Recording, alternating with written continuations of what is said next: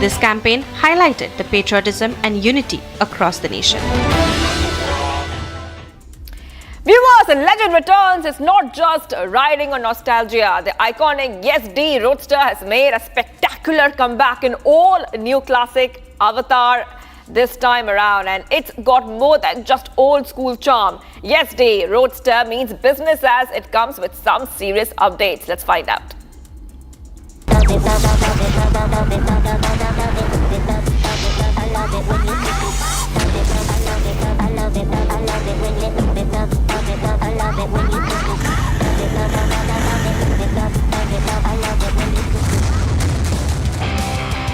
Yes D is reborn.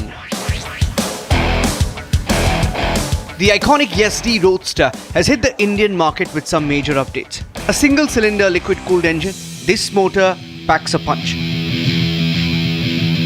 Churning close to 28.6 bhp power and 29 Nm of torque. Cool dads were not riding posters but real bikes, says Yes D's Anupam Tareja. The classic market, if you ask me, is what is classic? Classic means something that was there and it's back, but it has authentic stories, right? Now, there are a lot of old brands that are coming to India, but are they classic from an Indian point of view? You may have seen those brands on posters, but the cool dads and the cool dads, they were not riding posters, they were riding real bikes on real roads and making real stories. Here are some of the major updates Yes D has rolled out with this new Roadster. You can choose from 6 factory-made custom kits and over 50 different combinations. Truly, you can create your own Roadster for the road.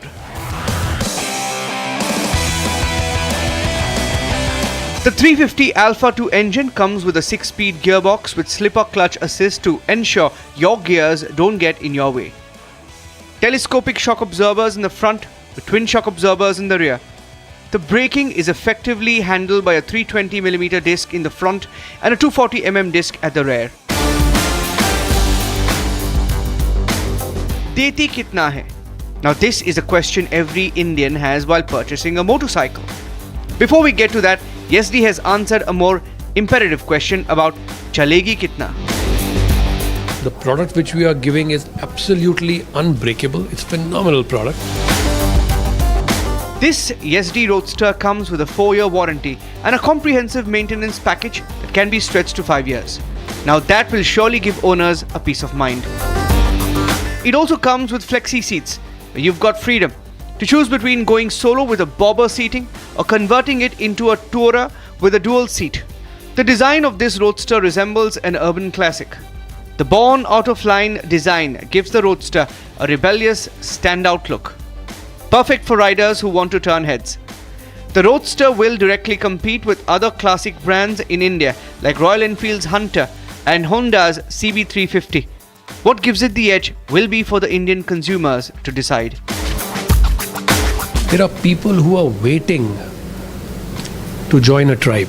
They want to belong somewhere. Who are you? Where do you belong? And they need that story. And this is that honest story which we have brought in a performance classic. So it's not only just classic. It has got the most powerful engine in its category. Not in India, in the world. There is not a single 350cc motorcycle in classic category which is more powerful than that. Our final verdict, Yes D Roadster gives Indian riders exactly what they're looking for. A punchy engine that will be able to handle day-to-day commutes with ease while having enough grunt to make those highway rides a fun one. Hi viewers, much more coming right up. In an unprecedented move, stray dog case has been referred to a 3-judge bench hearing at 10:30 a.m.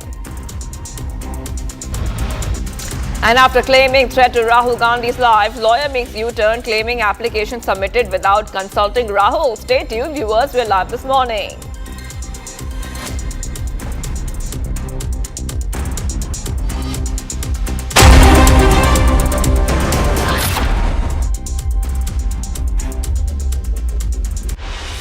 Amity is proud to announce the commencement of its 12th university in India. Amity University, Hyderabad. At the prime location of AeroCity Hyderabad Airport, has a strong focus on high-end research with brilliant students and distinguished faculty who share our mission to change the world together. To apply for this year's session, visit amity.edu/Hyderabad. थोड़े में ज्यादा स्वाद यही तो है इसकी खास बात। वाओ मम्मा क्या स्वाद है। अरे मेरे राजा सबका राजा प्योर मसाला। अब छोलिया हो या लोबिया, सफेद चने या काले चने, सब कुछ मजेदार बने। Pakistan's de facto military super commander Asim Munir made some serious threats against India and the world. On his second trip to the US in as many months, Munir was quoted saying, "We are a nuclear nation. If we think we are going down, we'll take half the world down with us." In hindsight, it is important for the world to have a greater understanding of Pakistan's nuclear capabilities. According to the Stockholm International Peace Research Institute (SIPRI) 2025 yearbook, as of January, Pakistan's nuclear weapons armory was estimated to be somewhere around 170 nuclear warheads, a figure unchanged from the previous year. The country has continued developing a nuclear triad comprising aircraft capable of delivering nuclear gravity bombs, ground-launched ballistic and cruise missiles, and sea-launched cruise missiles, SLCMs intended for submarine deployment. The SIPRI report states that Pakistan is developing multiple new delivery systems, suggesting that its arsenal could expand in the next decade. Pakistan's Shaheen 3 is considered its most advanced ballistic missile. Shaheen boasts a range of 2,750 kilometers. This capability allows it to strike targets across the entirety of India if used in such a scenario. Alongside the Shaheen 3 is the Ababil missile, which introduces the potential for multiple independently targetable re-entry vehicles. This feature could allow it to deliver multiple warheads to distinct targets, posing a significant challenge to missile defense systems when deployed. Pakistan's missile arsenal is still limited to its immediate neighbors. Global Reach claims that Asim Munir's claim of half the world, for example, exaggerates capabilities. With a 2,750 kilometer range, the Shaheen 3 can target all of India and portions of the Middle East, but it cannot reach North America, East Asia, or Western Europe. The 2,200 kilometer range Ababil is still under development and has unproven MIRV capabilities.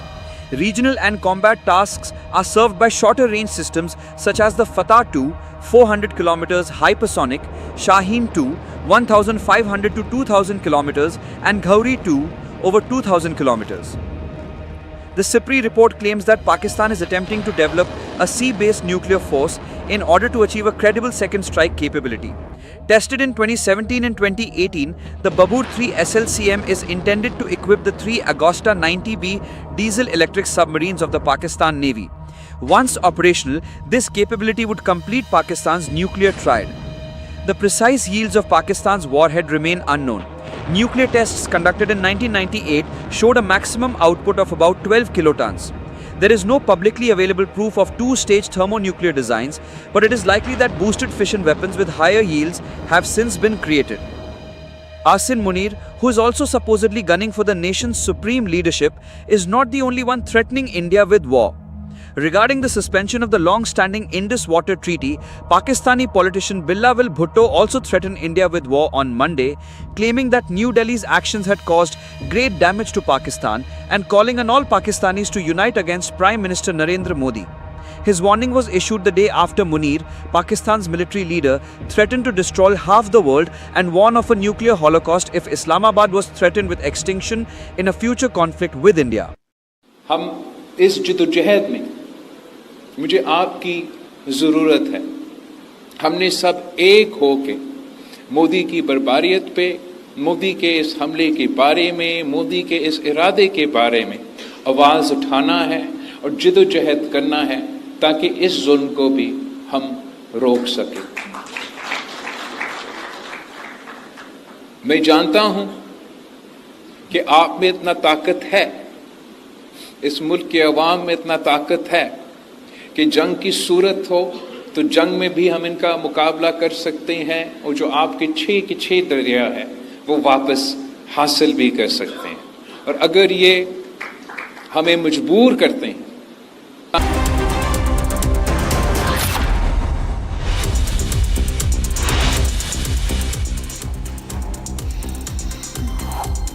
And viewers, top headlines. In an unprecedented move, stray dog case has been referred to a 3-judge bench hearing at 10:30 a.m.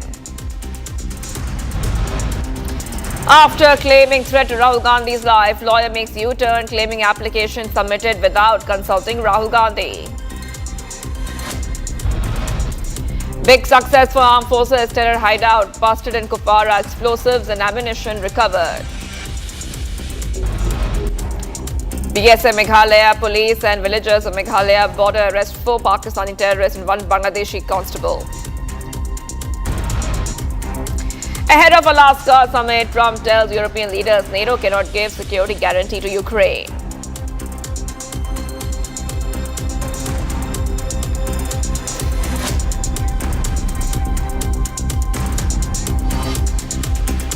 Hello viewers, we're live this morning. I'm Shivangi Shukla, getting with some breaking updates coming in right now. Police have detained around 800 sanitation workers protesting for 30 days against the Greater Chennai Corporation move and to privatize waste management in 2 zones. Midnight eviction followed a Madras High Court order to clear the protest site. The workers allege that the move threatens their jobs and livelihoods. So back-to-back updates coming here, viewers, on Republic TV, where we're learning the police have detained around 800, I repeat, 800 sanitation workers for protesting for 13 days.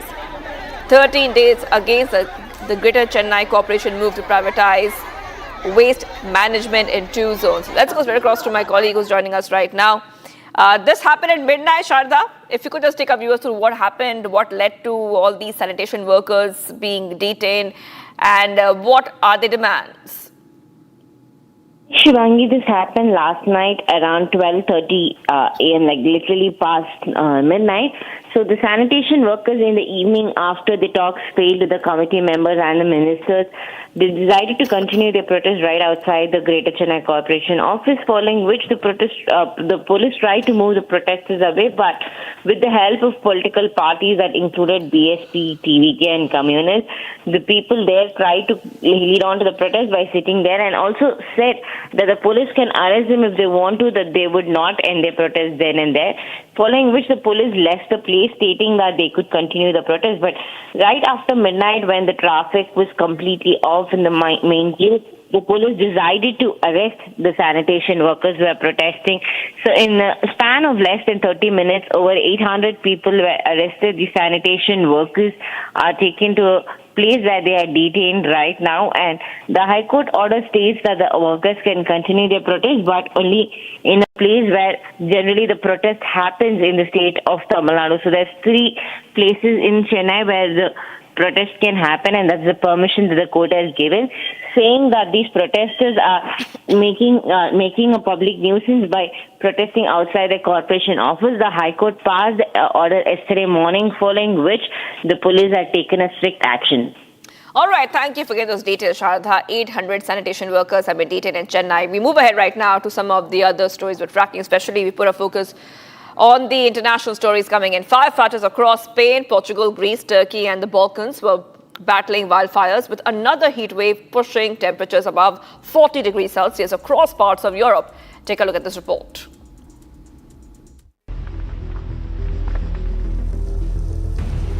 More than 700 firefighters were working to control a fire in the municipality of Trancoso, about 350 kilometers northeast of Portugal's Lisbon. The blaze, fueled by high temperatures and strong winds, threatened residents from nearby villages as Portugal struggles to contain a worsening wildfire season. The outskirts of Petras, Greece's 3rd largest city, are fuming with wildfires. Firefighters and residents battled to control the blaze.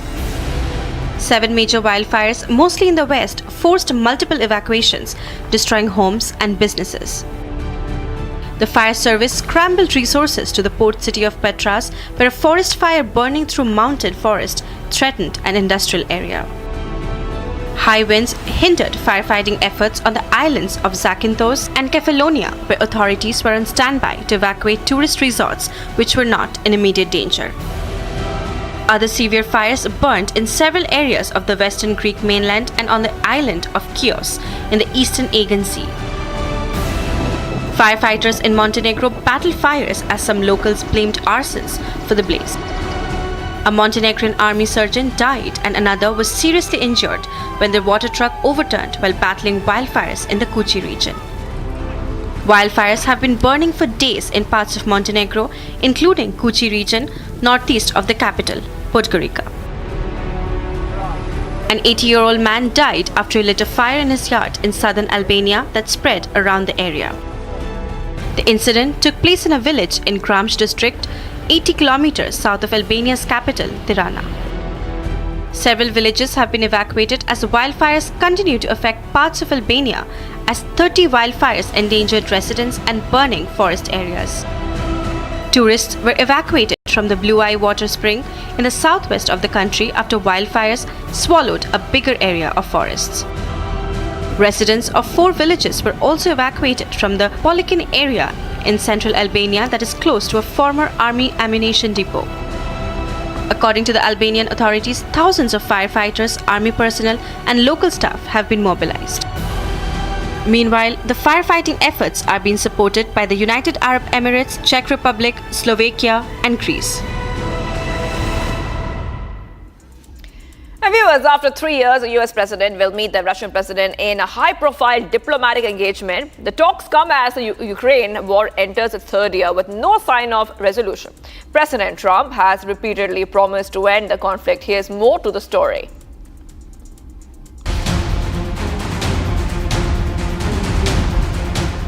After a gap of 3 years, the US president is set to meet the Russian president.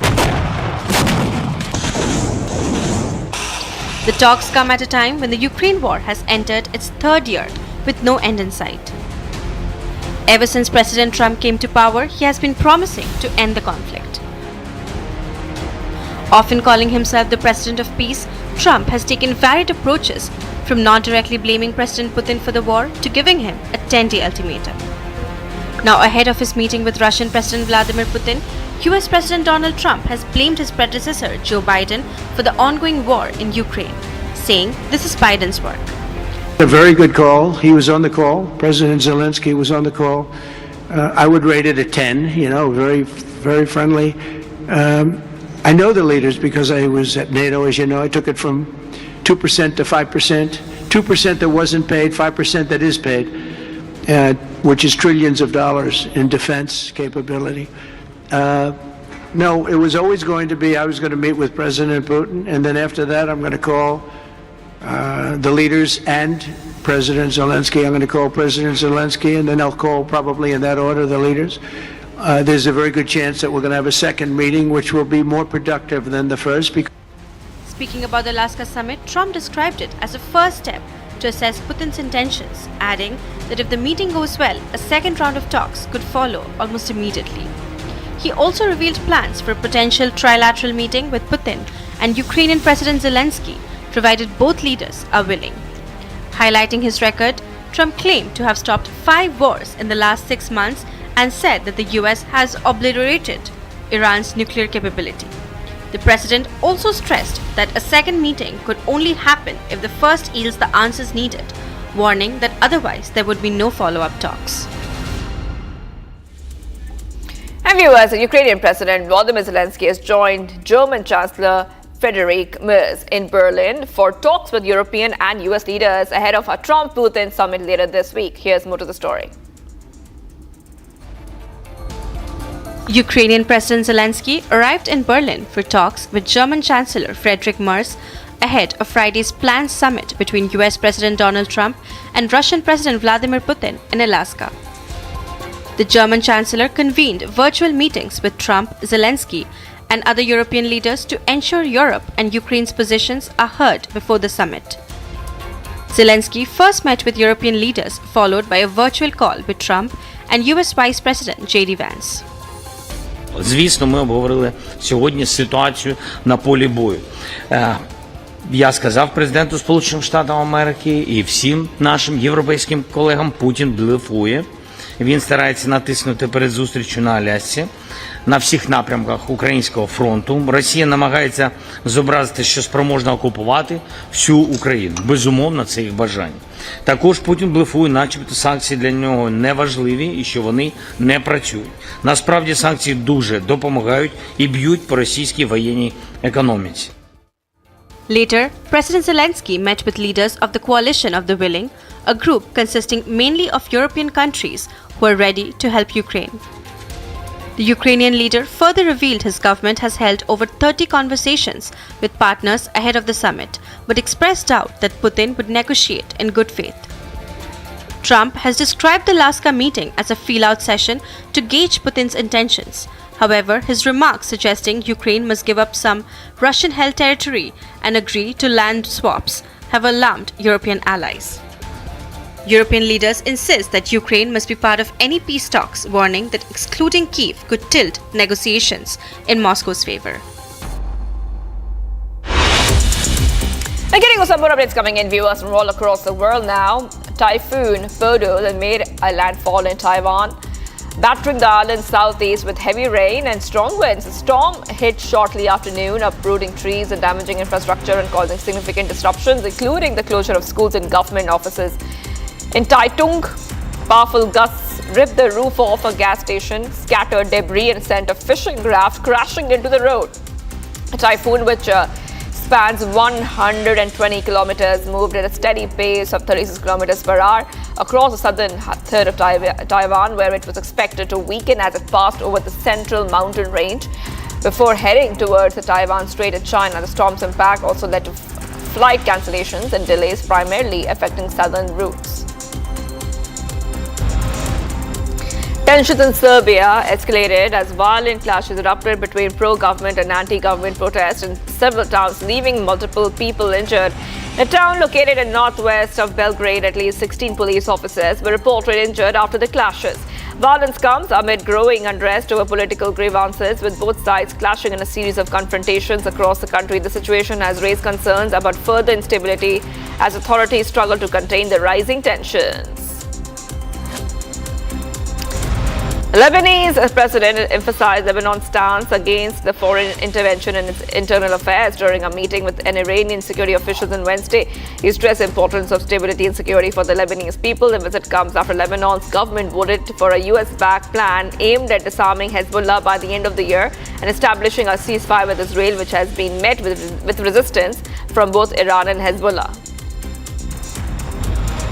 A deadly explosion at an explosives factory on the outskirts of Brazil claimed the life of at least 9 people. The blast occurred in a facility which specializes in production and rock blasting. The victims reportedly included 6 men and 3 women, while 7 other workers sustained minor injuries and were later released from the hospital. The cause of the explosion is still under investigation as rescue teams continue to search the debris for any additional victims. Record floodwaters released by the nearby glacier has surged through Alaska on Wednesday and causing flooding along many streets and prompting evacuations as water from the glacier's ice dam began spilling into the river. By Wednesday morning, the river reached a major flood stage, surpassing a 16-foot flood level and breaking the previous record set just last year. While no immediate reports of major damage were received, local officials warned the high water would persist for many more hours. Residents in flood-prone areas, particularly those near the lake and the river, were urged to remain vigilant as the outburst from the glacier's melting ice continues to affect the capital city, which has a population of around 30,000.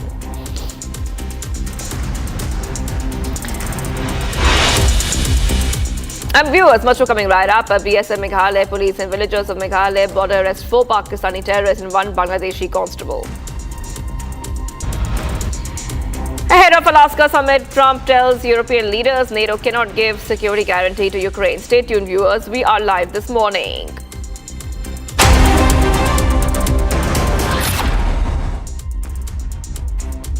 आधे bowl दही में 4 चम्मच MDH चटनी पुदीना मसाला डाला, stir करो, पुदीना चटनी तैयार। MDH चटनी पुदीना मसाला।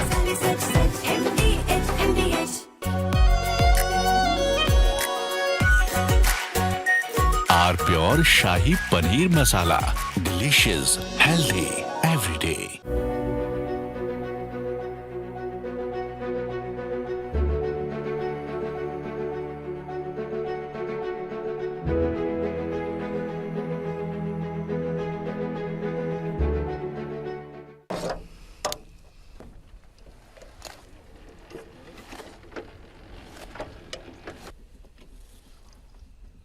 Ну, а чо ж тих два не пок...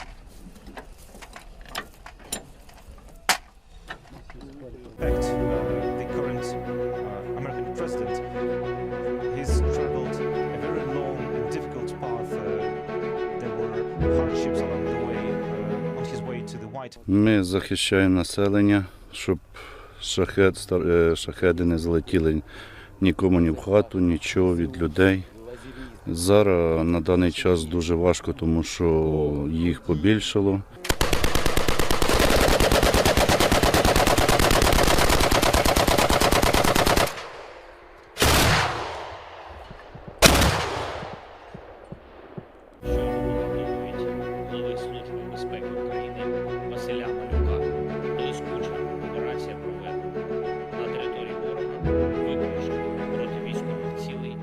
Були і сьогодні доповіді наших військових, фронт, особливо Добропілля, Покровський напрямок. Зроблені там кроки, щоб виправити ситуацію. Я вдячний кожному підрозділу, кожному нашому воїну, які зараз знищують окупант. Позиції на Харківщині, позиції на Запоріжжі, позиції на Сумщині. Всюди ми стараємось забезпечити Україні саме такий захист.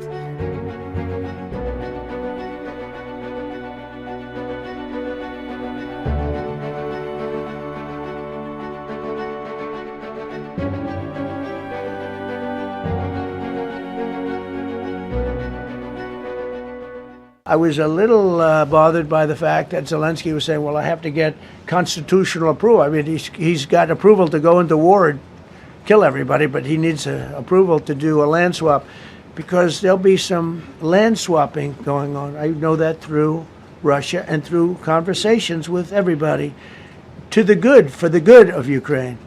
Good stuff, not bad stuff. Also, some bad stuff for both. So there's good and there's bad. There'll be some swapping, there'll be some changes in land, and the word that they will use is, they make changes. We're going to change the lines, the battle lines.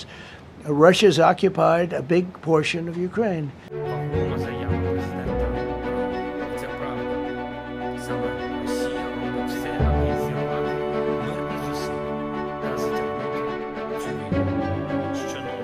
Стосується перемовин, в будь-якому випадку вони важливі на рівні.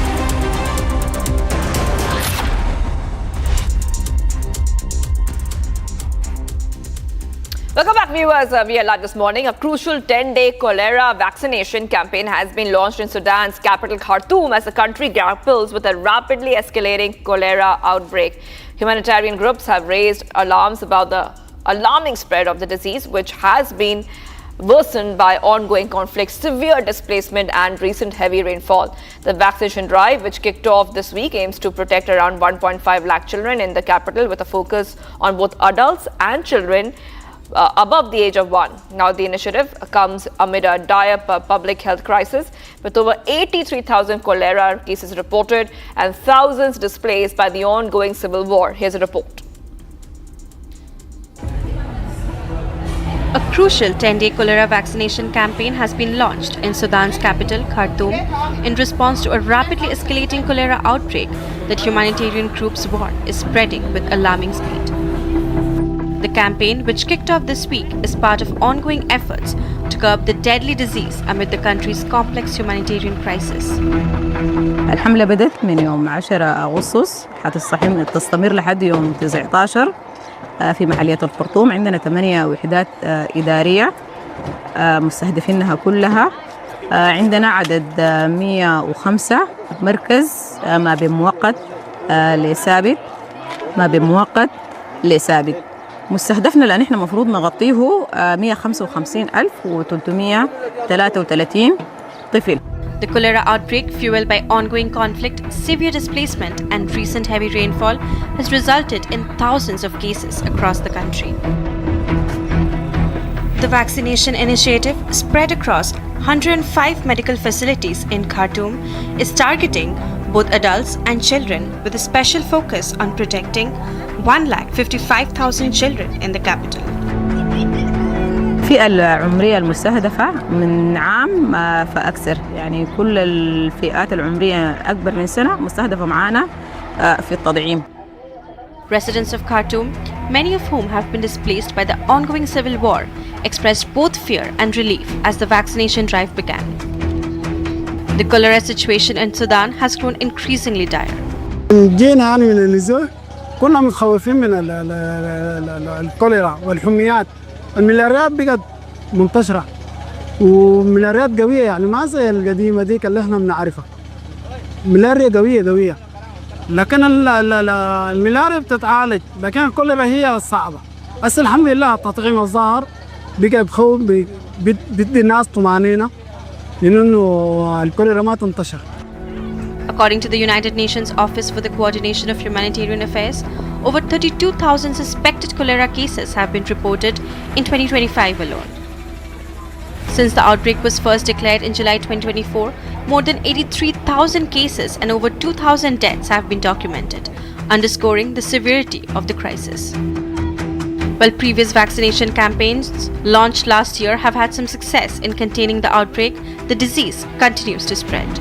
أنا كأم اطمنت شديد إنه اللقاح بتاع الكوليرا ده أول ما جانا إحنا بقينا مطمنين. Cross-border transmission, a collapsing healthcare system, and poor living conditions exacerbated by the ongoing conflict between Sudan's army and the rapid support forces have created a storm for cholera to thrive. الوضع الصحي حاليا يعني الناس بتعاني، يعني إنه ده وباء يعني حاصل لنا، الناس كلها بتعاني إنه في كوليرا في حاجات. ونحن شويه الليله لما شفنا التطعيم يعني طمنا انه عرفنا انه شنو يا اخي الحمد لله، يعني كده انه الواحد كده ممكن يعني شويه يعني يقول شنو على حسب انه الحاجه اللي حصلت لنا في الحرب، يعني طمنا انه الدنيا لسه بخير. The war, which erupted in April 2023 between the RSF and the Sudanese military, has displaced millions and killed more than 40,000 people. The conflict has also severely strained the country's infrastructure, with millions now at risk of famine. And viewers, much coming right up. In an unprecedented move, stray dog case has been referred to a 3-judge bench hearing at 10:30 a.m. After claiming threat to Rahul Gandhi's life, lawyer makes a U-turn, claiming application submitted without consulting Rahul. Stay tuned, viewers. We're live this morning.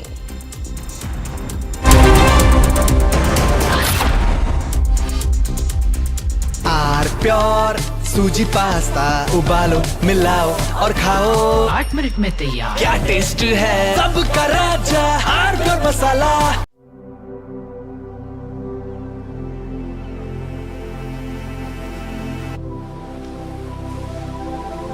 Being a legend means reaching a point where no one else has.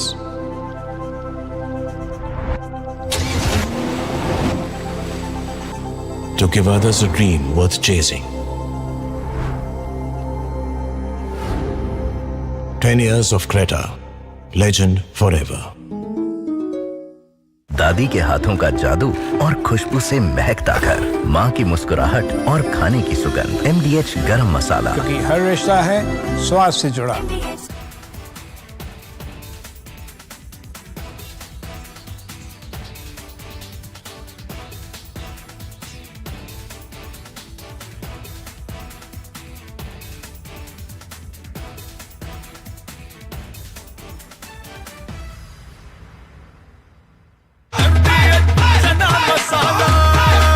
अब छोलिया हो या लोबिया, सफेद चने या काले चने, सब कुछ मजेदार बने।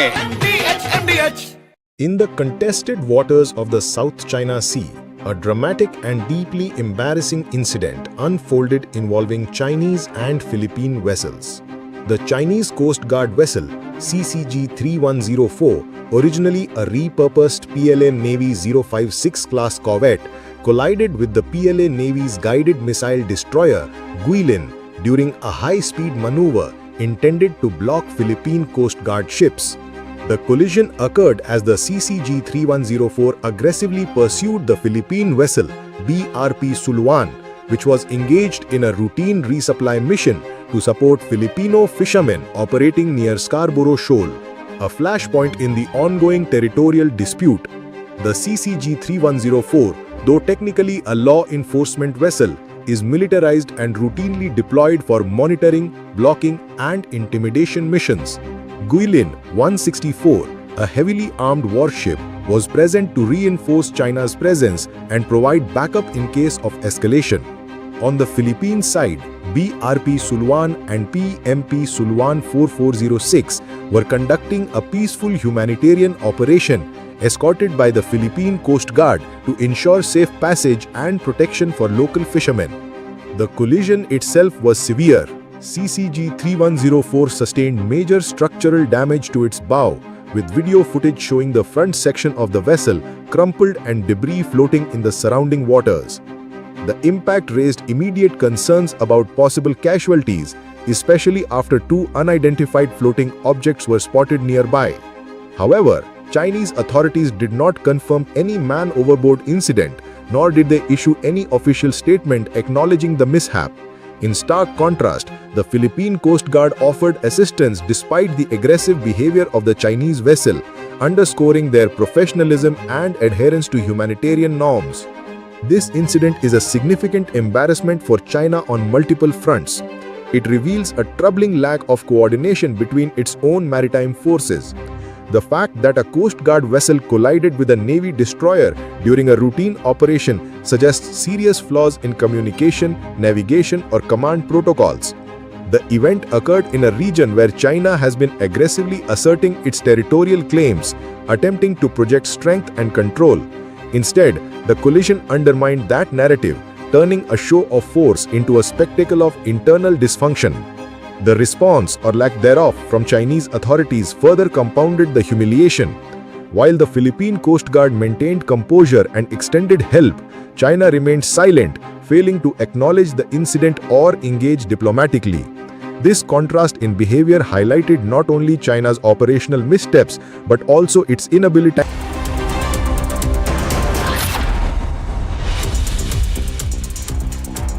Amity is proud to announce the commencement of its 12th university in India, Amity University, Hyderabad. At the prime location of AeroCity Hyderabad Airport, has a strong focus on high-end research with brilliant students and distinguished faculty who share our mission to change the world together. To apply for this year's session, visit amity.edu/Hyderabad.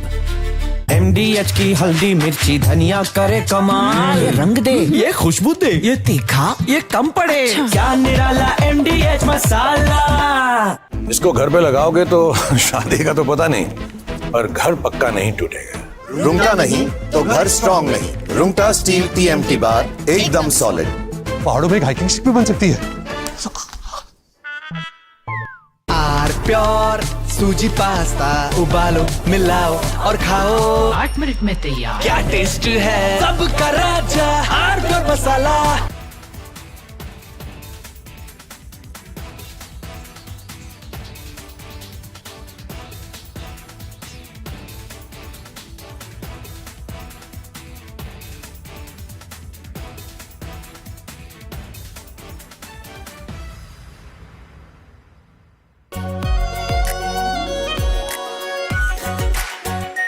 Are pure shahi paneer masala, delicious, healthy every day.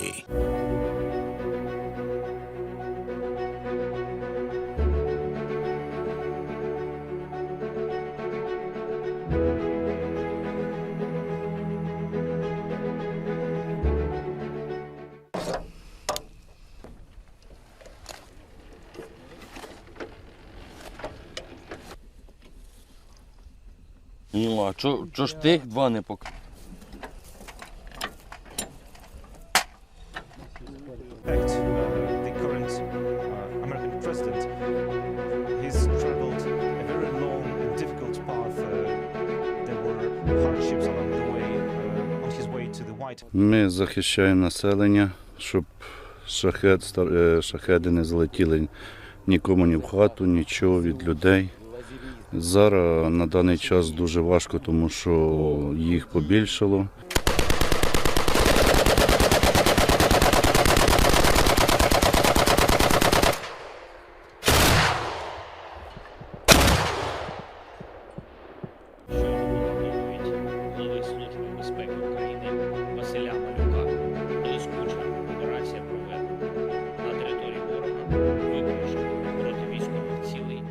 Були й сьогодні доповіді наших військових, фронт, особливо Добропілля, Покровський напрямок. Зроблені там кроки, щоб виправити ситуацію. Я вдячний кожному підрозділу, кожному нашому воїну, які зараз знищують окупант. Позиції на Харківщині, позиції на Запоріжжі, позиції на Сумщині. Всюди ми стараємось забезпечити Україні саме такий захист.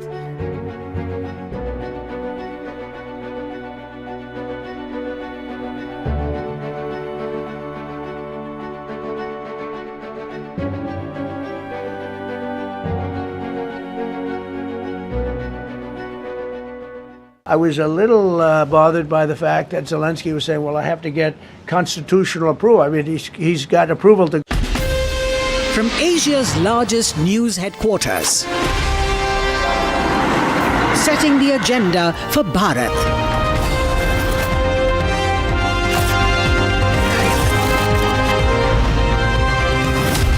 You're watching Republic.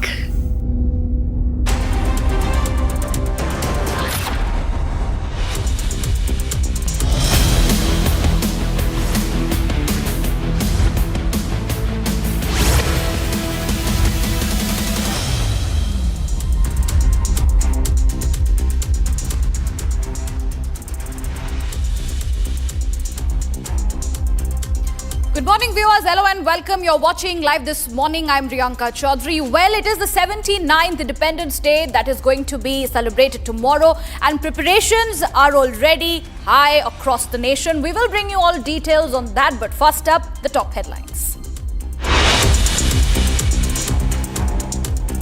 In an unprecedented move, stray dog case has been referred to a 3-judge bench hearing at 10:30 a.m. today. After claiming threat to Rahul Gandhi's life, lawyer makes U-turn, claiming application submitted without consulting Rahul. Big success for the armed forces. Terror hideout busted in Kupwara. Explosives and ammunition recovered.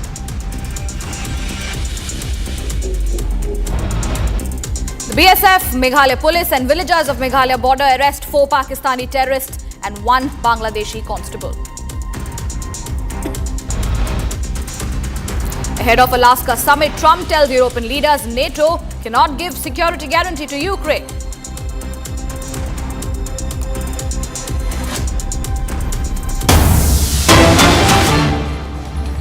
Viewers, breaking news coming in. Bollywood actor Shilpa Shetty Kundra, her husband Raj Kundra and another individual have been booked by the Mumbai Police's Economic Offences Wing for allegedly cheating a businessman of over rupees 60 crore in a loan-cum-investment deal. That is another blow to Shilpa Shetty and Raj Kundra again, and another individual also have been booked by the Mumbai Police's Economic Offences Wing for allegedly cheating a businessman of nearly rupees 60 crore, and this is related to a loan-cum-investment deal. So that is the latest breaking news we are tracking this morning.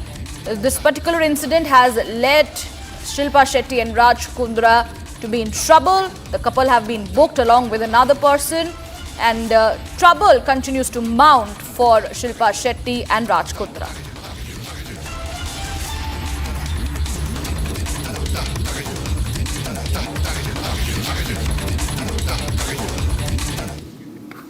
Viewers, as India gears up to celebrate its 79th Independence Day, preparations in Srinagar are echoing with the patriotic fervour. Contingents from security forces and students are practicing for the main event. In fact, Chief Minister Omar Abdullah will preside over the main event at Srinagar's Bakshi Stadium, and this will be the first time since 2017 that elected government will preside over the Independence Day celebrations. Here's a report.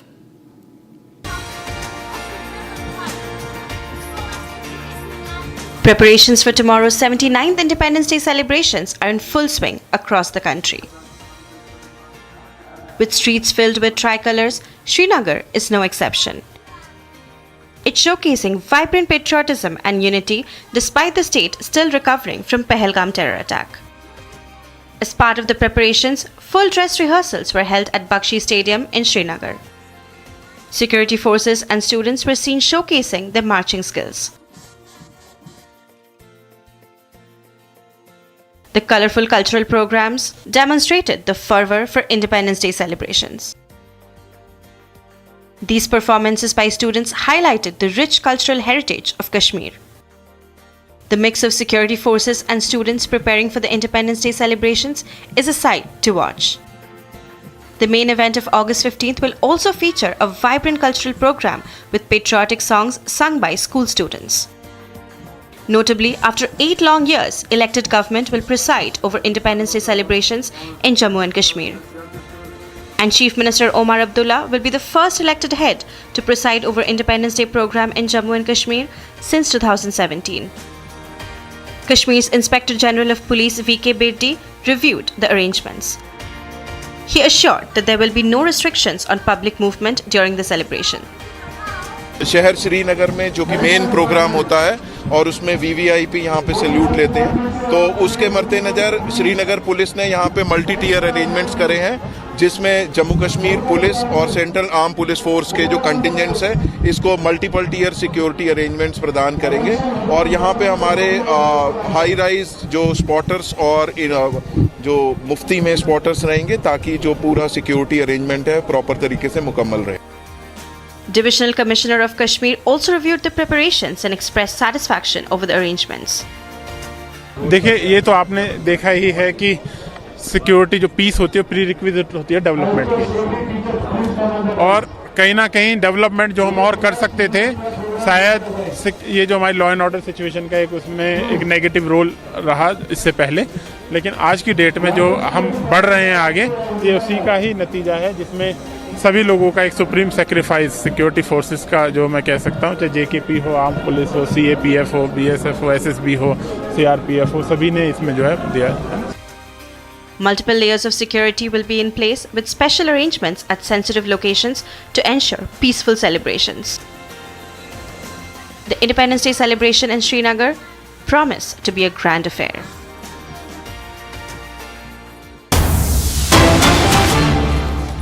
Breaking news coming in from Himachal Pradesh's Kinnaur district, where a sudden flash flood triggered by cloudburst stranded 4 civilians and injured 1. The Indian Army carried out a late-night rescue, braving darkness and strong currents, and food and essentials were delivered and the injured was taken to hospital. Situation continues to remain grim at this point in time in several parts of northern India. And this is the latest breaking news coming in from Himachal Pradesh's Kinnaur district, where sudden flash flood triggered by a cloudburst stranded 4 civilians and injured 1. The Indian Army carried out a late-night rescue as the way they did in Uttarakhand, and this is coming in from Himachal Pradesh that continues to fight the flash floods. In fact, food and essential were delivered to the people, and the injured were taken into hospital. Several bridges were washed away in Shimla and Lahore and Spiti district as well, while over 300 roads, including 2 national highways, have been closed in Himachal Pradesh following the fresh incidents of cloudburst and flash floods in the hill state. Well, also at this point in time, the measures of taken by the administration as well as the rescue operations are going on in full swing. In fact, a police post was swept away in the fresh floods in the area, while a bus stand and adjoining shops were damaged following the heavy rain in Shimla district. 2 bridges, in fact, were washed away as well, cutting off the Koot and Kyav panchayats in the district. So, situation quite grim. The monsoon mayhem has caused a lot of trouble for the people in Himachal Pradesh as well as in Uttarakhand.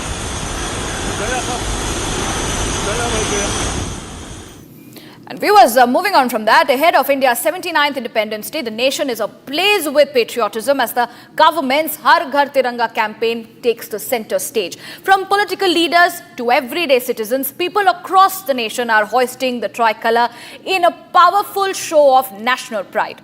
In fact, Prime Minister Modi has called on the citizens to share their videos of their flags flying from their homes, while leaders from various states, including Uttar Pradesh's Yogi Adityanath and Madhya Pradesh's Shivraj Singh Chauhan, are leading by example with rallies and yatras across. Here's a report.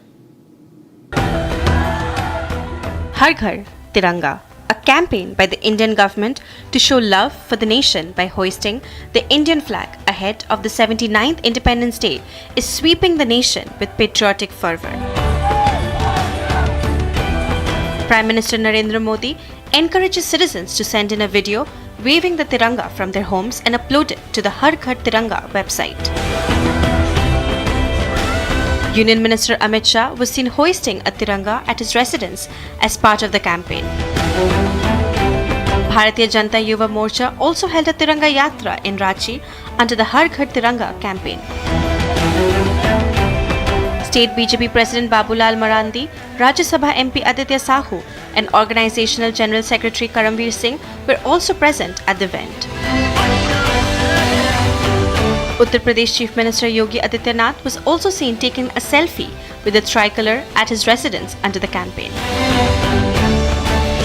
He called the Tiranga a symbol of India's pride, honour and glory. ये तिरंगा यात्रा मात्र यात्रा नहीं है, ये भारत माता के प्रति, भारतीय महापुरुषों के प्रति, अपने क्रांतिकारियों के प्रति, वीर सैनिकों के प्रति हमारी कृतज्ञता भी है. Several leaders, including Uttarakhand Chief Minister Pushkar Singh Dhami, BJP National President JP Nadda and many others were seen participating in the campaign. Union Agricultural Minister Shivraj Singh Chauhan took out a Har Ghar Tiranga Yatra in Madhya Pradesh, where people joined in with tractors, cars and bikes. He exclusively spoke to Republic during the Tiranga Yatra, calling for a self-reliant India and urging citizens to buy products made in India. आत्मनिर्भर भारत बनाना है, विकसित भारत बनाना है, इसलिए स्वदेशी को अपनाना है. हमारे देश में बना हुआ सामान हमारी बहनें सेल्फ हेल्प ग्रुप की सामान बनाती है, हमारी एमएसएमई सामान बनाते हैं, हमारे किसान खेतों में उत्पादन करते हैं.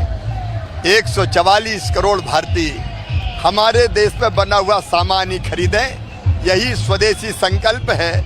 In Odisha's Puri, a Tiranga Yatra rally was taken out under the Har Ghar Tiranga campaign. BJP MP Sambit Patra joined the procession and hailed the Prime Minister's decision to hold the campaign. माननीय प्रधानमंत्री श्री नरेंद्र मोदी जी ने भी आह्वान किया है कि हम सब अपने घरों पर तिरंगा फहराएं, हम सब तिरंगा यात्रा करते हुए आगे बढ़े ताकि देश आन बान और शान के साथ निखरता हुआ नजर आए. और पूरे विश्व में आज भारत की तूती बोल रही है, भारत आगे बढ़ रहा है, भारत आत्मनिर्भर हो रहा है. In Jammu and Kashmir, the Bhadirwa police also took out a procession as part of the Har Ghar Tiranga campaign. In Jammu and Kashmir's Doda, the district administration distributed 1 lakh national flags under the campaign ahead of the Independence Day. Meanwhile, in Rajasthan's Jaisalmer, BSF held a Tiranga rally.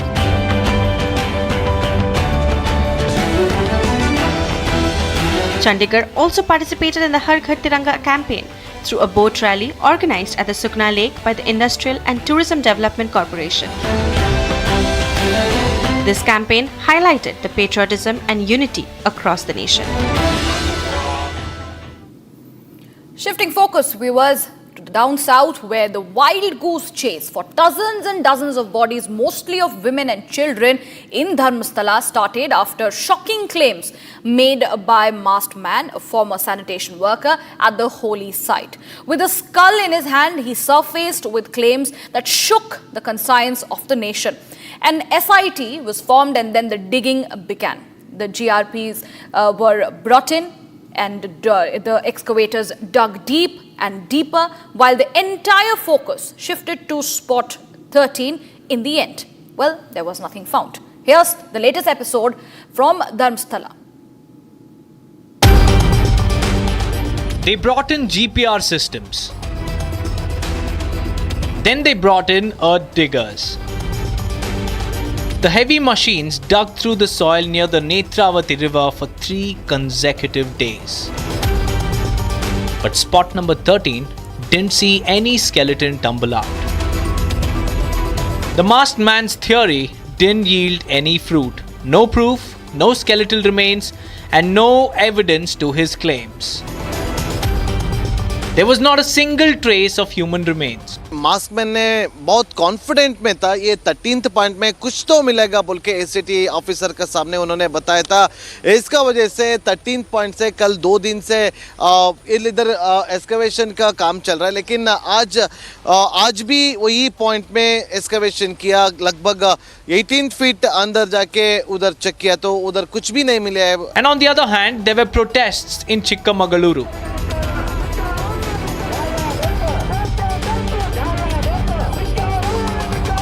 Hindu activists and BJP leaders took out a protest march against the mass grave narrative.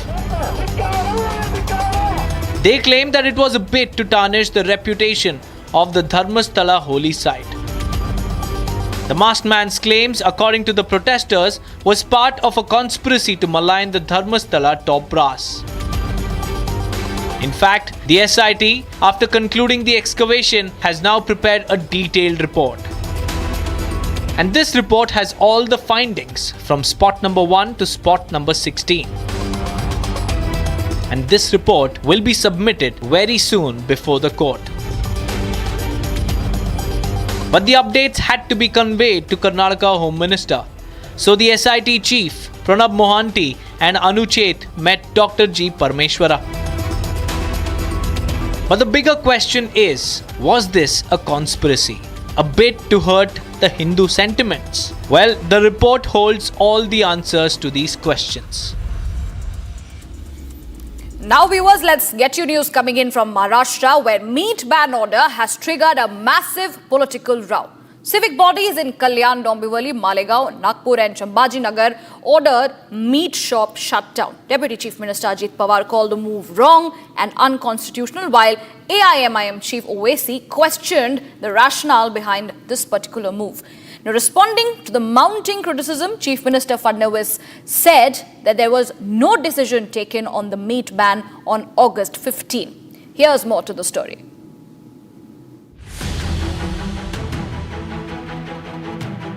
A major political storm has broken out across India, following the orders from civic bodies to shut down meat shops on Independence Day. Critics across party lines have condemned the move, calling it an infringement on individual rights.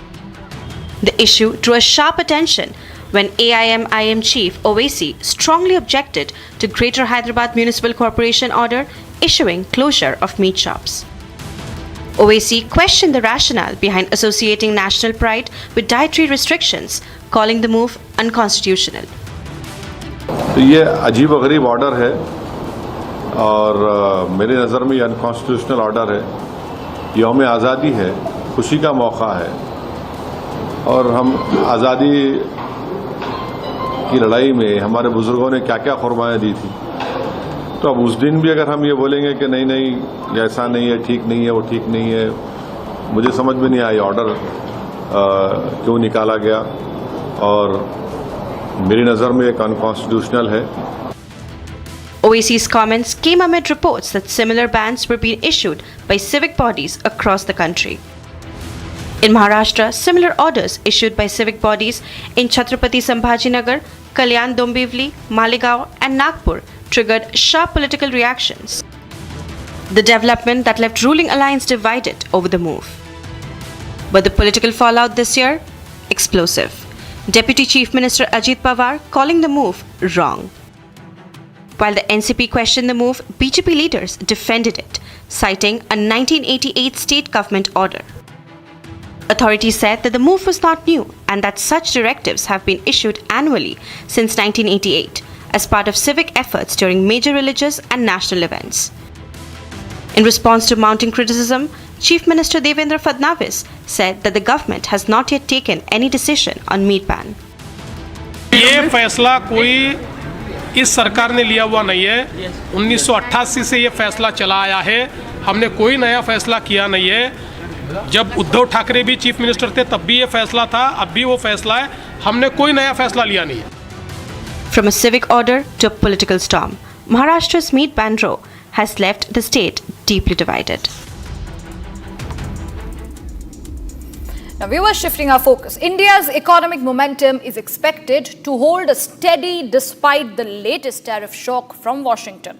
S&P Global Ratings says that newly imposed US duties, including a steep penalty on the Russian oil purchases, will have only a limited impact on the growth. Here's more to the report.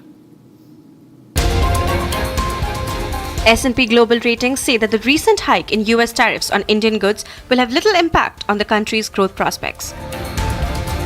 The assessment comes after Washington imposed an additional 25% duty on Indian exports, a move that will take effect from August 27th.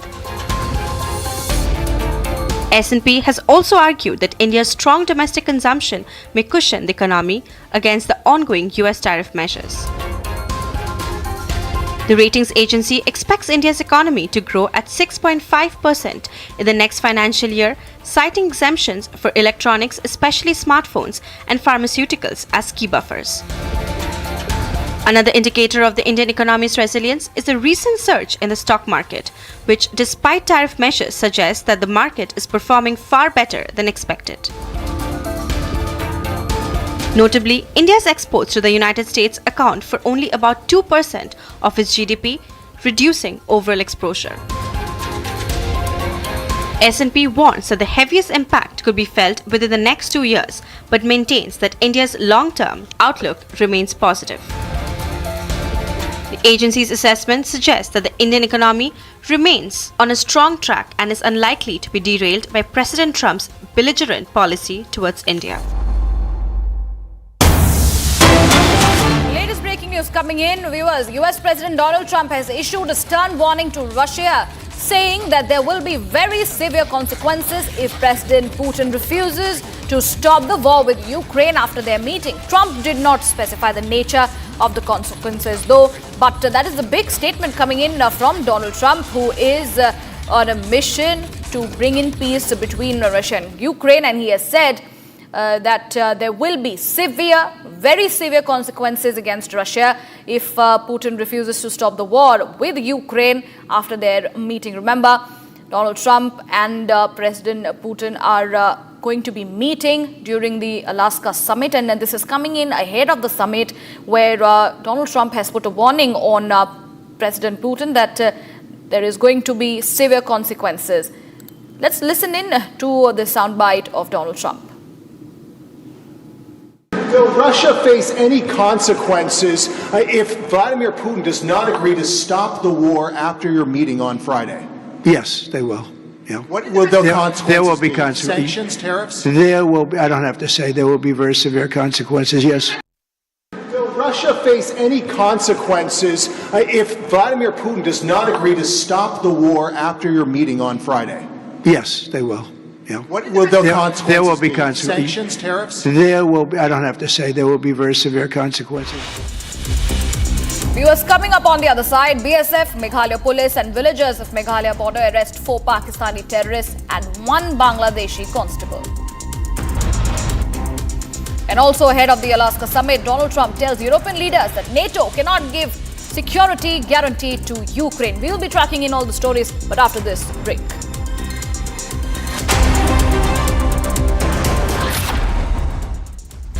Amity is proud to announce the commencement of its 12th university in India, Amity University, Hyderabad. At the prime location of AeroCity Hyderabad Airport, has a strong focus on high-end research with brilliant students and distinguished faculty who share our mission to change the world together. To apply for this year's session, visit amity.edu/Hyderabad. अब छोलिया हो या लोबिया, सफेद चने या काले चने, सब कुछ मजेदार बने। भारत की अपनी दुकान, इंडिया सोना, अपने देश का सामान, इंडिया जोन आर प्योर सूजी पास्ता उबालो मिलाओ और खाओ 8 मिनट में तैयार क्या टेस्ट है सबका राजा हार्डकोर मसाला केसरिया से मन जोगी हुआ रे दिल झूमे देखो मतवारा हुआ रे केसरिया से मन जोगी हर पल मनाओ केसरी त्योहार विमल बोलो जुबान केसरी ये है सीक्रेट रेसिपी MDH का जीरा सिप जल जीरा मसाला सिप सिप जीरा सिप MDH का जल और जीरा सिप MDH का जल जीरा SIP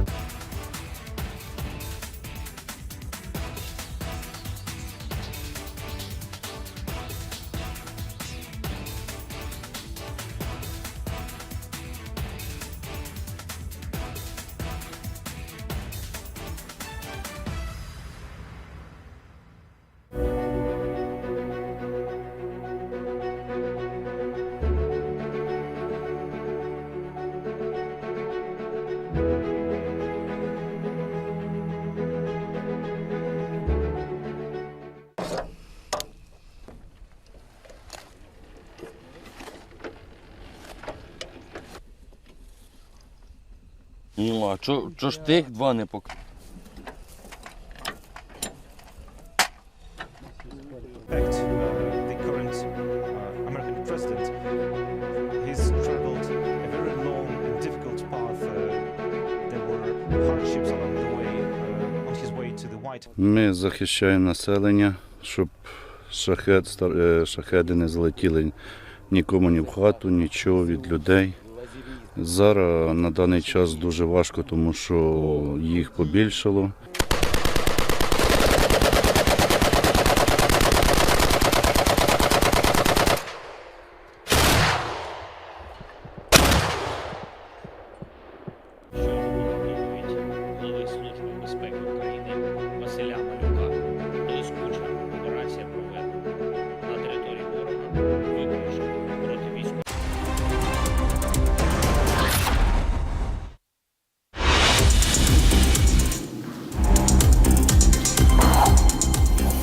Coming up on the other side, BSF, Meghalaya police and villages of Meghalaya border arrest 4 Pakistani terrorists and 1 Bangladeshi constable. We'll also get you news ahead of Alaska summit. Donald Trump tells European leaders NATO cannot give security guarantee to Ukraine. Stay tuned. We will be right back after this short commercial break.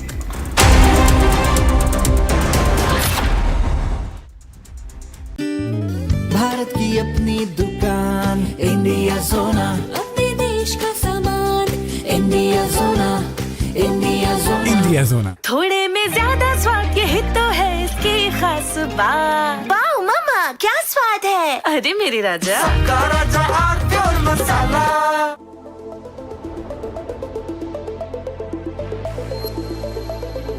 What makes you a legend? Maybe that you're followed by everyone.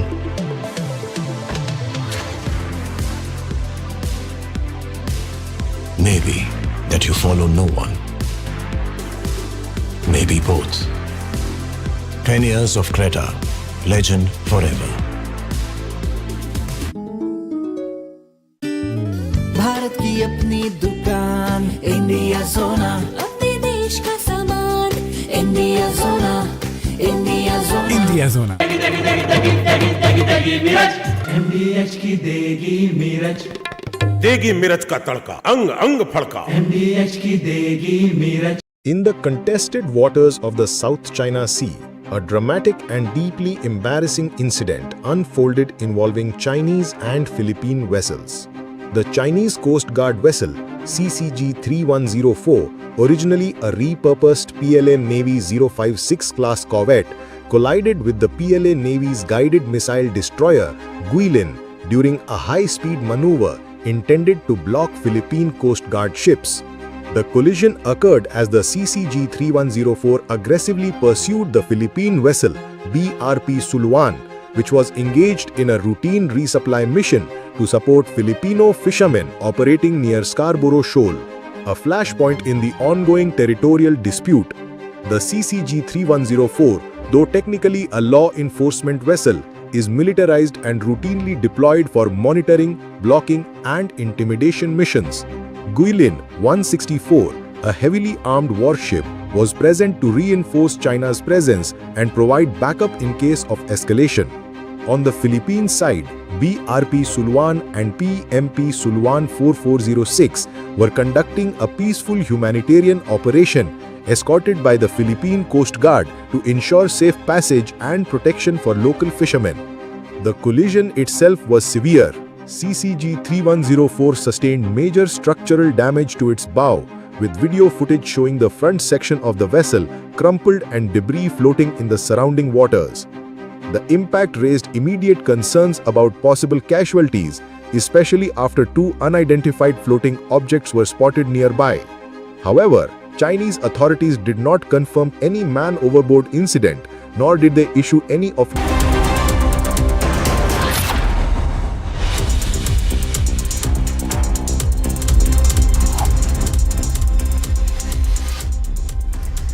Hello and a very good morning to everybody who's tuned into today's edition 8:30. This is Live This Morning. I am Tanisha Avasti. Ladies and gentlemen, Brazil is fighting against Trump's tariff war, and Trump has instead warned Russia of severe consequences ahead of the Alaska meet if Trump does not agree, Putin does not agree to end the Russia war. The big build-up to the key meeting that is all set to take place tomorrow in Alaska between Vladimir Putin and Donald Trump. We're getting you that and a lot more in this edition, but first a quick check of the headlines.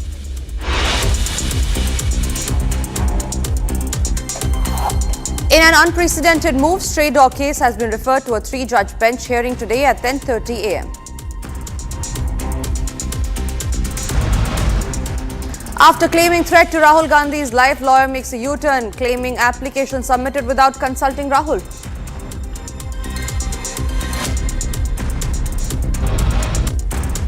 Big success for Armed Forces terror hideout busted and Kupwara explosive and ammunition recovered.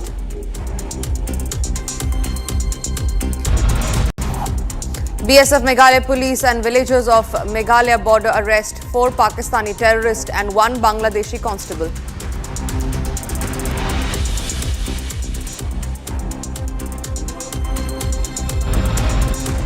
Ahead of Alaska summit, Trump tells European leaders that NATO can't give security guarantees to Ukraine.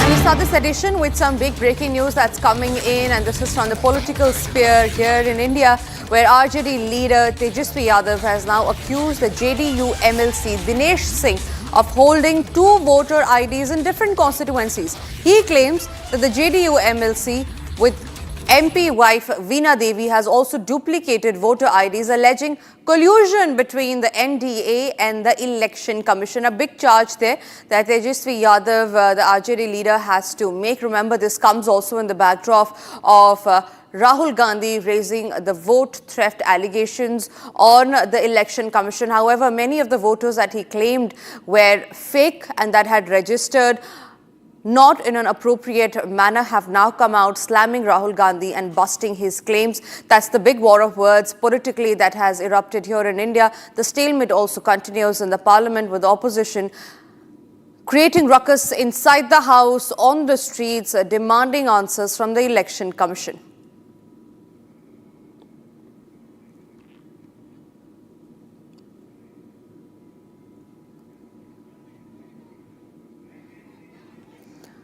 And that's the latest that we are getting in. Tejasvi leveling big allegations. He says JDU MLC has held 2 voter IDs, which of them are not in tandem with each other. Big charge instead that he is raising on the Election Commission.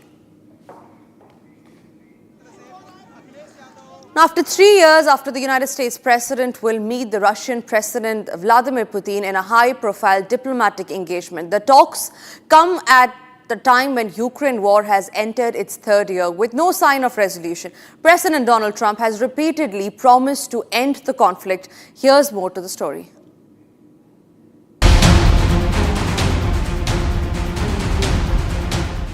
After a gap of 3 years, the US president is set to meet the Russian president. The talks come at a time when the Ukraine war has entered its third year with no end in sight. Ever since President Trump came to power, he has been promising to end the conflict. Often calling himself the President of Peace, Trump has taken varied approaches, from not directly blaming President Putin for the war to giving him a 10-day ultimatum. Now, ahead of his meeting with Russian President Vladimir Putin, US President Donald Trump has blamed his predecessor Joe Biden for the ongoing war in Ukraine, saying this is Biden's work. A very good call. He was on the call. President Zelensky was on the call. I would rate it a 10, very, very friendly. I know the leaders because I was at NATO, as you know. I took it from 2% to 5%, 2% that wasn't paid, 5% that is paid, which is trillions of dollars in defense capability. No, it was always going to be, I was going to meet with President Putin, and then after that I'm going to call the leaders and President Zelensky. I'm going to call President Zelensky, and then I'll call, probably in that order, the leaders. There's a very good chance that we're going to have a second meeting, which will be more productive than the first. Speaking about the Alaska summit, Trump described it as a first step to assess Putin's intentions, adding that if the meeting goes well, a second round of talks could follow almost immediately. He also revealed plans for a potential trilateral meeting with Putin and Ukrainian President Zelensky, provided both leaders are willing. Highlighting his record, Trump claimed to have stopped 5 wars in the last 6 months and said that the US has obliterated Iran's nuclear capability. The president also stressed that a second meeting could only happen if the first yields the answers needed, warning that otherwise there would be no follow-up talks. Ukrainian President Volodymyr Zelensky has joined the German Chancellor in Berlin on Wednesday for talks with the European Union and US leaders ahead of a Trump-Putin summit later this week. I beg your pardon, this was going to happen tomorrow in Alaska. Here's more to the story on what did Zelensky tell the leaders, how is it negotiating with them ahead of the key meeting that Putin is going to hold with the United States President Donald Trump. Ukrainian President Zelensky arrived in Berlin for talks with German Chancellor Friedrich Merz ahead of Friday's planned summit between US President Donald Trump and Russian President Vladimir Putin in Alaska. The German Chancellor convened virtual meetings with Trump, Zelensky, and other European leaders to ensure Europe and Ukraine's positions are heard before the summit. Zelensky first met with European leaders, followed by a virtual call with Trump and US Vice President J.D. Vance. Звісно, ми обговорили сьогодні ситуацію на полі бою. Я сказав президенту Сполучених Штатів Америки і всім нашим європейським колегам, Путін блефує. Він старається натиснути перед зустрічю на Алясці, на всіх напрямках Українського фронту. Росія намагається зобразити, що спроможна окупувати всю Україну. Безумовно, це їх бажання. Також Путін блефує, начебто санкції для нього не важливі і що вони не працюють. Насправді санкції дуже допомагають і б'ють по російській воєнній економіці. Later, President Zelensky met with leaders of the Coalition of the Willing, a group consisting mainly of European countries who are ready to help Ukraine.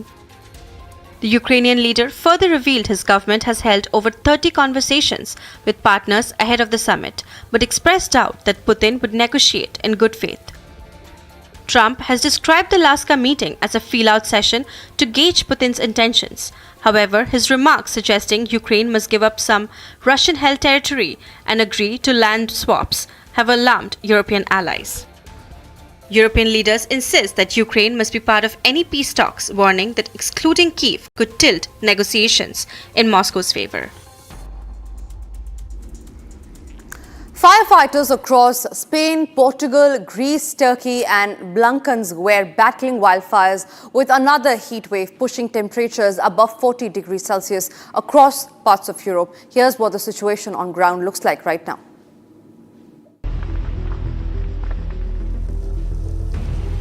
More than 700 firefighters were working to control a fire in the municipality of Trancoso, about 350 kilometers northeast of Portugal's Lisbon. The blaze, fueled by high temperatures and strong winds, threatened residents from nearby villages as Portugal struggles to contain a worsening wildfire season. The outskirts of Petras, Greece's third largest city are fuming with wildfires. Firefighters and residents battled to control the blaze. 7 major wildfires, mostly in the west, forced multiple evacuations, destroying homes and businesses. The fire service scrambled resources to the port city of Petras, where a forest fire burning through mountain forest threatened an industrial area. High winds hindered firefighting efforts on the islands of Zakynthos and Kefalonia, where authorities were on standby to evacuate tourist resorts which were not in immediate danger. Other severe fires burned in several areas of the western Greek mainland and on the island of Chios in the eastern Aegean Sea. Firefighters in Montenegro battled fires as some locals blamed arsons for the blaze. A Montenegrin army sergeant died and another was seriously injured when their water truck overturned while battling wildfires in the Kuchi region.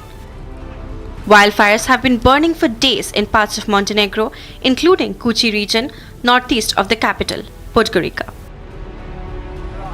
An 80-year-old man died after he lit a fire in his yard in southern Albania that spread around the area.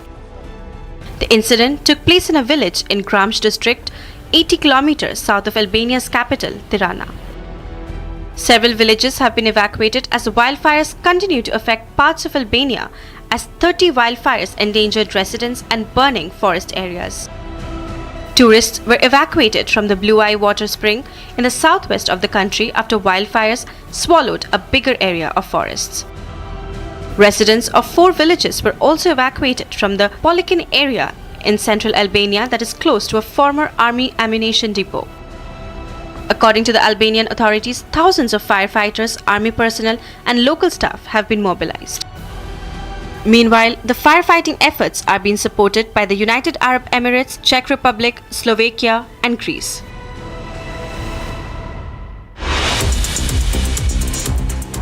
It's time for us to now slip into a short break. After the break, we'll get into the details of how in an unprecedented move the stray dog case has been referred to a 3-judge bench, and the hearing is all slated to take place at 10:30 a.m. today.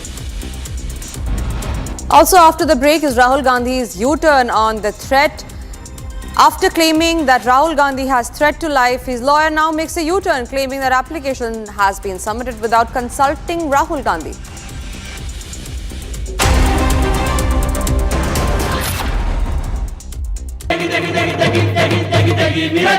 MDH की देगी मीरज, देगी मिर्च का तड़का, अंग अंग फड़का। MDH की देगी मीरज। भारत की अपनी दुकान, इंडिया सोना, अपने देश का सामान, इंडिया सोना, इंडिया सोना, इंडिया सोना। थोड़े में ज्यादा स्वाद, यही तो है इसकी खास बात। वाओ मामा, क्या स्वाद है? अरे मेरे राजा, सबका राजा और मसाला। केसरिया से मन जोगी हुआ रे, दिल झूमे देखो मतवारा हुआ रे। केसरिया से मन जोगी हुआ। हर पल मनाओ केसरी त्योहार, विमल बोलो जुबान केसरी। MDH की हल्दी मिर्ची धनिया करे कमाल, ये रंग दे, ये खुशबू दे, ये तीखा, ये कम पड़े, क्या निराला MDH masala. In the contested waters of the South China Sea, a dramatic and deeply embarrassing incident unfolded involving Chinese and Philippine vessels. The Chinese Coast Guard vessel CCG-3104, originally a repurposed PLA Navy 056 class corvette, collided with the PLA Navy's guided missile destroyer Guilin during a high-speed maneuver intended to block Philippine Coast Guard ships. The collision occurred as the CCG-3104 aggressively pursued the Philippine vessel BRP Suluan, which was engaged in a routine resupply mission to support Filipino fishermen operating near Scarborough Shoal, a flashpoint in the ongoing territorial dispute. The CCG-3104, though technically a law enforcement vessel, is militarized and routinely deployed for monitoring, blocking, and intimidation missions. Guilin 164, a heavily armed warship, was present to reinforce China's presence and provide backup in case of escalation. On the Philippine side, BRP Suluan and PMP Suluan 4406 were conducting a peaceful humanitarian operation escorted by the Philippine Coast Guard to ensure safe passage and protection for local fishermen. The collision itself was severe. CCG 3104 sustained major structural damage to its bow, with video footage showing the front section of the vessel crumpled and debris floating in the surrounding waters. The impact raised immediate concerns about possible casualties, especially after two unidentified floating objects were spotted nearby. However, Chinese authorities did not confirm any man overboard incident, nor did they issue any official statement acknowledging the mishap. In stark contrast, the Philippine Coast Guard offered assistance despite the aggressive behavior of the Chinese vessel, underscoring their professionalism and adherence to humanitarian norms. This incident is a significant embarrassment for China on multiple fronts. It reveals a troubling lack of coordination between its own maritime forces. The fact that a Coast Guard vessel collided with a Navy destroyer during a routine operation suggests serious flaws in communication, navigation, or command protocols. The event occurred in a region where China has been aggressively asserting its territorial claims, attempting to project strength and control. Instead, the collision undermined that narrative, turning a show of force into a spectacle of internal dysfunction. The response, or lack thereof, from Chinese authorities further compounded the humiliation. While the Philippine Coast Guard maintained composure and extended help, China remained silent, failing to acknowledge the incident or engage diplomatically. This contrast in behavior highlighted not only China's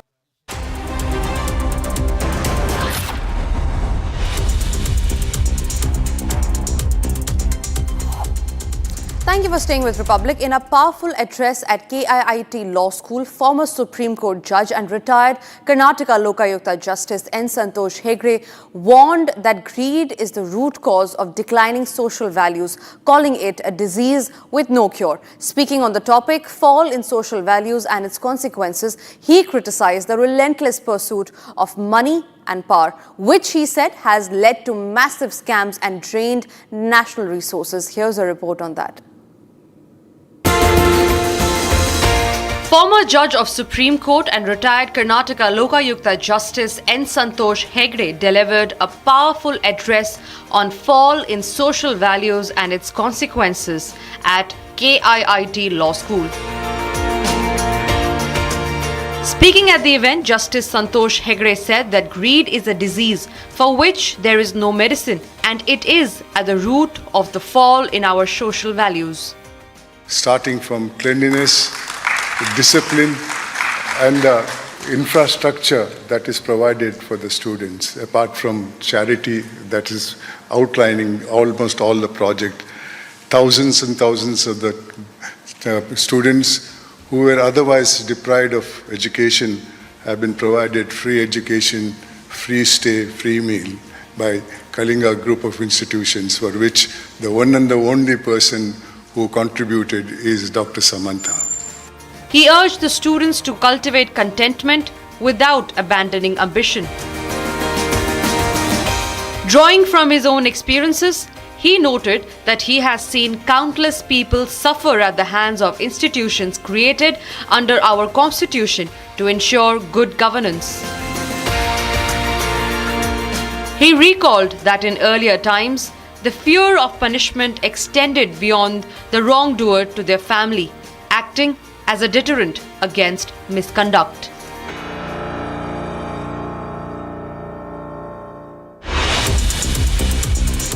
Let's also have a quick check of the other stories that we are tracking internationally. Typhoon Podul made landfall in Taiwan on Wednesday, battering the island's southeast with heavy rain and strong winds. The storm hits shortly after noon, uprooting trees, damaging structure and causing significant disruptions, including the closure of schools and government offices. In Tatung, powerful gust ripped the roof of a gas station, scattered debris and sent a fishing raft crashing into the road. Podul, which spanned 120 kilometers, moved at a steady pace of 36 kilometers per hour across the southern third of Taiwan, where it was expected to weaken as it passed over the central mountain range before heading toward the Taiwan Strait and China. The storm's impact also led to flight cancellations and delays, primarily affecting southern routes. Tensions in Serbia escalated as violent clashes erupted between pro-government and anti-government protests in several towns, leaving multiple people injured in a town located northwest of Belgrade. At least 16 police officers were reportedly injured during the clashes. The violence comes amid growing unrest over the political grievances, with both sides clashing in a series of confrontations across the country. The situation has raised concerns about further instability as authorities struggle to contain the rising tensions.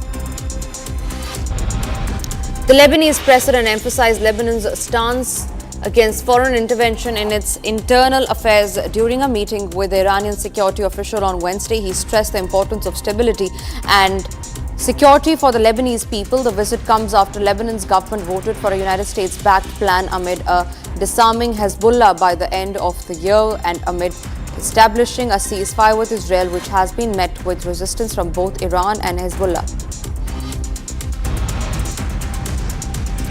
A deadly explosion at an explosives factory on the outskirts of Brazil claimed the lives of at least 9 people. The blast occurred at an Annex Brazil facility which specializes in explosives production and rock blasting. The victims reportedly included 6 men and 3 women, while 7 other workers sustained minor injuries and were later released from the hospital. The cause of the explosion is still under investigation as the rescue teams continue to search for debris or any additional victims in the case. Record floodwaters released by the nearby Mendenhall Glacier urged through Alaska on Wednesday, causing flooding along several streets and prompting evacuations as water from the glacier's ice dam began spilling into the Mendenhall River. By Wednesday morning, the river reached a major flood stage, surpassing 16-foot level and breaking the previous record set July last year. While no immediate reports of major damage were received, local officials warned that high water would persist for several more hours. Residents in flood-prone areas, particularly those near Mendenhall Lake and River, were urged to remain vigilant as the outburst from the glacier's melting ice continues to affect the capital city, which has a population of nearly 30,000.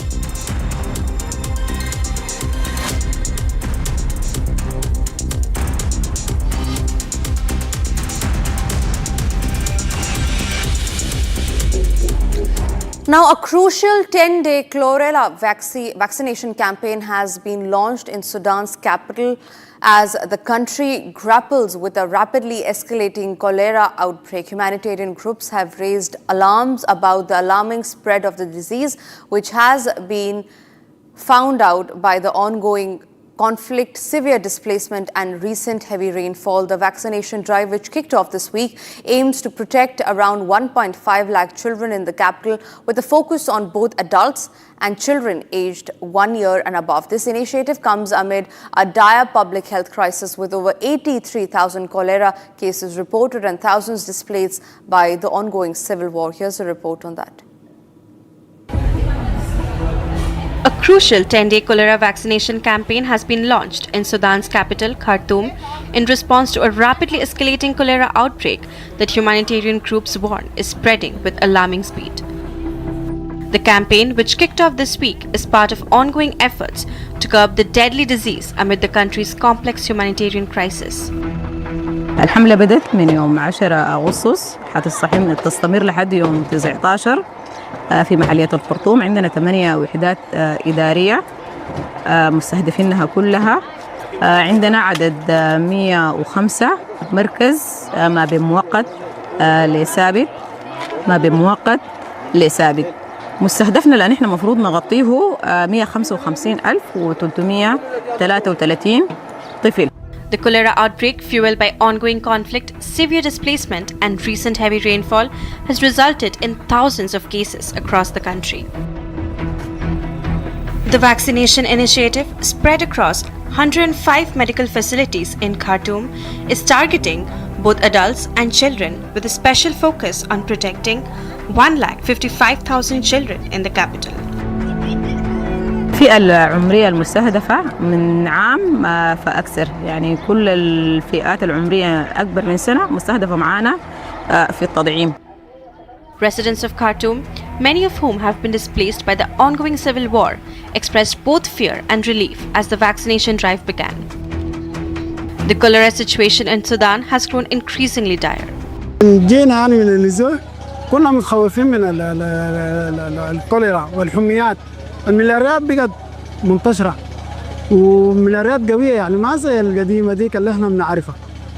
ملاريا قوية، لكن الملاريا بتتعالج، لكن الكوليرا هي الصعبة. بس الحمد لله التطعيم الظاهر بقى بخوف، بدي الناس طمأنينة إنه الكوليرا ما تنتشر. According to the United Nations Office for the Coordination of Humanitarian Affairs, over 32,000 suspected cholera cases have been reported in 2025 alone. Since the outbreak was first declared in July 2024, more than 83,000 cases and over 2,000 deaths have been documented, underscoring the severity of the crisis. While previous vaccination campaigns launched last year have had some success in containing the outbreak, the disease continues to spread. أنا كأم اطمنت شديد إنه اللقاح بتاع الكوري ده أول ما جانا إحنا بقينا مطمنين. Cross-border transmission, a collapsing healthcare system, and poor living conditions exacerbated by the ongoing conflict between Sudan's army and the rapid support forces have created a storm for cholera to thrive.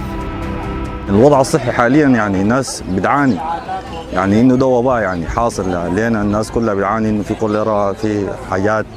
ونحن شويه الليله لما شفنا التطعيم يعني طمنا انه عرفنا انه شنو يا اخي الحمد لله، يعني كده انه الواحد كده ممكن يعني شويه يعني يقول شنو على حسب انه الحاجه اللي حصلت لنا في الحرب، يعني طمنا انه الدنيا لسه بخير. The war, which erupted in April 2023 between the RSF and the Sudanese military, has displaced millions and killed more than 40,000 people. The conflict has also severely strained the country's infrastructure, with millions now at risk of famine. It's time for us to now step into a short break. After the break, we'll get to the details of the top two stories, where the Supreme Court #1 is all set to hear the stray dog case at 10:30 a.m. today. Also after the break, details on how a terror hideout has been busted in Jammu and Kashmir just one day ahead of the Independence Day celebrations.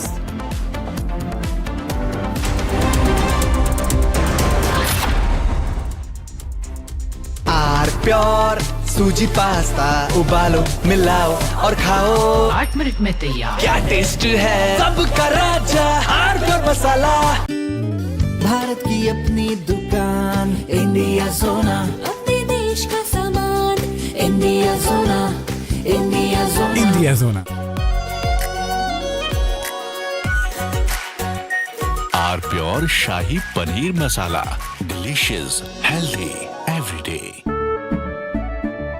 केसरिया से मन जोगी हुआ रे, दिल झूमे देखो मतवारा हुआ रे। केसरिया से मन जोगी हुआ। हर पल मनाओ केसरी त्योहार, विमल बोलो जुबान Kesari.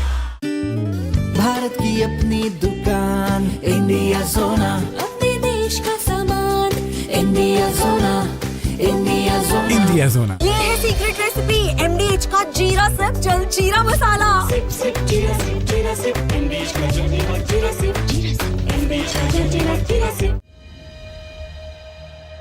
Pakistan's de facto military super commander Asim Munir made some serious threats against India and the world. On his second trip to the US in as many months, Munir was quoted saying, "We are a nuclear nation. If we think we are going down, we'll take half the world down with us." In hindsight, it is important for the world to have a greater understanding of Pakistan's nuclear capabilities. According to the Stockholm International Peace Research Institute (SIPRI) 2025 yearbook, as of January, Pakistan's nuclear weapons armory was estimated to be somewhere around 170 nuclear warheads, a figure unchanged from the previous year. The country has continued developing a nuclear triad comprising aircraft capable of delivering nuclear gravity bombs, ground-launched ballistic and cruise missiles, and sea-launched cruise missiles, SLCMs intended for submarine deployment. The SIPRI report states that Pakistan is developing multiple new delivery systems, suggesting that its arsenal could expand in the next decade. Pakistan's Shaheen 3 is considered its most advanced ballistic missile. Shaheen boasts a range of 2,750 kilometers. This capability allows it to strike targets across the entirety of India if used in such a scenario. Alongside the Shaheen-3 is the Ababil missile, which introduces the potential for multiple independently targetable re-entry vehicles. This feature could allow it to deliver multiple warheads to distinct targets, posing a significant challenge to missile defense systems when deployed. Pakistan's missile arsenal is still limited to its immediate neighbors. Global Reach claims that Asim Muni's claim of half the world, for example, exaggerates capabilities. With a 2,750-kilometer range, the Shaheen-3 can target all of India and portions of the Middle East, but it cannot reach North America, East Asia or Western Europe. The 2000 in Asia's largest news headquarters, setting the agenda for Bharat.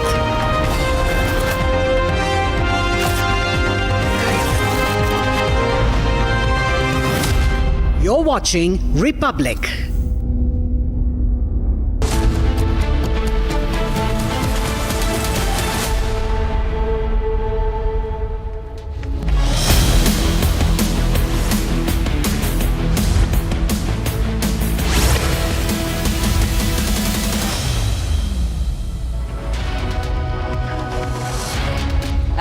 Viewers, you're watching Republic. I'm Haranga Chaudhary. Let's get started with the top headlines.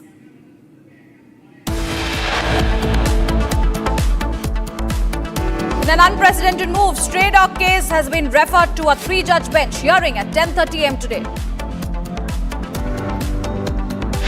After claiming threat to Rahul Gandhi's life, lawyer makes U-turn, claiming application submitted without consulting Rahul. The BSF, Meghalaya police and villagers of Meghalaya border arrest 4 Pakistani terrorists and 1 Bangladeshi constable. Flash floods continue in Himachal. Police post swept away and over 325 roads closed. Heavy rain warning, 3 districts.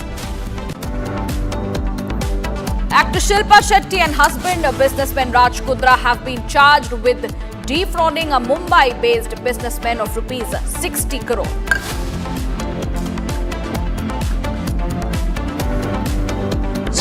If Vladimir Putin does not agree to stop the war after your meeting on Friday, Yes, they will. Yeah. what will the consequences There will be be? consequences. Sanctions, tariffs? There will be, I don't have to say, there will be very severe consequences, yes. Ahead of Alaska summit, Trump warns Putin, says end Ukraine war or face consequences.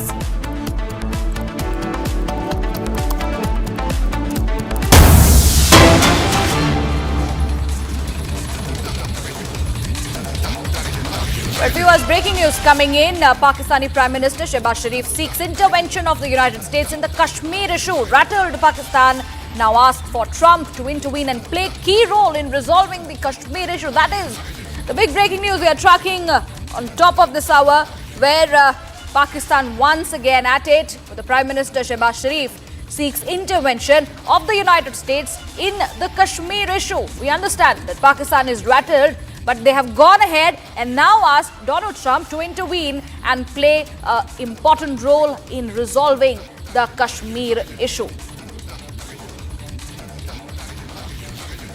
In fact, the Pakistan Prime Minister had sought the United States interference in the Kashmir issue. He has said that Trump should play a key role to solve the Kashmir issue between India and Pakistan.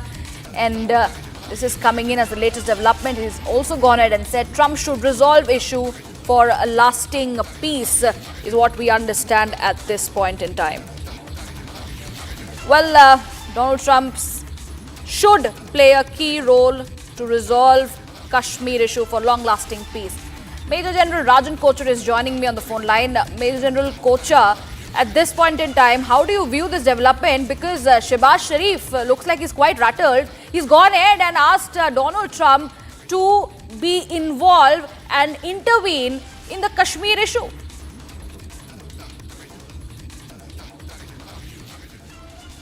All right, I guess there is a technical issue, but Mr. Kochar, I would like to ask you once again, you know, the fact how Shehbaz Sharif looks quite rattled. He's gone ahead and he has sought intervention of Donald Trump in the Kashmir issue. How do you see this? See, it's very, very clear that the Kashmir issue is to be handled bilaterally between India and Pakistan. There is no question of any outside force coming into being, leave alone the United States. And these are signs of desperate measures. I can now understand why General Munir is time and again going to Pakistan, because he's wanting to rake up this issue with the United States to intervene. And our stand has been very, very clear to Pakistan that this is a bilateral issue, and we will not interfere any third-party intervention. If you remember, President Trump also, immediately after Operation Sindoor, he made a statement that he is ready to mediate in Kashmir, and there was a strong statement from our Ministry of External Affairs to state that U.S. has no role as far as mediation is concerned. And I think Pakistan also knows very, very clearly. So I think this is an attempt to try to once again internationalize this issue.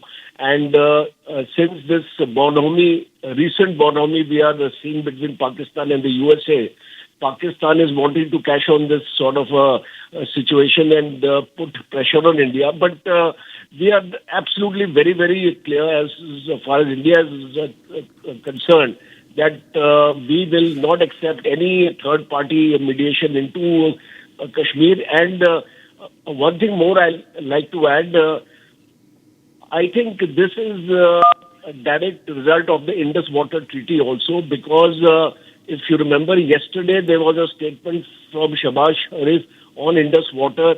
A day before, Bilawal Bhutto spoke, and then Jal Munir also spoke. So I think this is, they are strategizing this entire issue in trying to bring every day some new pressure points in which they can impose some kind of pressure on India to come to the table to discuss Indus water. We are very, very clear that Kashmir is not on the table.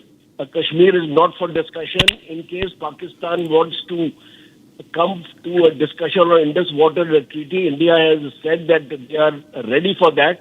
So I think this message is loud and clear to Pakistan. Right. Major General Rajan Kocha, appreciate you joining us and giving your opinion on this very important story. I've been joined by Major General K.K. Sinha also. But before I come to you, sir, let's listen in to what Shehbaz Sharif exactly had to say. और इस मौके के ऊपर मैं America के सदर Donald Trump का भी खुलूस दिल से शुक्रिया अदा करता हूं, जिन्होंने अपनी टीम के साथ मिलकर जंग बंदी के लिए मस्बत और ठोस किरदार अदा किया। मुझे कभी उम्मीद है कि खित्ते में देर पा अमन के लिए सदर डोनाल्ड ट्रंप कश्मीर का मसला अक़वाम मुत्तहिदा की करारदादों और इंसाफ के तकाज़ों के मुताबिक हल करवाने में अपना भरपूर किरदार अदा करेंगे। Right, that was Shehbaz Sharif there, as we heard. Now, let me go across to Major General K.K. Sinha, who's with us on the phone line. Major General Sinha, how do you view this development, given at this point in time, Shehbaz Sharif, who has very openly sought an intervention of the United States in the Kashmir issue, and it looks like Pakistan somewhere in some sort of a crisis, or rather rattled. What do you have to say? Good morning, Ajay. Pakistan is doing the same mistake what they did it in 1971. They wanted the American intervention and they lost the complete East Pakistan. The history is repeating, and this time if they are going to ask for the intervention of Americans, and especially Donald Trump administration, the days are not very far off when this UK and all those things will be taken. No one can intervene. This is absolutely a bilateral issue, and this is what the India stand is there. It's absolutely loud and clear. Let anyone. They have got just one traction during Operation Sindoor. Just they think that by doing all those things to man, to just give him what his wishes are, that he becomes gets a Nobel Prize. They can go that far. I think it is I will say just it is welcome for the Pakistanis to do that. These things are a cheap, way of doing geopolitics, and especially into the domain of geostrategic, things. When you openly, ask someone to intervene, they have just got one traction. That may be a personal reason because Donald Trump's administration is doing, and the second thing is because of the changes, what is going on. They are playing the game. Americans are playing the game with the Pakistan. They actually want to put them across the China. So he thinks that, that rivalry, which is a very old with India and Pakistan, basically it is a terrorism.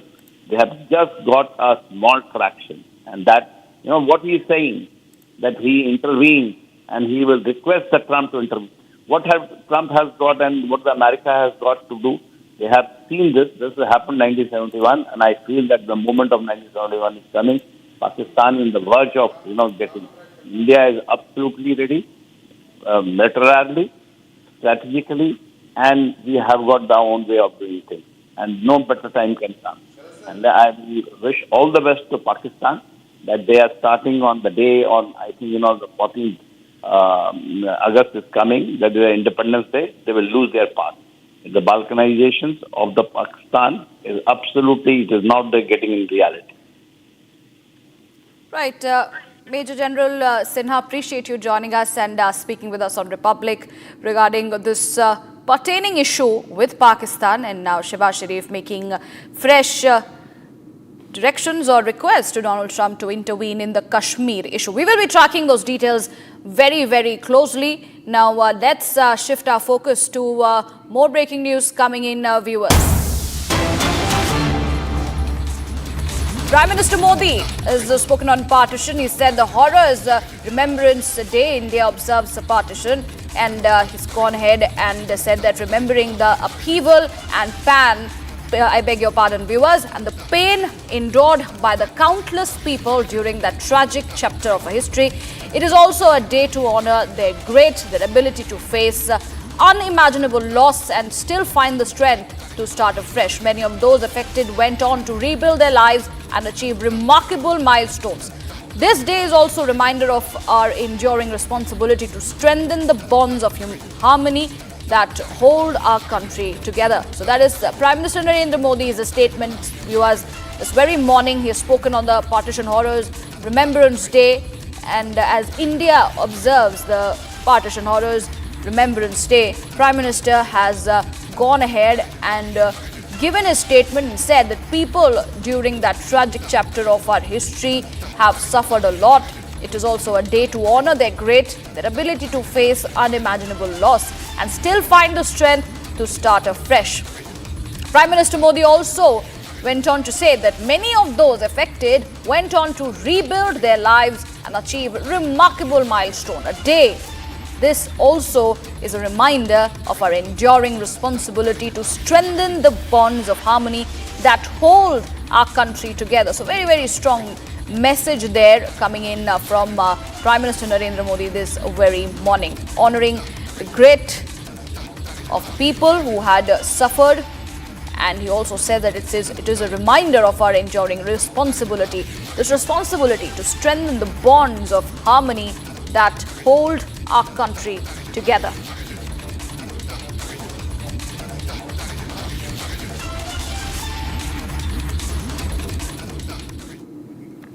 And viewers, shifting our focus to another major issue that is coming into light. The Supreme Court bench is all slated to rehear the stray dogs case today. That's a breaking development coming in. The Supreme Court has shifted the suo motu case regarding the stray dogs in Delhi NCR to a newly constituted 3-judge bench, which will hear the matter today.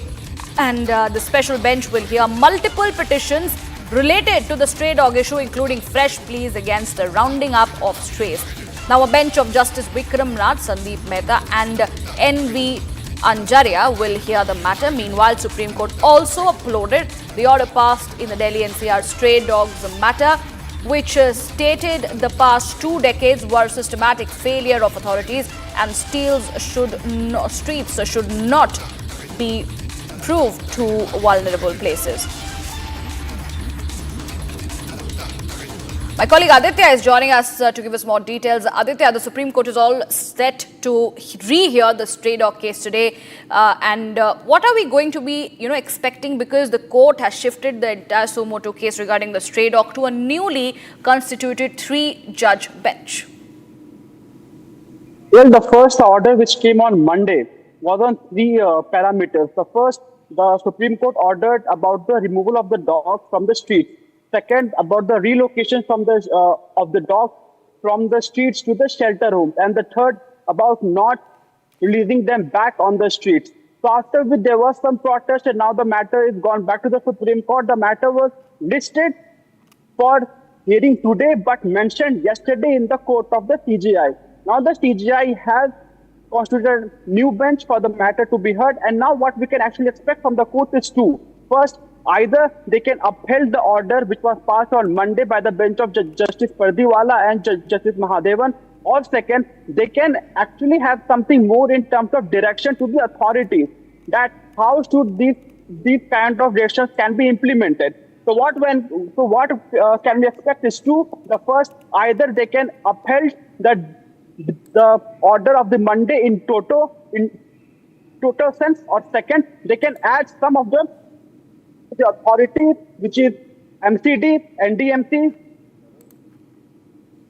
which can be NDMC, MCD, Gurgaon, and other authorities in this matter.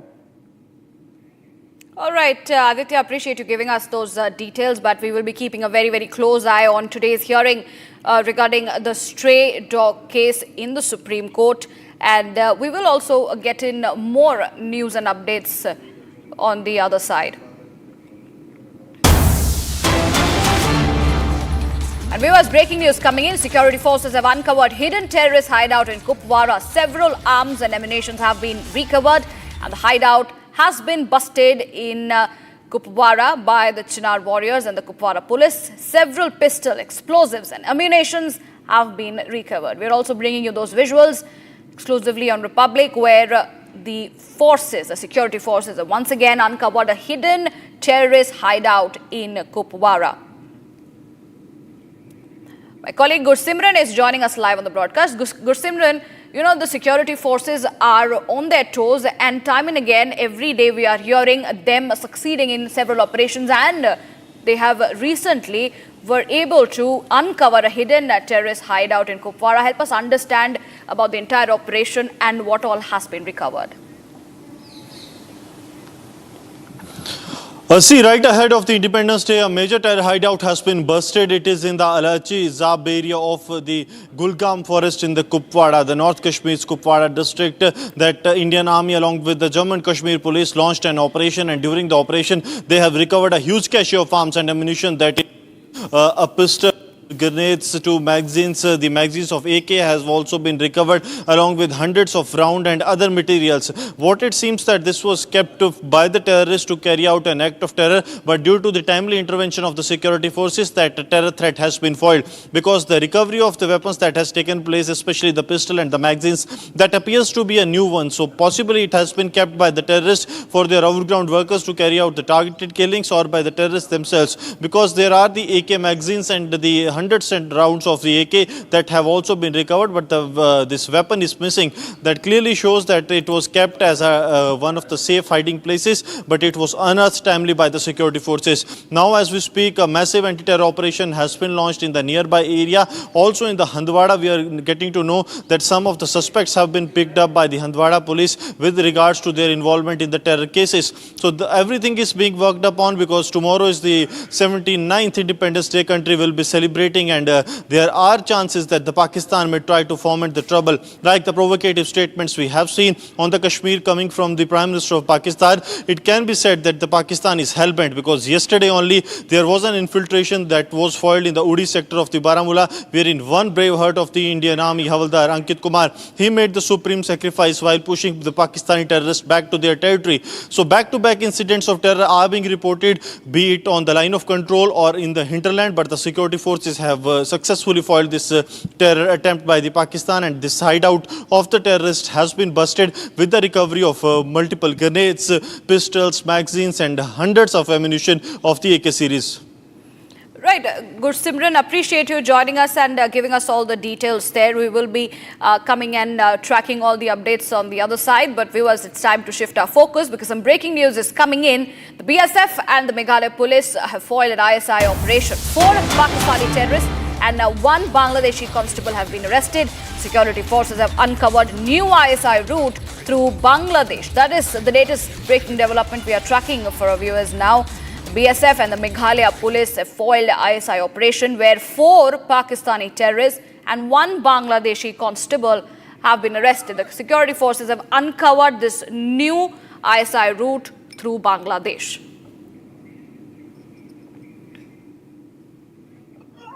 My colleague Shivangi is joining us at this point in time to give us more details. Shivangi, help us understand what exactly happened as the BSF and the Meghalaya police foiled the ISI operation.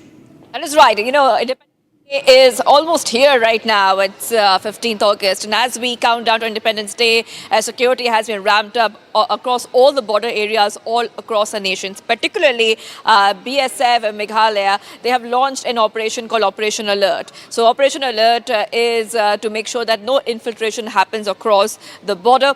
We see that there's round-the-clock patrolling, and amidst this, we see that the BSF, Meghalaya and the police, they have arrested 4 Pakistanis and 1 Bangladeshi. So 4 Pakistani militants, 1 Bangladeshi constable, they have been arrested, and now they see that security forces have uncovered that the ISI is using a new tactic for infiltration. So earlier they used to target Kashmir and Nepal borders, but now they're trying to come in through Meghalaya. So this is the latest coming in as a BSF, Meghalaya and the police have foiled 1 more infiltration attempt by the ISI this time when it comes to infiltration routes. Remember, it's not just here in this border, but across the nation, we see that security has been stepped up, particularly in Meghalaya. Operation Alert has been already put into motion, and this will be, this happened a few days ago, and it will continue a few days after Independence Day. So big win for our forces, big win coming in for the police, where they have nabbed 4 Pakistani militants and 1 Bangladeshi constable who are trying to enter our country through illegal routes. Yes, back to you, Riyanka. Right, Shivangi, thank you for giving us those details on that story. Viewers, it's time to shift our focus and take a look at Bharat in 2 minutes.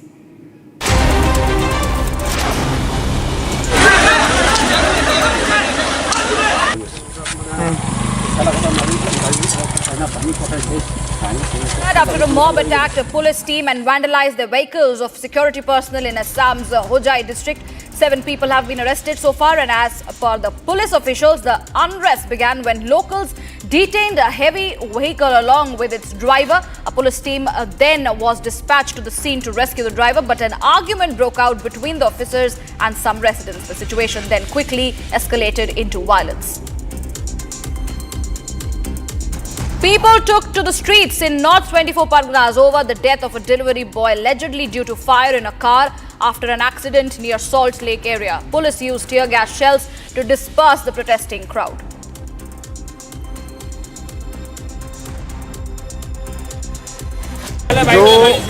जो delivery boy था वो इस side से salt lake के अंदर जा रहा था, ठीक है, और जो 4 व्हीलर था उधर से आ रहा था, तो ये सिग्नल पे रुका था, तो वो अचानक से आके इसको मार दिया।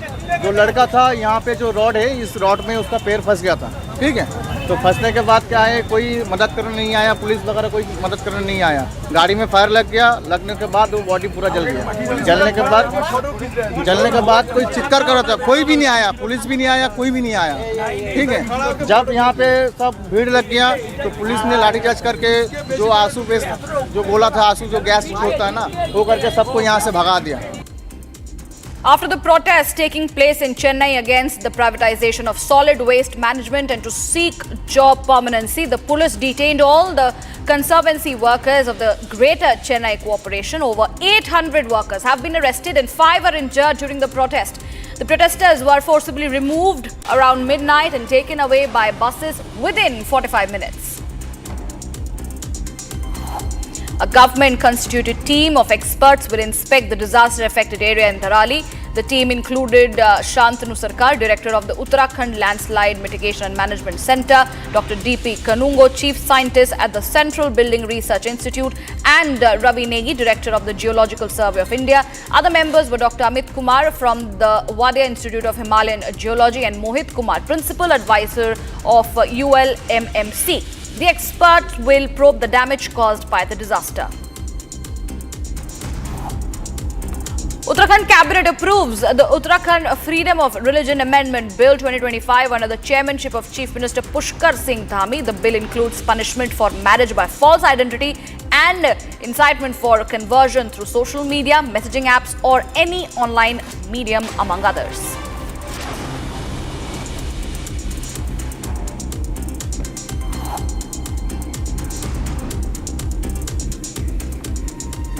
Viewers, breaking news coming in. Bollywood actor Shilpa Shetty Kundra, her husband Raj Kundra and other individuals have been booked by Mumbai Police's Economic Offence Wing for allegedly cheating a businessman of over 60 crore rupees in a loan-cum-investment deal. Trouble mounting for Shilpa Shetty and Raj Kundra along with another person. My colleague Meenakshi is joining us on the phone line to help us with more details. Meenakshi, give us updates in terms of this particular breaking development coming in with the trouble mounting for Shilpa Shetty and her husband Raj Kundra at this point in time related to loan-cum-investment deal. Yeah, we have got information that the Economic Offences Wing has registered a fraud case against Bollywood actor Shilpa Shetty and her husband Raj Kundra and one individual. The case was filed at the Juhu police station, and the allegation is that they cheated Mumbai businessman Deepak Kothari of 60 crore in a loan-cum-investment deal linked to their now defunct company. Best Deal TV Private Limited is the name of the company, according to the information. The complaint was submitted through the legal representatives of this businessman, who is Deepak Kothari. And according to Kothari, he was introduced to Raj Kundra and Shilpa Shetty by one Rajesh Arya, and at that time the couple were directors of Best Deal TV Private Limited and a home shopping and online retail platform, and reportedly that they had held a combined 87.6% stake in this company, and he alleged that they cheated him, and he already registered a complaint against Shilpa Shetty and Raj Kundra at Juhu police station. All right, Meenakshi, appreciate you giving us those details. We will be continuing to track that story very, very closely. But let's also understand how at this point in time it is another big blow to Raj Kundra already, because he was already under the scanner previously for another case, and now it is Shilpa Shetty also along with another related to this case who are going to be facing the heat. All right, viewers, after this we will be shifting to a short commercial break, but we will be coming right back with more news and updates on the other side. Flash floods continue in Himachal. Police posts swept away and over 325 roads closed. Heavy rain warning in 3 districts. And also on the other side, we will be tracking that ahead of Alaska summit, Donald Trump has warned Putin, says that end the Ukraine war or face consequences. More news and updates on the other side, viewers. Stay tuned.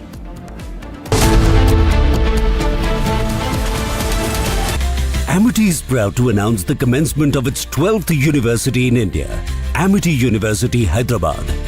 At the prime location of AeroCity Hyderabad Airport, has a strong focus on high-end research with brilliant students and distinguished faculty who share our mission to change the world together. To apply for this year's session, visit amity.edu/Hyderabad. MDH की हल्दी मिर्ची धनिया करे कमाल, ये रंग दे, ये खुशबू दे, ये तीखा, ये कम पड़े, क्या निराला MDH मसाला। पैसा लगाना है तो सेंचुरी क्लब प्राइम पे लगाओ, डूबेगा नहीं, जलेगा भी नहीं, कोई खा नहीं जाएगा, धोखा नहीं देगा, ऊपर नीचे भी नहीं होगा, सेफ रहेगा, सिक्योर्ड में मिनिमम 30 साल का रिटर्न देगा। अब इससे बेटर इन्वेस्टमेंट है तो बताओ। सेंचुरी क्लब प्राइम, रहो बेफिक्र। भारत की अपनी दुकान, इंडिया सोना, अपने देश का सामान, इंडिया सोना, इंडिया जोना आर प्योर सूजी पास्ता उबालो मिलाओ और खाओ 8 मिनट में तैयार। क्या टेस्ट है सबका राजा R pure masala.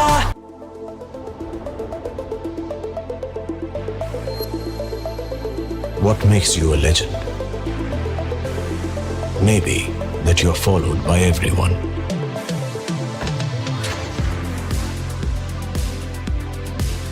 Maybe that you follow no one. Maybe both. 10 years of Creta, legend forever.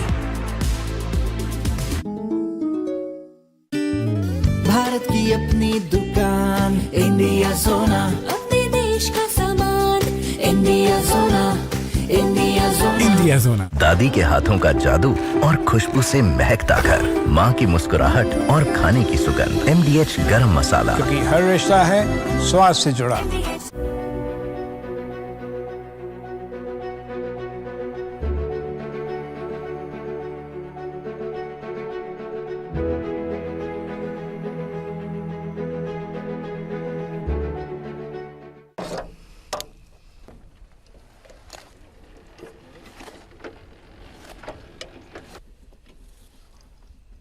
Ну, а чо ж тих два не пок...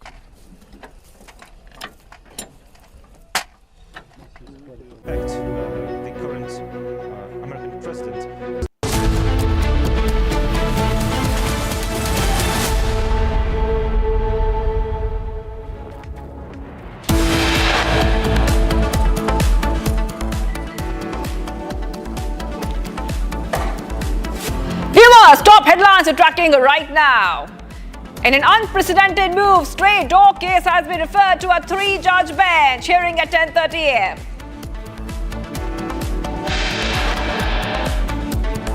After claiming threat to Rahul Gandhi's life, lawyer makes a U-turn, claiming application submitted without consulting Rahul Gandhi. BSF Meghalaya.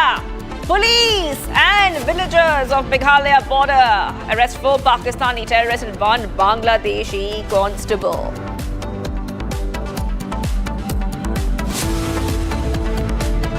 Flash floods continue in Himachal. Police post swept away in over 325 roads closed. Heavy rain warning in 3 districts.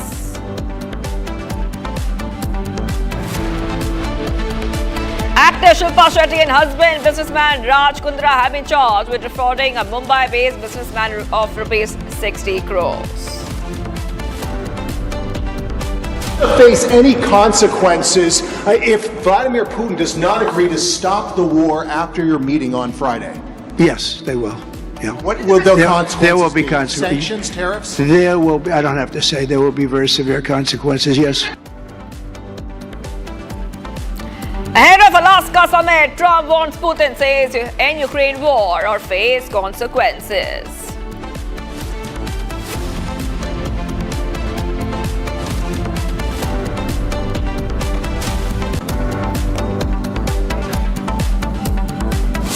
Good morning, viewers. We're live and breaking. I'm Shivangi Shukla, getting you the latest coming in. US President Trump has now issued a stern warning to Russia, saying there will be very severe consequences if President Putin refuses to stop the war with Ukraine after their meeting. That is right. So big update coming in right now. Trump did not specify the nature of the consequences, however. Okay, so big update, viewers, because we see that US President Trump has issued a forceful warning that Russian President Putin would face very severe consequences if he refuses to agree to a ceasefire in Ukraine. And this ultimatum that Trump has put forward has just come ahead of the scheduled summit in Alaska. Trump did not detail what those consequences would entail, though reports suggest that they may range from economic sanctions to potential tariff action. So this is what we see right now, viewers. Back-to-back updates coming in. Trump's warning was made just days before the Alaska meeting with Putin. Let's go and play out that statement for our viewers. Will Russia face any consequences if Vladimir Putin does not agree to stop the war after your meeting on Friday? Yes, they will. Yeah. What will the consequences There will be be? consequences. Sanctions, tariffs? There will be, I don't have to say, there will be very severe consequences, yes. Will Russia face any consequences if Vladimir Putin does not agree to stop the war after your meeting on Friday? Yes, they will. Yeah. What will the consequences there will be be? consequences. Sanctions, tariffs? There will be, I don't have to say, there will be very severe consequences, yes. All right, so back to what is coming in right now, viewers of Republic TV, where we see that Trump has warned of consequences without specifying their nature. This is coming just after a joint virtual meeting between Trump, European leaders, and Ukraine President Zelensky, where they stressed that Ukraine must remain central to any peace agreement. So what will happen next? Well, there's a huge summit between Trump and Putin, which will be later on. But before that summit, Trump has fired off this warning.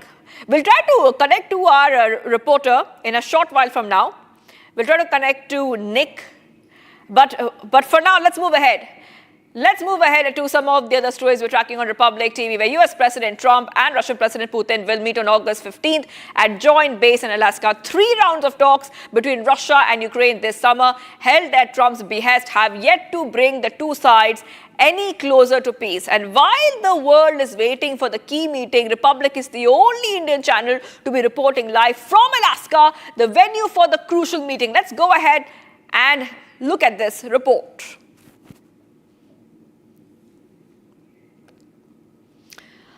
All right, so we will try to go ahead to Nick as well, who will be joining us live from Alaska in a short while from now. And what we see is that US President Trump has issued a forceful warning that Russian President Putin would face very severe consequences if he refuses to agree to a ceasefire in Ukraine. This ultimatum comes just ahead of their scheduled summit in Alaska. Trump did not detail what those consequences would entail. The reports suggest they may range from economic sanctions to potential tariff action. So this is what we see right now on Republic TV, where we will be waiting for more updates to come in terms of what to expect next. But now we see that that Trump is warning of severe consequences in this case.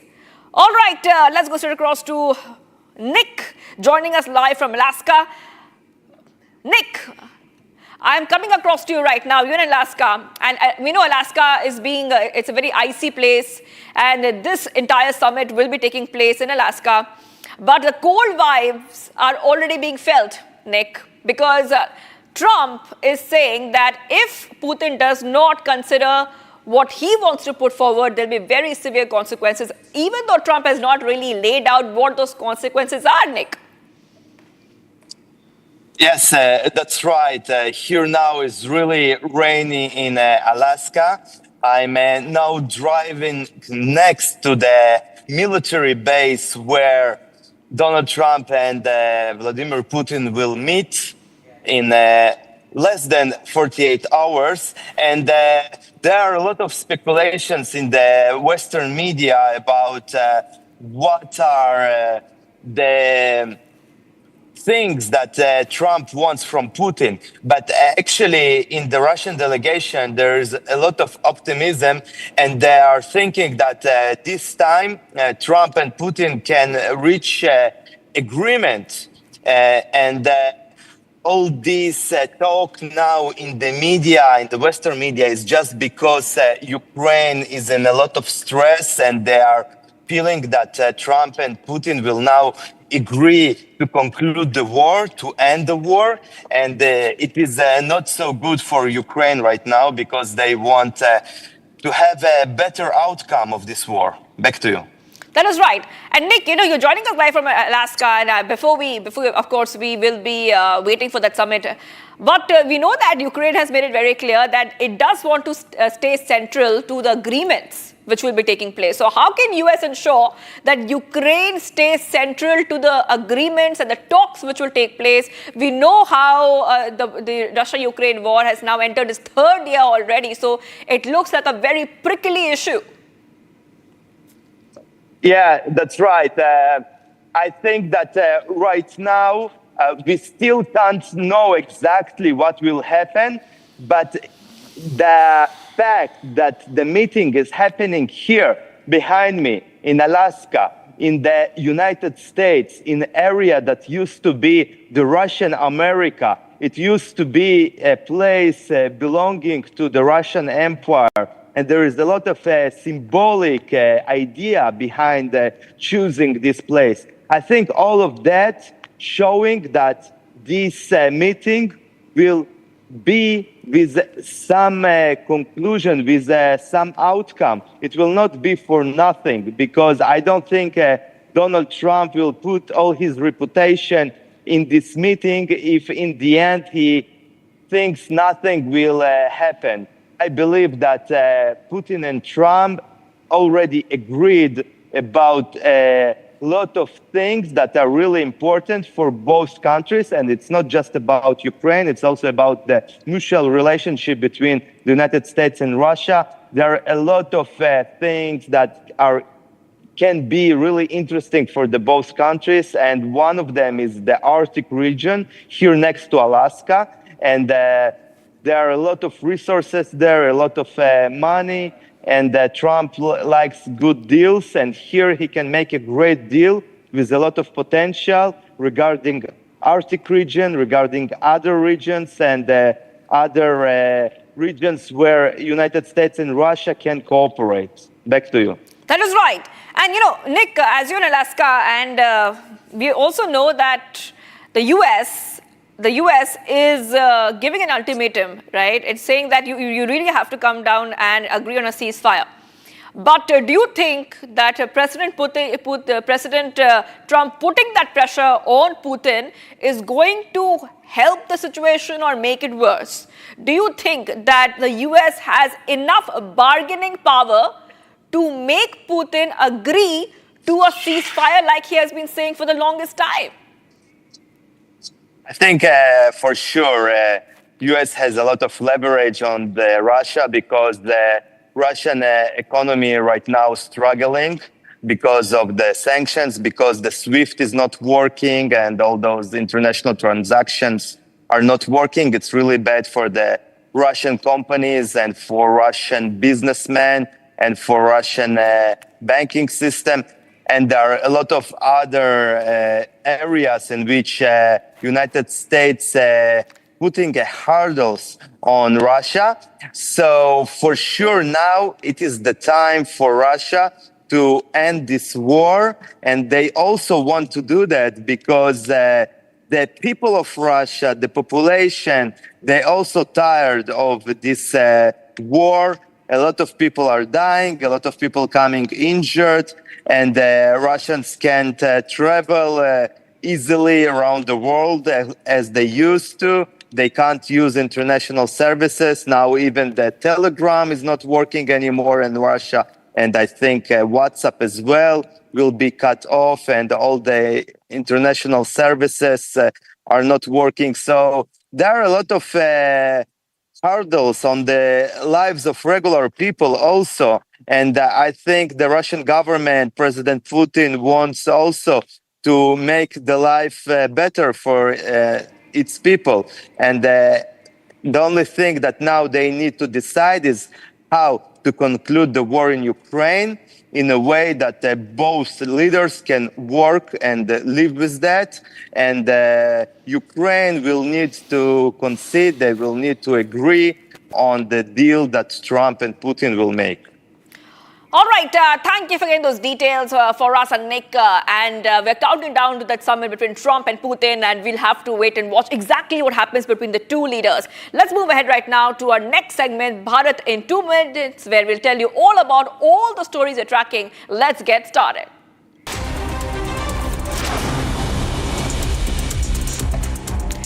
At least 14 police personnel were injured after a mob attack. A police team and vandalized a vehicle of security personnel in Assam.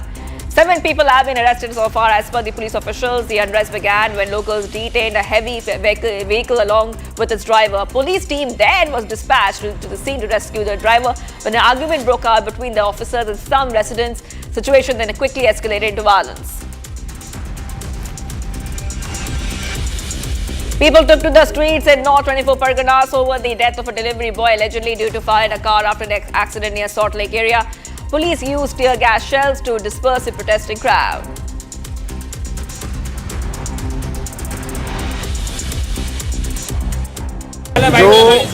जो delivery boy था वो इस side से salt lake के अंदर जा रहा था, ठीक है, और जो 4 व्हीलर था उधर से आ रहा था, तो ये सिग्नल पे रुका था, तो वो अचानक से आके इसको मार दिया।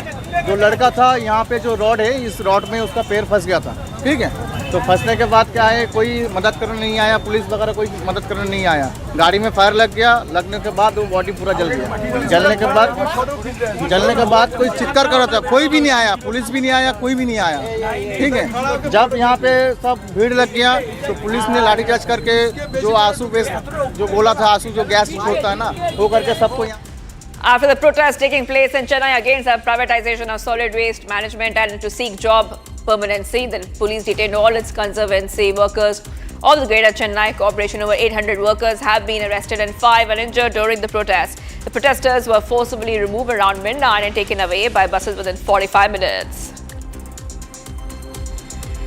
A government-constituted team of experts will inspect the disaster-affected areas in Tharali. The team included Shantanu Sarkar, Director of the Uttarakhand Landslide Mitigation and Management Centre, Dr. D.P. Ganangu, Chief Secretary Scientist of at the Central Building Research Institute, and Ravi Negi, Director of the Geological Survey of India. Other members were Dr. Amit Kumar from the Wadia Institute of Himalayan Geology and Mohit Kumar, Principal Advisor of the ULMMC. This expert will probe the damage caused by the disaster.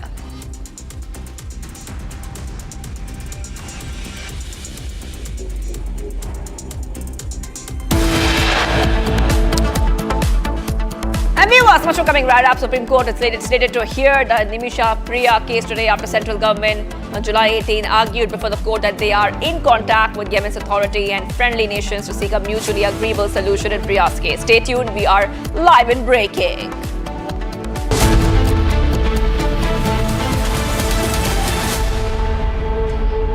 पैसा लगाना है तो century club prime पे लगाओ। डूबेगा नहीं, जलेगा भी नहीं, कोई खा नहीं जाएगा, धोखा नहीं देगा, ऊपर नीचे भी नहीं होगा, सेफ रहेगा, सिक्योर्ड में मिनिमम 30 साल का रिटर्न देगा।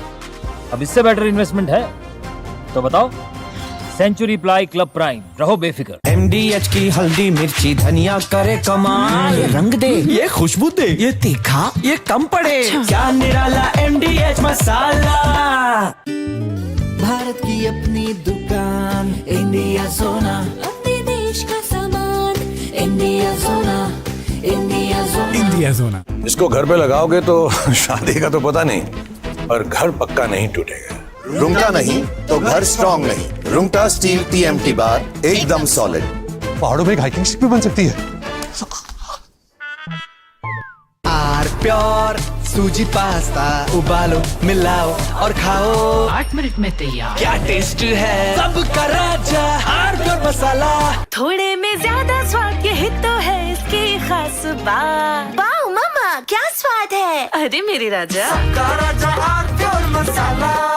In the contested waters of the South China Sea, a dramatic and deeply embarrassing incident unfolded involving Chinese and Philippine vessels. The Chinese Coast Guard vessel CCG-3104, originally a repurposed PLA Navy 056 class corvette, collided with the PLA Navy's guided missile destroyer Guilin during a high-speed maneuver intended to block Philippine Coast Guard ships.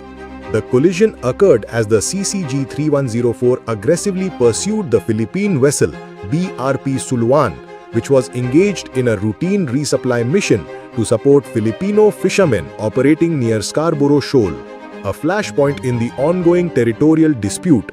The CCG-3104, though technically a law enforcement vessel, is militarized and routinely deployed for monitoring, blocking, and intimidation missions. Guilin 164, a heavily armed warship, was present to reinforce China's presence and provide backup in case of escalation. On the Philippine side, BRP Suluan and PMP Suluan 4406 were conducting a peaceful humanitarian operation escorted by the Philippine Coast Guard to ensure safe passage and protection for local fishermen. The collision itself was severe.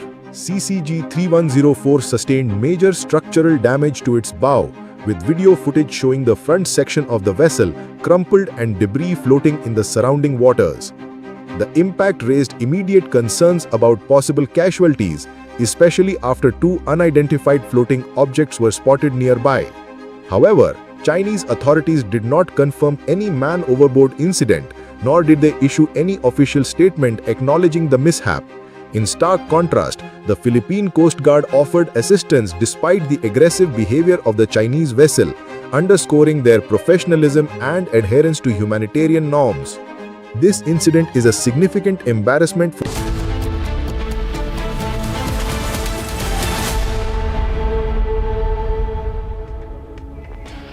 Welcome back, viewers. The legend returns. It's not just riding on nostalgia. Iconic YesD Roadster has made a spectacular comeback in an all-new classic avatar. And this time, it's got more than just old-school charm. YesD Roadster means business as it comes with some serious updates. Let's find out what they are.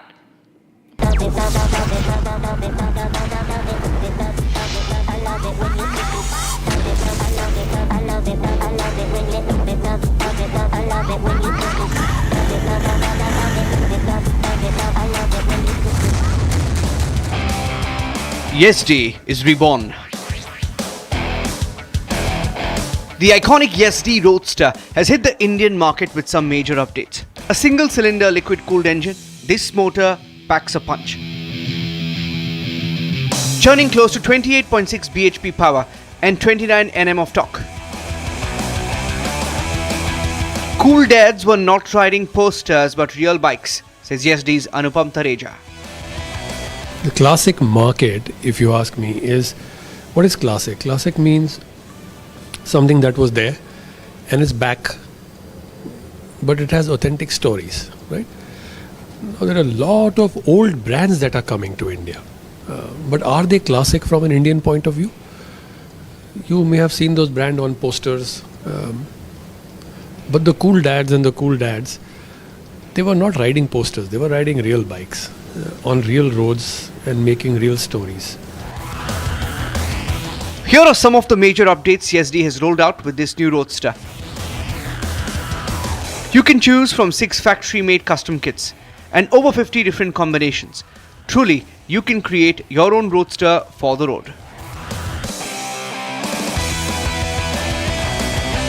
The 350 Alpha 2 engine comes with a 6-speed gearbox with slipper clutch assist to ensure your gears don't get in your way. Telescopic shock absorbers in the front with twin shock absorbers in the rear. The braking is effectively handled by a 320mm disc in the front and a 240mm disc at the rear. Deti kitna hai? Now this is a question every Indian has while purchasing a motorcycle. Before we get to that, YesD has answered a more imperative question about chalegi kitna. The product which we are giving is absolutely unbreakable. It's a phenomenal product. This YesD Roadster comes with a 4-year warranty and a comprehensive maintenance package that can be stretched to 5 years. Now that will surely give owners a peace of mind. It also comes with flexi seats, where you've got freedom to choose between going solo with a bobber seating or converting it into a tourer with a dual seat. The design of this Roadster resembles an urban classic. The born out of line design gives the Roadster a rebellious, standout look. Perfect for riders who want to turn heads. The Roadster will directly compete with other classic brands in India like Royal Enfield's Hunter and Honda's CB350. What gives it the edge will be for the Indian consumers to decide. There are people who are waiting to join a tribe. They want to belong somewhere. Who are you? Where do you belong? And they need that story. And this is that honest story which we have brought in a performance classic. So it's not only just classic. It has got the most powerful engine in its category. Not in India, in the world. There is not a single 350cc motorcycle in classic category which is more powerful than that. Our final verdict, YesD Roadster gives Indian riders exactly what they're looking for. A punchy engine that will be able to handle day-to-day commutes with ease while having enough grunt to make those highway rides a fun one. And viewers, coming right up, Supreme Court to hear Nimisha Priya's case today. Stay tuned, viewers. We are live in breaking.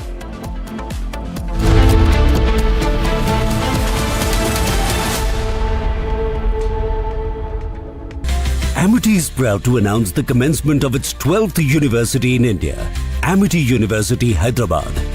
At the prime location of AeroCity Hyderabad Airport, has a strong focus on high-end research with brilliant students and distinguished faculty who share our mission to change the world together. To apply for this year's session, visit amity.edu/Hyderabad. पैसा लगाना है तो century ply club prime पे लगाओ, डूबेगा नहीं, जलेगा भी नहीं, कोई खा नहीं जाएगा, धोखा नहीं देगा, ऊपर नीचे भी नहीं होगा, सेफ रहेगा, सिक्योर्ड मिनिमम 30 साल का रिटर्न देगा। अब इससे बेटर इन्वेस्टमेंट है तो बताओ। सेंचुरी प्लाई क्लब प्राइम, रहो बेफिक्र। आधे बाउल दही में 4 चम्मच MDH चटनी पुदीना मसाला डाला, स्टर करो, पुदीना चटनी तैयार। MDH चटनी पुदीना मसाला। भारत की अपनी दुकान, इंडिया सोना, अपने देश का सामान, इंडिया सोना, इंडिया सोना, इंडिया सोना। R pure shahi paneer masala, delicious, healthy everyday. केसरिया से मन जोगी हुआ रे, दिल झूमे देखो मतवारा हुआ रे, केसरिया से मन जोगी हुआ। हर पल मनाओ केसरी त्योहार। विमल, बोलो जुबान केसरी। दादी के हाथों का जादू और खुशबू से महकता घर, माँ की मुस्कुराहट और खाने की सुगंध। MDH गरम मसाला, क्योंकि हर रिश्ता है स्वाद से जुड़ा।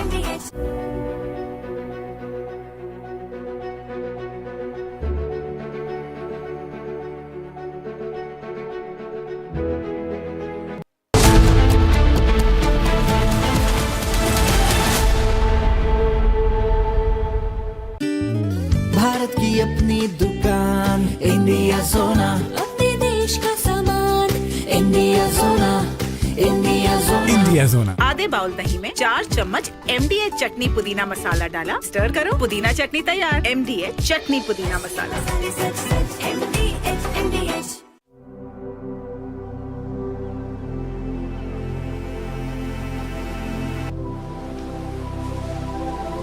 Being a legend means reaching a point where no one else has.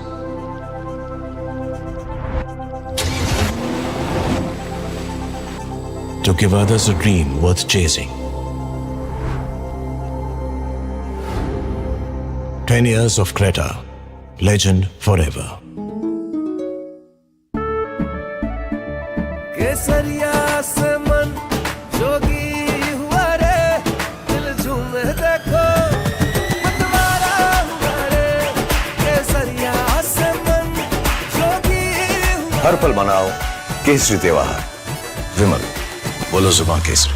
थोड़े में ज्यादा स्वाद, यही तो है इसकी खास बात। वाओ मामा, क्या स्वाद है। अरे मेरे राजा, सबका राजा R pure masala.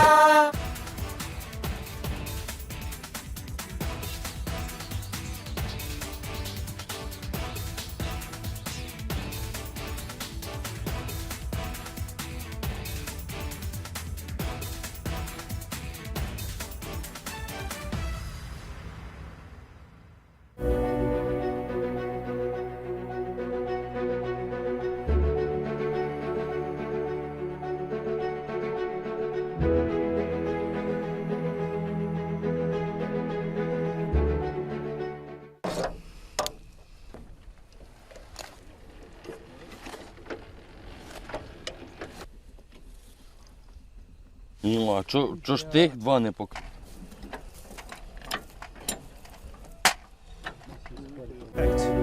The current American president, he's traveled a very long and difficult path. There were hardships along the way on his way to the White House. Ми захищаємо населення, щоб шахеди не злетіли нікому ні в хату, нічого від людей. Зараз на даний час дуже важко, тому що їх побільшало.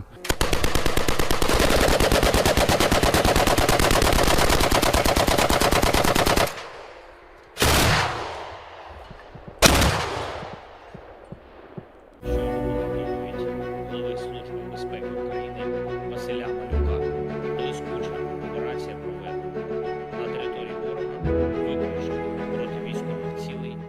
були сьогодні доповіді наших військових, фронт, особливо Добропілля, Покровський напрямок. Зроблені там кроки, щоб виправити ситуацію. Я вдячний кожному підрозділу, кожному нашому воїну, які зараз знищують окупант. Позиції на Харківщині, позиції на Запоріжжі, позиції на Сумщині. Всюди ми стараємось забезпечити Україні саме такий захист.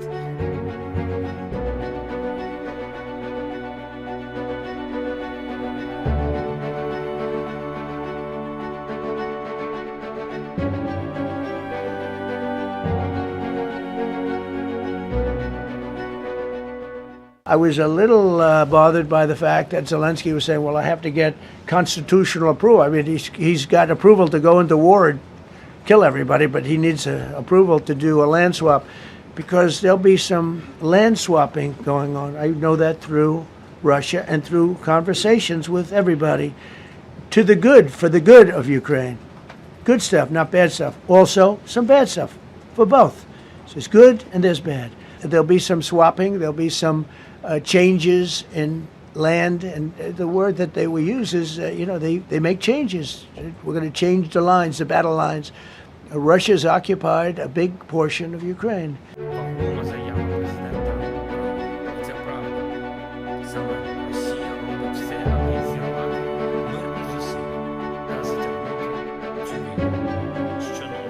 Стосується перемовин, в будь-якому випадку вони важливі на рівні лідерів. Але говорити про Україну без України неможливо і ніхто це не прийме.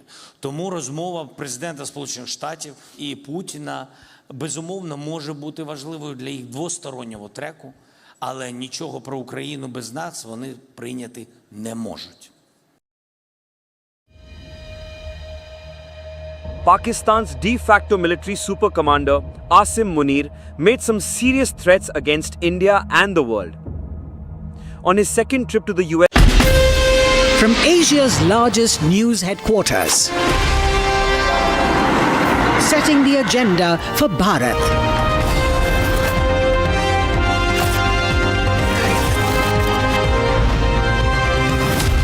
You're watching Republic.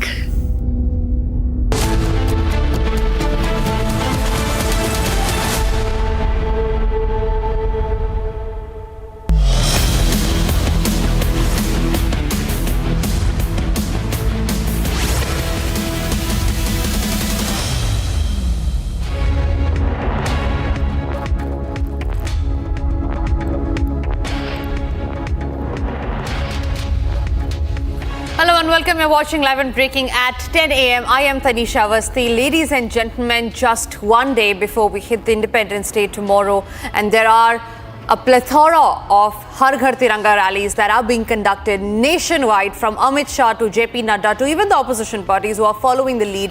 We're getting you that and a lot more on this edition, but first, a quick check of the headlines.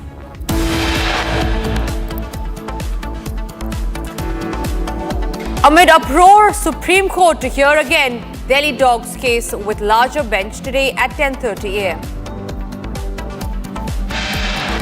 Another key hearing in Supreme Court today, Apex Court to hear Nimisha Priya's execution.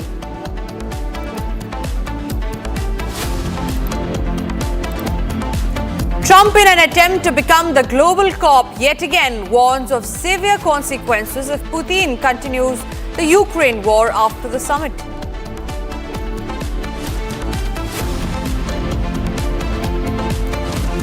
And ahead of Putin and Trump's key meeting in Alaska tomorrow, Republic's Nick reports live from Alaska, the meeting venue.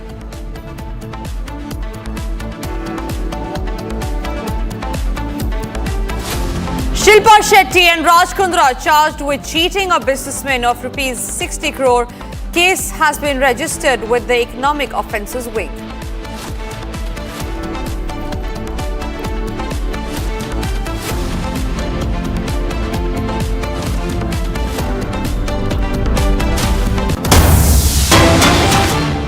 And we saw this edition with the big breaking news that's coming in on Partition Day.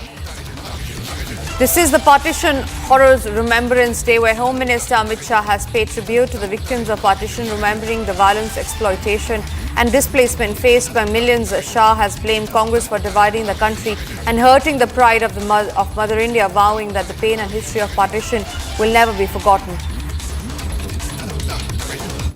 That's the latest tweet that Amit Shah, the Union Home Minister, has put out as far as Partition Horrors Remembrance Day is concerned. Remember, just a short while back, Prime Minister Narendra Modi and Chief Minister of UP Yogi Adityanath had also tweeted regarding the same day.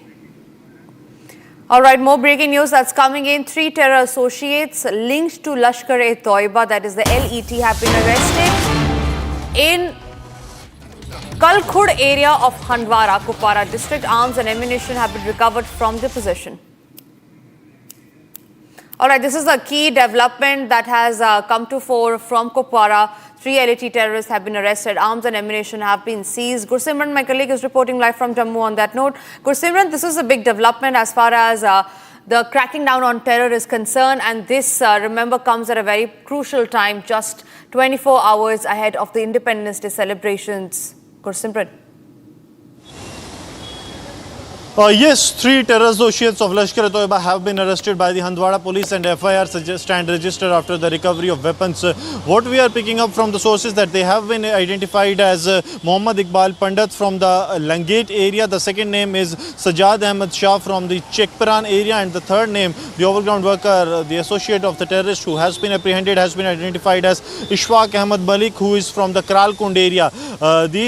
They were apprehended last evening by the Jammu and Kashmir police, after which, during the sustained interrogation, the recovery was made of arms and ammunition. And this comes as a big success for the security forces, as this comes right ahead of the Independence Day, when the country is going to celebrate its 79th Independence Day. They were planning some terror strikes, but due to the timely intervention of the security forces, their plan stands foiled, because like we were mentioning earlier, that when the Kupwara recovery was made, that was also a major terror hall that was kept there, and the long operation was launched in the Handwara, because these 3 suspects were detained at that time, and now officially they have been placed under arrest after recovery of weapons, arms, ammunition from their possession. Right, Gursimran, thank you very much for getting us those details. Moving on to some other political news that we are tracking here on this edition of 10 a.m. The BJP has slammed the Congress party after its lawyer told the court that Rahul Gandhi's life was in danger. The party questioned if the lawyer is being made a scapegoat and asked why such a threat is claimed only in India and not when Rahul travels abroad. The BJP also linked the remarks to Rahul's family history, accusing the Congress of creating political drama. Listen to this reaction from Sajjad Poonawala, the BJP spokesperson.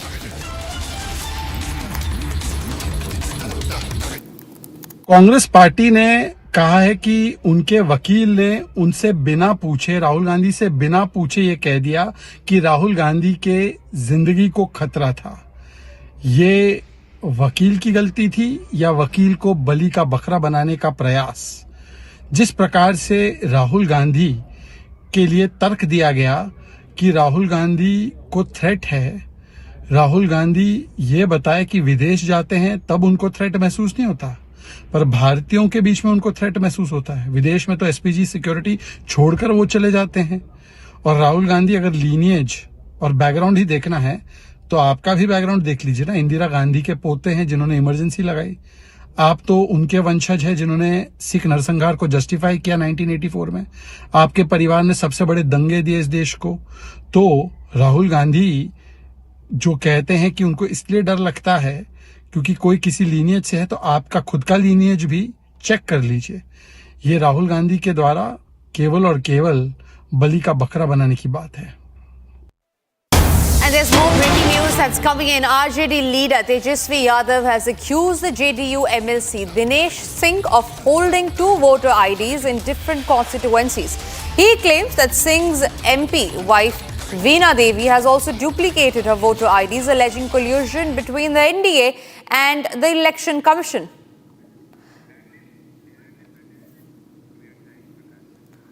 Big allegation that has come forward from Tejasvi Yadav just ahead of the key elections that are going to be held in the state of Bihar. Remember, this also comes as in the backdrop of Rahul Gandhi alleging vote theft by the Election Commission, saying that there are nearly 40,000 fake voters that have been registered by the Election Commission, and the Election Commission is doing this to favor the NDA government. This is a huge claim that, remember, earlier Rahul Gandhi has made, following whom there were other parties as well that followed the same suit. Prakash is joining us live on the edition from Patna. Prakash, this is a huge claim that Tejasvi Yadav has made. He has said that JDU MLC is holding 2 voter ID cards along with his wife. What is the controversy all about? Well, he's not a JDU MLC, but in fact he has made charges at LJPR MP from Vaishali, Veena Devi, who is holding 2 identity cards, voter ID card, one in Vaishali Sahibganj Assembly Constituency and the other in Muzaffarpur Assembly Constituency, despite the fact that she is a member of parliament in the Lok Sabha from the Vaishali Assembly Constituency representing Chirag Paswan's party LJPR. Now, she resides in Muzaffarpur, so she has a voter ID card from Muzaffarpur also, and she is a voter in Sahibganj, also her constituency in Vaishali. So, as a matter of fact, Tejasvi Yadav had charged that Veena Devi, the LJPR MP, would have signed 2 epic forms and would have given declarations in 2 epic forms, and that is why there are 2 epic cards for Veena Devi, and that is how she has 2 epic cards. So this is a serious allegation, and which it looks like it's a true allegation, and that exposes the Election Commission's entire SIR campaign as well as Tejasvi Yadav's allegation as well. So the whole point is that Tejasvi Yadav has been alleging that SIR was done in a half, within a span of 1 month. It could not have been done. And they were charging that just to eliminate some section of the voters, it has been done, despite the fact that MPs and there are certain sections of the people from different districts, which Rahul Gandhi has also exposed the SIR. So in a way, SIR and the Election Commission stands exposed after Tejasvi Yadav's allegation. LJPR MP holding 2 epic cards, and there's a proof from 2 different assembly constituencies, and that too despite the fact that she is a lawmaker, she's a member of parliament, and she has definitely signed 2 epic forms. And we'll have to wait and watch what kind of action the Election Commission takes against the ruling party MP, since LJPR is a part of the NDA coalition and Chirag Paswan is a union cabinet minister. Back to you. Absolutely, Prakash. The controversy is only snowballing. Remains to be seen on what action will the Election Commission take. With that, we move on to some other stories that we are tracking. This one is from down south, where the TVK chief and actor Vijay has launched a sharp attack on the DMK government, condemning the midnight arrest of sanitation workers protesting for their rights. He alleged that women workers were dragged away while unconscious and seriously injured, calling it as an act of tyranny, not democracy. Vijay has also demanded their immediate release, medical care for the injured, and alternative venue to their demands that where they should be protesting. The Tamil Nadu elections are seeing a very heated controversy. The sanitation workers, remember yesterday, where they staged a protest with their various demands, starting from price hike to their salary hike and better working condition. Now, with the same, we learned that there was a huge uproar where they were protesting. The sanitation workers that were protesting were dragged by the police, and they were taken into custody for protesting. We also learned that after which is the controversy, the political controversy is which followed, where the TVK chief today has slammed the DMK government for the atrocities that they have done, the police has done on the sanitation workers. Sharda, my colleague, is joining me live from Chennai on that note. Sharda, this controversy is all about where it started from yesterday's protest. Today, the TVK is hitting out at the DMK government. How is it that the DMK government has to respond to this? Because it is their police's action that has come under intense scrutiny.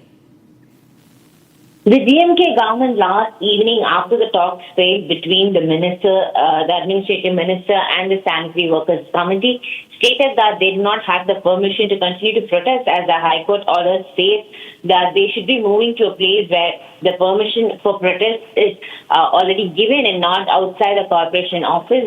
However, the members of the sanitary workers committee stated that they would continue the protest in the same place and they wouldn't move, and that the police could arrest them.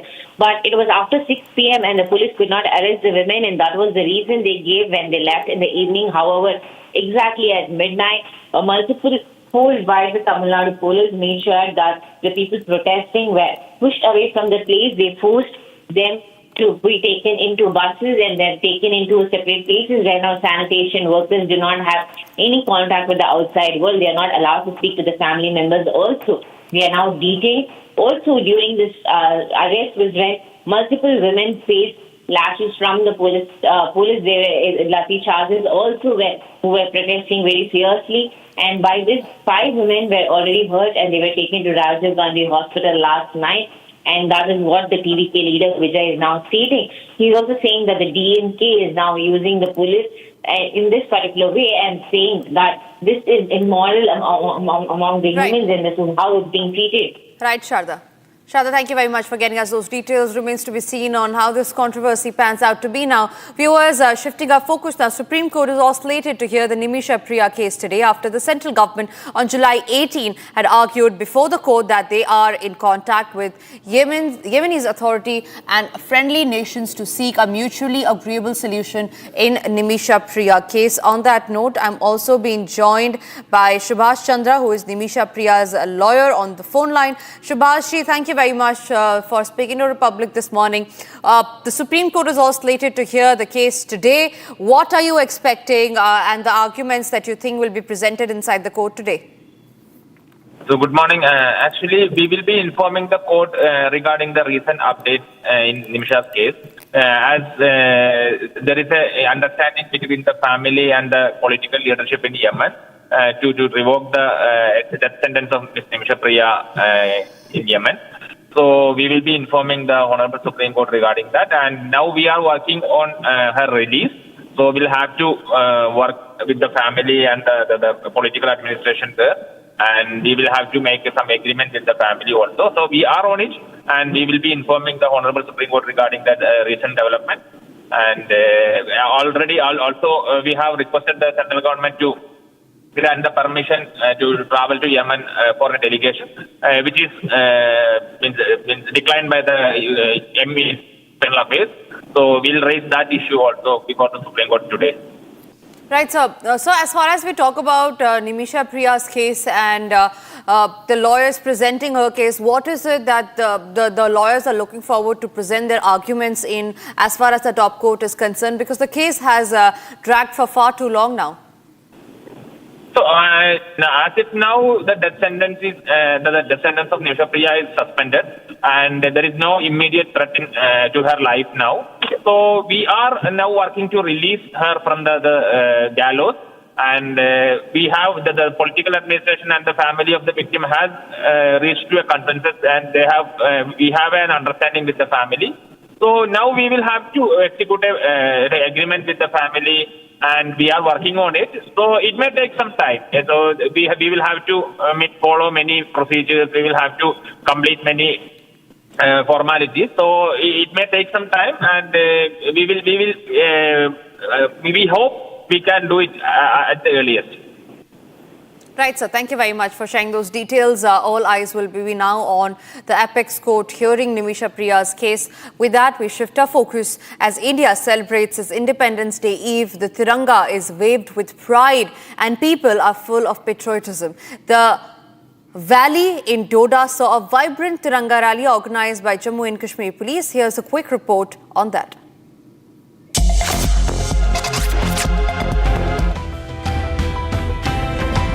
As the Independence Day fervour reaches the ends of the country ahead of the 79th Independence Day, a vibrant Tiranga rally has been organised by Jammu and Kashmir Police, students and locals. Waving a 100-metre national flag, spreading patriotism and unity. The rally began from New Kotli bus stand and it culminated at Seri Bazaar.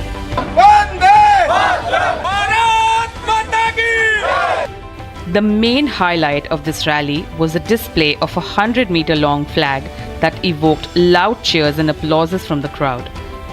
Enthusiasts lined the route, waving flags and chanting slogans such as "Tiranga Hamari Jaan Hai, Tiranga Hamari Shaan Hai." As the rally ended, echoes of Bharat Mata Ki Jai were loudly chanted by students and locals who were a part of the rally. This comes in light as people across the country gear up for the Independence Day. And shifting our focus to more breaking news that's coming in, Brazilian President Lula is all set to host an online BRICS meetup to discuss a joint response to United States President Donald Trump's new tariffs. Lula, the Brazilian president, says that the move is a message to G4 nations that democracy, commercial respect and multilateralism matter, warning the United States gamble may backfire. That's the big breaking news coming in. Brazil fighting against Donald Trump's tariff war as Donald Trump is all set to meet Putin tomorrow. The key meeting is going to be held in Alaska. Remains to be seen on what will come out of that meeting. We're tracking that update very closely, but for now, it's time for us to now slip into a short break. And after the break, we'll get to the details on the topmost story where Donald Trump has yet again warned Vladimir Putin ahead of the key meeting in Alaska. Live coverage from Alaska, where the key meeting is going to be held by Donald Trump and Vladimir Putin. Republic is reporting live. We're getting you all that and much more coming up right after a short break.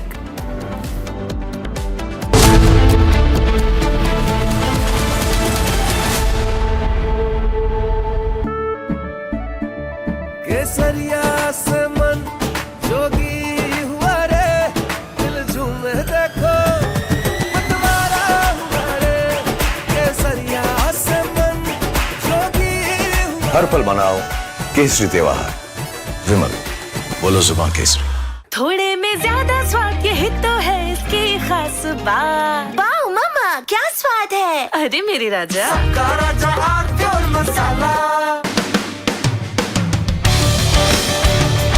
Hi guys, just wanted to tell you that Republic Media Sports, our 4 sports, is not just about sport. It's about heart, discipline and untold dreams. Stories that need national stage. And I fully support this initiative and invite you all to be a part of this. So stay tuned for our 4 sports and let's cheer together.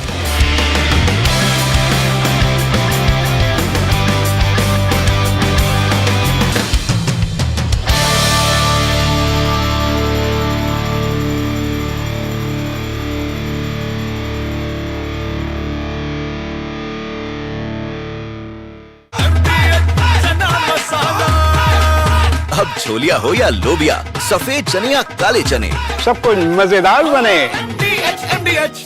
In the contested waters of the South China Sea, a dramatic and deeply embarrassing incident unfolded involving Chinese and Philippine vessels.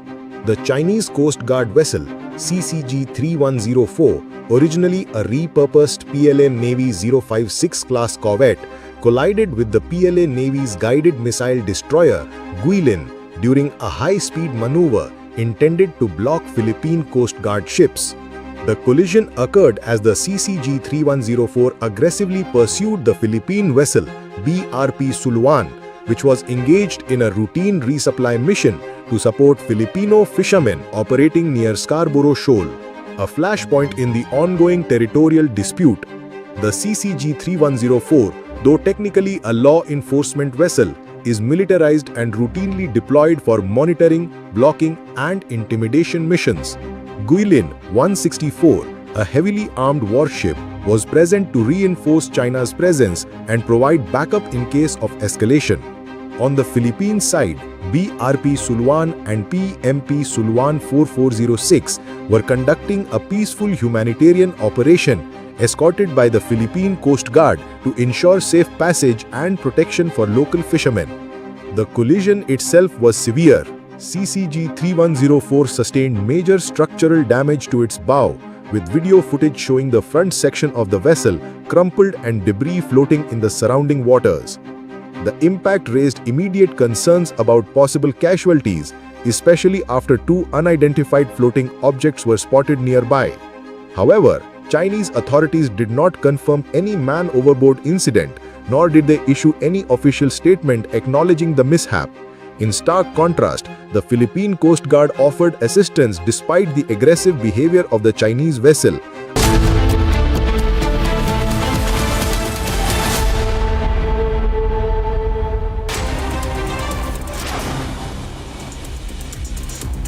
Here's a quick check of the other stories that we're tracking in Bharat in 2 minutes. At least 14 police personnel were injured after a mob attacked a police team and vandalized the vehicles of security personnel in Assam's Bhojai district. 7 people have been arrested so far, as per the police officials. The unrest began when locals detained a heavy vehicle along with its driver. A police team was then dispatched to the scene to rescue the driver, but an argument broke out between the forces and some residents. The situation then quickly escalated into violence.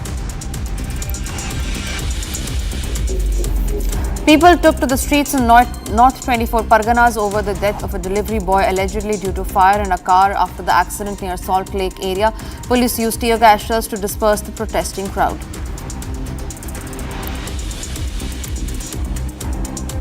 After the protests taking place in Chennai against the privatization of solid waste management to seek job permanency, the police detained all the conservancy workers of the Greater Chennai Corporation. With over 800 workers have been arrested and 5 are injured during the protest. The protesters were forcibly removed around the midnight and taken away by buses within 45 minutes of the protest. The government constituted team of experts will inspect the disaster-affected area in Dharali. The team included Shantanu Sarkar, Director of the Uttarakhand Landslide Mitigation and Management Centre, Dr. K.P. Kanungo, Chief Scientist of the Central Building Research Institute, and Ravi Negi, Director of Geological Survey of India. Other members were Dr. Amit Kumar from Wadia Institute of Himalayan Geology and Mohit Kumar, Principal Advisor of ULMMC. The expert will probe the damage caused by the disaster in Uttarakhand. Uttarakhand Cabinet has approved the Uttarakhand Freedom of Religion Bill 2025 under the chairmanship of Chief Minister Pushkar Singh Dhami. The bill includes punishment of marriage by false identity and incitement for conversion through social media messaging apps or any online medium, among others.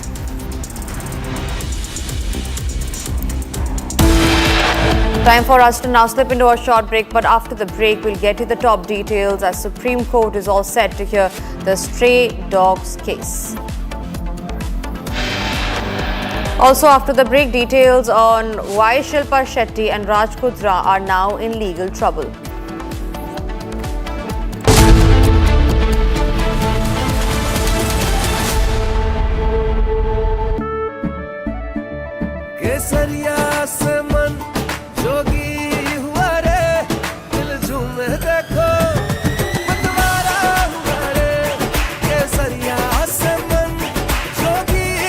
हर पल मनाओ केसरी त्योहार विमल बोलो जुबान केसरी अब छोलिया हो या लोबिया, सफेद चने या काले चने, सब कुछ मजेदार बने।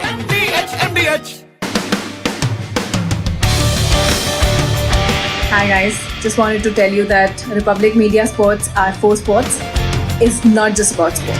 It's about heart, discipline and untold dreams.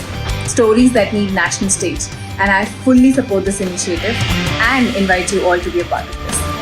So stay tuned for our 4 sports and let's cheer together.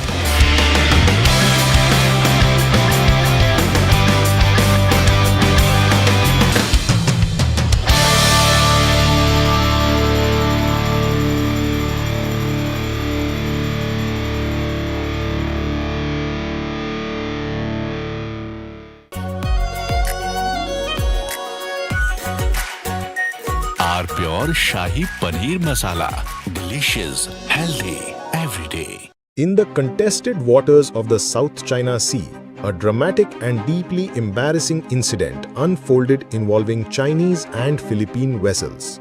The Chinese Coast Guard vessel CCG-3104, originally a repurposed PLA Navy 056 class corvette, collided with the PLA Navy's guided missile destroyer Guilin during a high-speed maneuver intended to block Philippine Coast Guard ships. The collision occurred as the CCG-3104 aggressively pursued the Philippine vessel BRP Suluan, which was engaged in a routine resupply mission to support Filipino fishermen operating near Scarborough Shoal, a flashpoint in the ongoing territorial dispute. The CCG-3104, though technically a law enforcement vessel, is militarized and routinely deployed for monitoring, blocking, and intimidation missions. Guilin 164, a heavily armed warship, was present to reinforce China's presence and provide backup in case of escalation. On the Philippine side, BRP Suluan and PMP Suluan 4406 were conducting a peaceful humanitarian operation escorted by the Philippine Coast Guard to ensure safe passage and protection for local fishermen. The collision itself was severe. CCG-3104 sustained major structural damage to its bow, with video footage showing the front section of the vessel crumpled and debris floating in the surrounding waters. The impact raised immediate concerns about possible casualties, especially after two unidentified floating objects were spotted nearby. However, Chinese authorities did not confirm any man overboard incident, nor did they issue any official statement acknowledging the mishap. In stark contrast, the Philippine Coast Guard offered assistance despite the aggressive behavior of the Chinese vessel, underscoring their professionalism and adherence to humanitarian norms. This incident is a significant embarrassment for China on multiple fronts.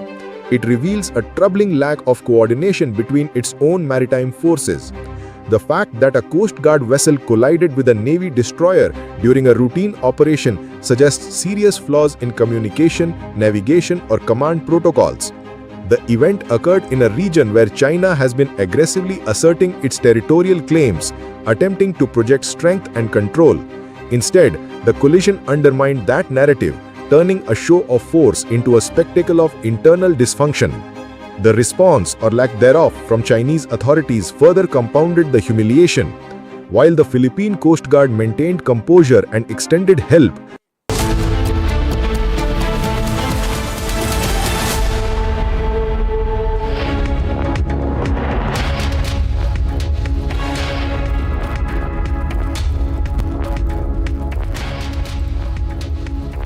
A very good morning, viewers. It's 10:30 and you're watching Republic TV. I'm Deepak Suresh Kumar.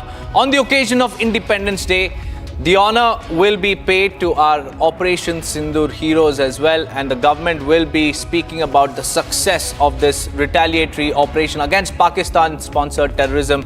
We'll get you all that and much more after a quick check on the headlines. Amid uproar, Supreme Court to hear Delhi dogs case with larger bench today.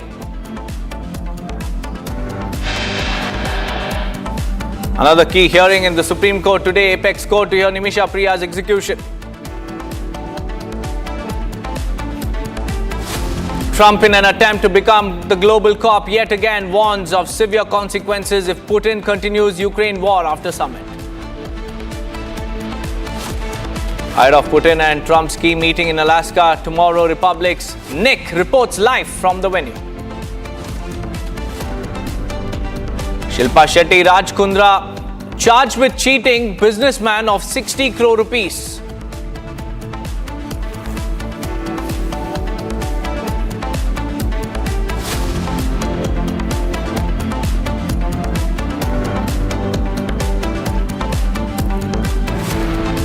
First up, viewers, we have some big breaking news coming in. India is set to honor the bravery of our personnel who were involved in Operation Sindoor with distinguished gallantry awards on Independence Day. And the recognition is part of a broader celebration where the Ministry of Home Affairs has announced that 1,090 personnel from police, fire services, home guard, civil defense and correctional services are being awarded gallantry and service medals in 2025's Independence Day celebrations, and this tribute commemorates the courage and sacrifice shown during the cross-border counter-strike carried out on May 7th in response to the Pahalgam terror attack. Operation Sindoor heroes will be honored tomorrow on the occasion of Independence Day. We have Riyanka joining us live from the newsroom. Riyanka, this is a welcome decision. Operation Sindoor heroes will be honored tomorrow. Tell us what you're picking up. Deepak, you know, the success of Operation Sindoor is going to be celebrated tomorrow with the 1,090 personnel who will be receiving the gallantry awards. And, you know, it's not just the awards, but also Operation Sindoor will be flown in the theme of Independence Day as well, as what we understand. The success for Operation Sindoor will be, in fact, celebrated, and a floral decoration will also be based on the operation. Now, if we talk about the gallantry award, around 1,090 police personnel, fire, home guard and civil defense, correctional service, services will be awarded. And this is coming in as a push, major push ahead of Independence Day, to somewhere highlight it well that Operation Sindoor has been a success for our nation, and which is why the government has decided to go ahead and honor all who were involved in Operation Sindoor and its success. Now, medal for gallantry are, of course, being awarded to nearly 1,090 personnel, and nearly 233 personnel have been awarded the Medal of Gallantry. 99 personnel will be awarded President's Medal for Distinguished Services, and 758 personnel will be awarded Medal for Meteorist Services. So that is, of course, one of the very key development that will be seen tomorrow during the Independence Day celebration, where, Operation Sindoor's success will be echoed all over. That's right, Priyanka. Thank you so much for joining us with those details. Shifting our focus to Alaska, viewers, because US President Donald Trump and Russian President Vladimir Putin will be meeting in just 24 hours from now at joint base in Alaska. And 3 rounds of talks between Russia and Ukraine this summer was held at Trump's behest, have yet to bring the two sides any closer to peace. And while the work is underway to bring a ceasefire in the Russia-Ukraine war, the world is also waiting for this key meeting. And Republic is the only Indian channel to be reporting live from Alaska, the venue, the very place Donald Trump and Vladimir Putin will be meeting. We have Nick joining us live from Alaska, the only Indian channel's reporter to be joining us live from the venue where Trump and Putin will be meeting tomorrow. Nick, a very good morning to you. Just ahead of Donald Trump and Russian President Vladimir Putin's meeting, we have power play in terms of Zelensky's arrival in Germany. How's the situation in Alaska? And also tell us about this narrative controlling. Yeah, here in Alaska, there are a lot of attention to this meeting. The people very excited. This is the largest city of Alaska, Anchorage, but for a proportion, this is just 350,000 people that are living in this place. Alaska is huge. A land, but almost without people.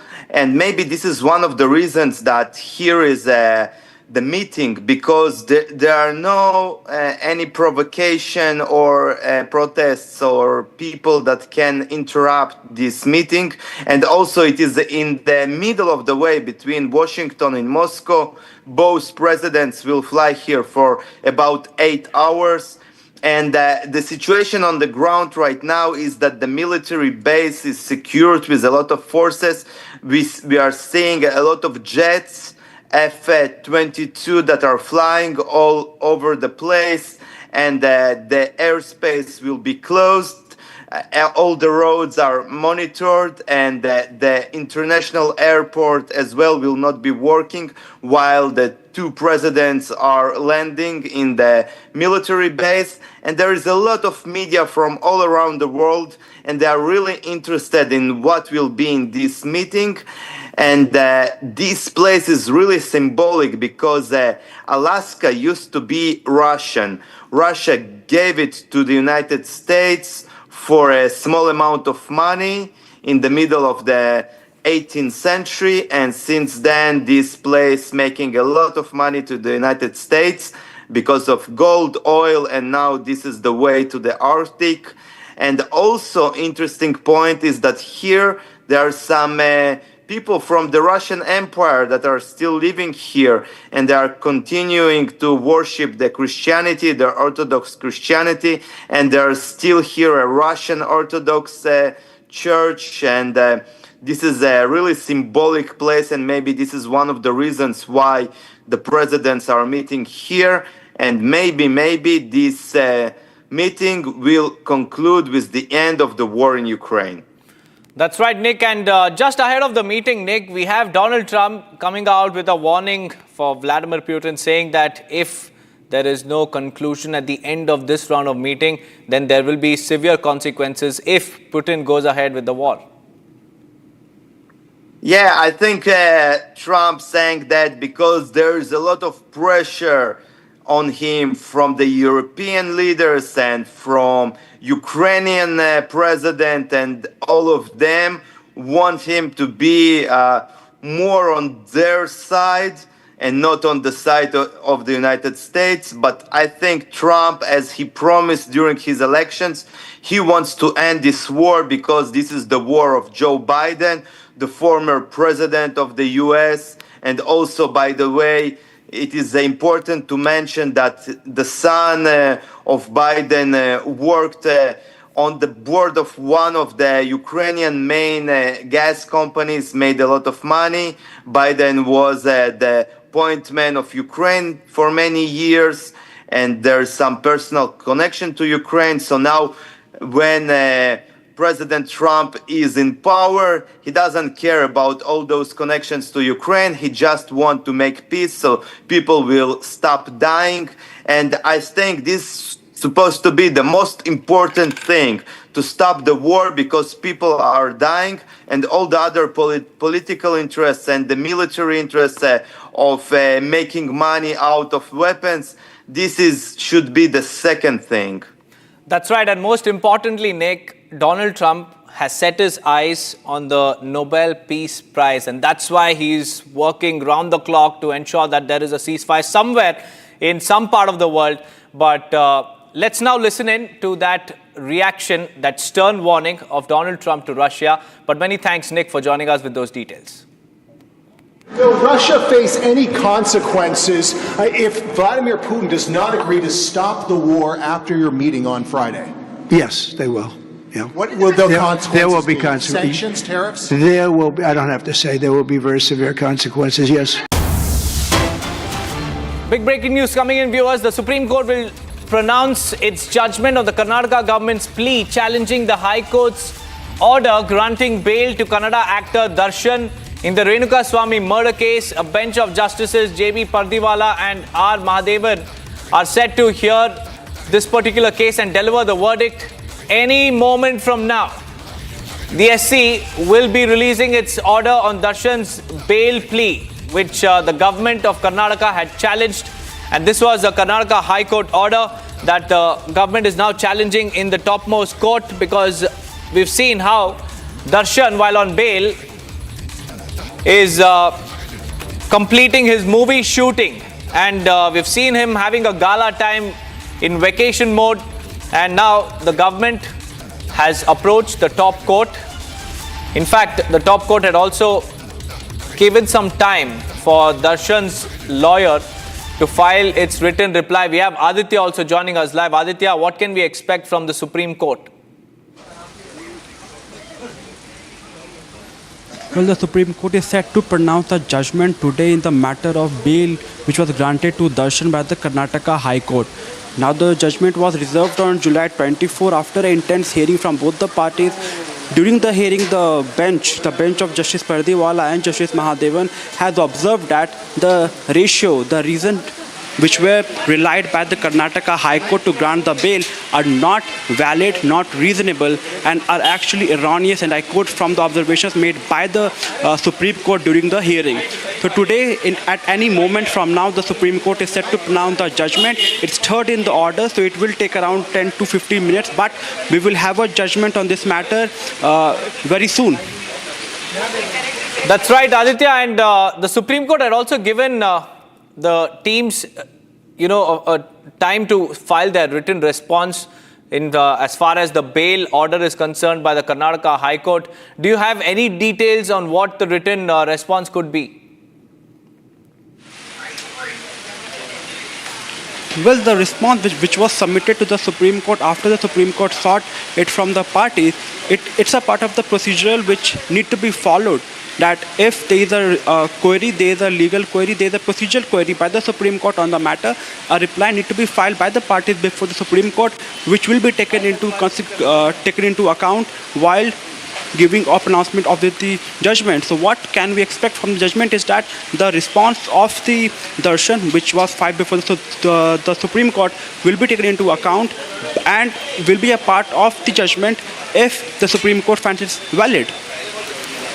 That's right, Aditya. Stay on with me, Aditya, because we have more breaking news coming in, and this related to another case, because the Supreme Court bench is slated to rehear the stray dogs case today, and the Supreme Court has also shifted the suo motu case regarding stray dog menace in Delhi NCR to a newly constituted 3-judge bench, which will hear the matter today. The special bench will hear multiple petitions related to stray dog issue, including fresh pleas against the rounding up of strays, and a bench of justices Vikram Nath, Sandeep Mehta and N.V. Anjaria will be hearing the matter. Meanwhile, the Supreme Court also uploaded the order passed in Delhi NCR stray dogs matter, which stated that the past 2 decades were a systematic failure of authorities. In fact, our executive editor, Legal Rhythm, is also joining us live on this broadcast. Rhythm, I believe the hearing has begun.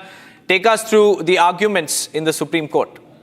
I think there are 2 important cases that are happening, but I quickly want to tell our viewers that the 3-judge bench, which is sitting today in the top court, viewers, that is going to be hearing this referral matter, very crucial to understand, one of the first times ever that a 2-judge bench passes an order, and the next day that the order is uploaded, a brilliant, beautiful 19-page order, which says and gives directions how to treat stray dogs, but says that they have to be off the streets. A brilliant order passed, trying to say, and I remember the words, 22 decades, 20 years of neglect have been there. We don't want the next 2 decades to go. We need to leverage that for our future generations. Now, the matter has started, and the top lawyer, the Solicitor General of India, Tushar Mehta, appearing here for the NCR begins. And I completely agree with Tushar Mehta saying, let's break that down. I want the breaking news to happen in this instead of just elements here. The breaking news coming in. The Solicitor General speaks in the voice for the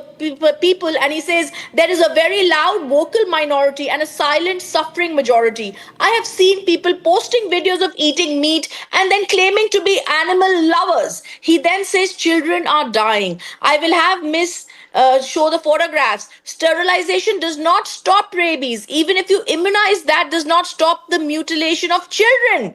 37 lakhs a year, 10,000 per day. This is the number of dog bites. The rabies deaths are 305 deaths for the same year.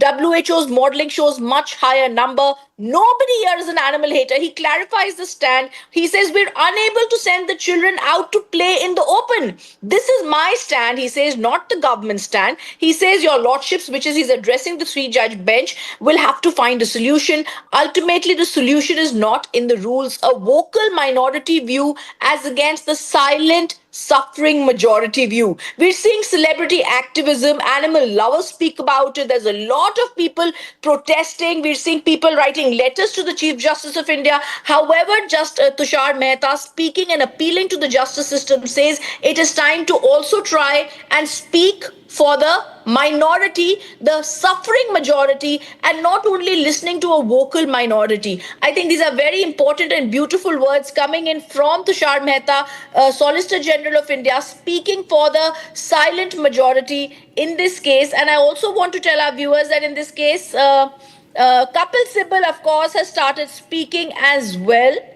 And Kapil Sibal is saying you can't pass an order like this suo motu without any notice. It's a serious issue. It needs to be heard. Kindly stay the order. So the first bits of information coming in, Kapil Sibal on the other side, it's almost like always we're seeing in the Supreme Court that on the one side we're seeing the Solicitor General Tushar Mehta, on the other side Kapil Sibal. Justice Nath, who's on this bench, says, have you read the order? Kapil Sibal, yes, says yes. Justice Nath says, what is the objectionable part? And that is precisely the point, viewers. Deepak, I just want to hand it back to you because the judgment in the Darshan case is coming in. I want to break that first right here on Republic TV. That's right, Rhythm. Now shifting our focus, Darshan's bail plea has been cancelled. It's a supreme setback for actor Darshan. The Supreme Court has cancelled his bail. The bail that was granted by Karnataka High Court because the Supreme Court had clearly stated on July 17th that they are not convinced with the manner in which the High Court has exercised discretion. In fact, the Supreme Court also said that this is nothing but perverse exercise of judicial power, and it also pulled up the High Court questioning it. Don't you think the High Court has basically dictated an order of acquittal for all 7? In fact, Rhythm continues to stay on with us. Rhythm, help us through the details that's coming from the Supreme Court as far as Darshan's bail plea is concerned. Important case. The Supreme Court was hearing the state of Karnataka challenging the High Court's bail that had been granted to Darshan for the killing of allegedly 33-year-old fan over the sending of obscene messages to actress Pavitra Gaura. And the bench of Justice Pardewala announces this order. It was quite clear that Justice Pardewala's bench is going to cancel this order, because even when they were hearing the case, they had sort of admonished the High Court for the bail. They said, we've considered everything, the grant of bail as well as cancellation. It is evident the High Court suffers from the High Court order suffers from serious infirmities. Instead, it reflects a mechanical exercise. Moreover, the High Court undertook examination at a pre-trial stage. So they're trying to explain, and this is something they said even during the case, that the High Court, when it's passing bail, cannot go into the merits of the case the way they did. And they said they undertook examination at the pre-trial stage. The trial court is also the appropriate forum for this.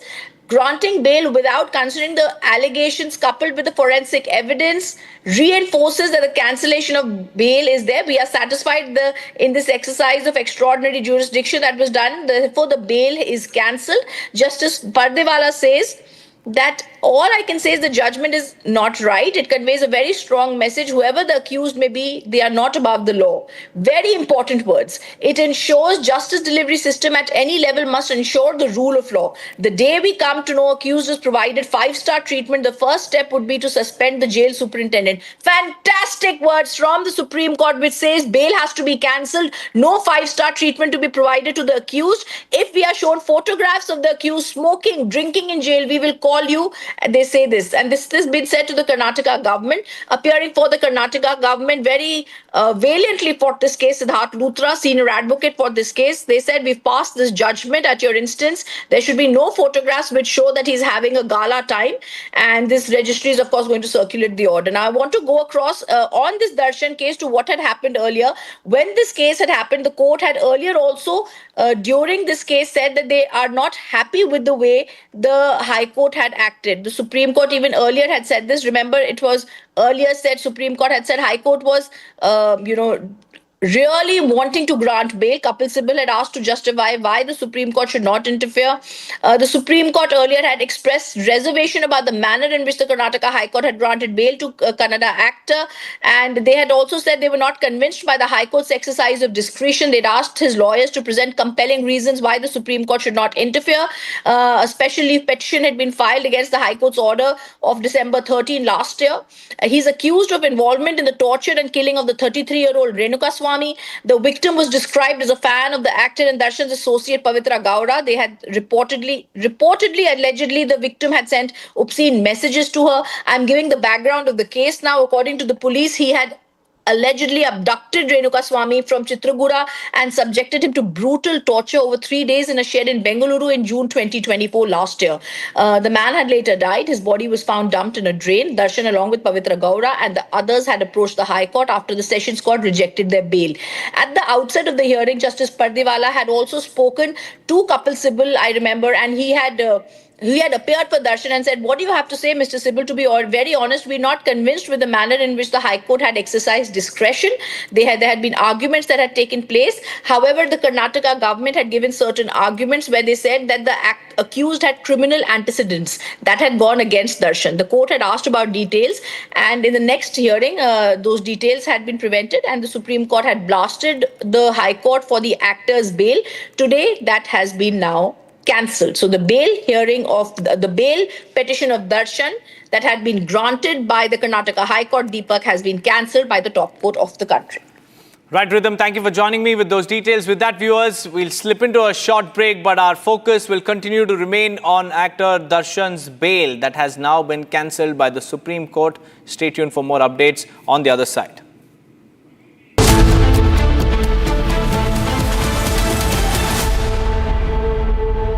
This इसको घर पे लगाओगे तो शादी का तो पता नहीं, पर घर पक्का नहीं टूटेगा।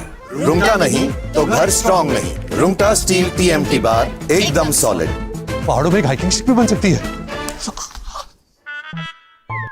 आर प्योर सूजी पास्ता उबालो मिलाओ और खाओ 8 मिनट में तैयार। क्या टेस्ट है सबका राजा R pure masala.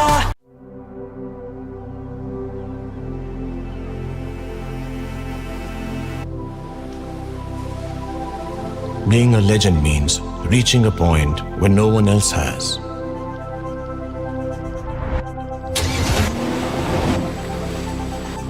To give others a dream worth chasing. 10 years of Creta, legend forever. आधे बाउल दही में 4 चम्मच MDH चटनी पुदीना मसाला डाला, स्टर करो, पुदीना चटनी तैयार। MDH चटनी पुदीना मसाला। केसरिया से मन जोगी हुआ रे, दिल झूमे देखो मतवारा हुआ रे। केसरिया से मन जोगी हुआ। हर पल मनाओ केसरी त्योहार। विमल, बोलो जुबान Kesari. Pakistan's de facto military super commander Asim Munir made some serious threats against India and the world. On his second trip to the US in as many months, Munir was quoted saying, "We are a nuclear nation. If we think we are going down, we'll take half the world down with us." In hindsight, it is important for the world to have a greater understanding of Pakistan's nuclear capabilities. According to the Stockholm International Peace Research Institute (SIPRI) 2025 yearbook, as of January, Pakistan's nuclear weapons armory was estimated to be somewhere around 170 nuclear warheads, a figure unchanged from the previous year. The country has continued developing a nuclear triad comprising aircraft capable of delivering nuclear gravity bombs, ground-launched ballistic and cruise missiles, and sea-launched cruise missiles.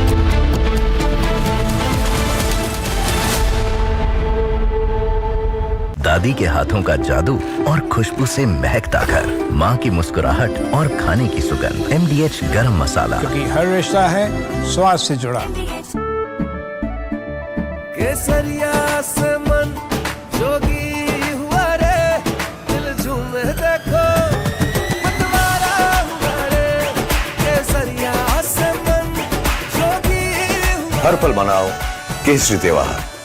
विमल, बोलो जुबान Kesari.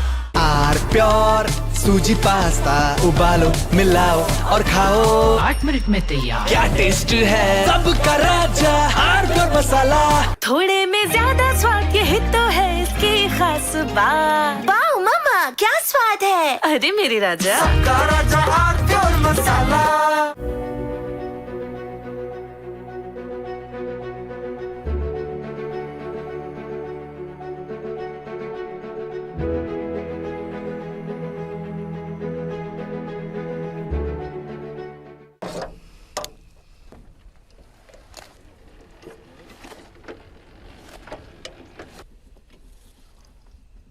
Ну, а чо ж тих два не пок...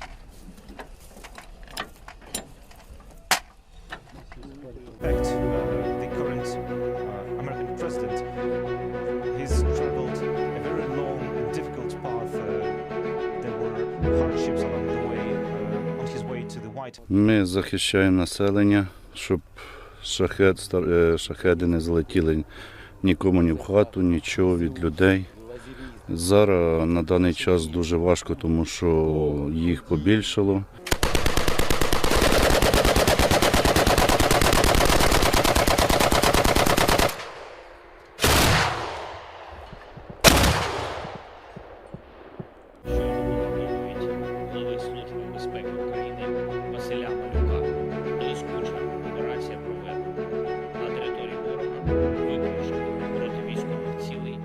Були сьогодні доповіді наших військових, фронт, особливо Добропілля, Покровський напрямок. Зроблені там кроки, щоб виправити ситуацію. Я вдячний кожному підрозділу, кожному нашому воїну, які зараз знищують окупант. Позиції на Харківщині, позиції на Запоріжжі, позиції на Сумщині. Всюди ми стараємось забезпечити Україні саме такий захист.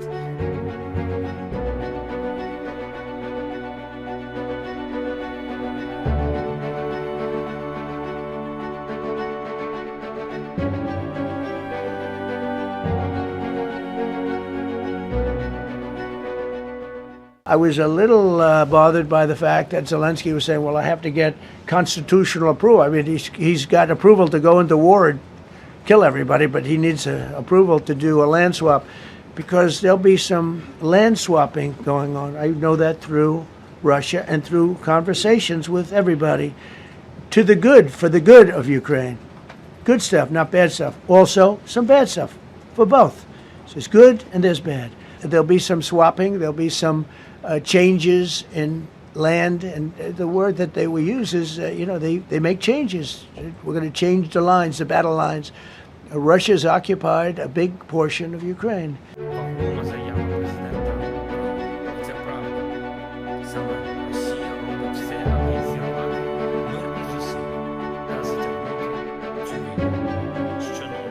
Стосується перемовин, в будь-якому випадку вони важливі на рівні лідерів. Але говорити про Україну без України неможливо, і ніхто це не прийме. Тому розмова президента Сполучених Штатів і Путіна, безумовно, може бути важливою для їх двостороннього треку, але нічого про Україну без нас вони прийняти не можуть. Pakistan's de facto military super commander, Asim Munir, made some serious threats against India and the world. On his second trip to the US in as many months, Munir was quoted saying, "We are a nuclear nation. If we think we are going down, we'll take half the world down with us." In hindsight, it is important for the world to have a greater understanding of Pakistan's nuclear capabilities. According to the Stockholm International Peace Research Institute (SIPRI) 2025 yearbook, as of January, Pakistan's nuclear weapons armory was estimated to be somewhere around 170 nuclear warheads, a figure unchanged from the previous year. The country has continued developing a nuclear triad comprising aircraft capable of delivering nuclear gravity bombs, ground-launched ballistic and cruise missiles, and sea-launched cruise missiles, SLCMs intended for submarine deployment. The SIPRI report states that Pakistan is developing from Asia's largest news headquarters, setting the agenda for Bharat.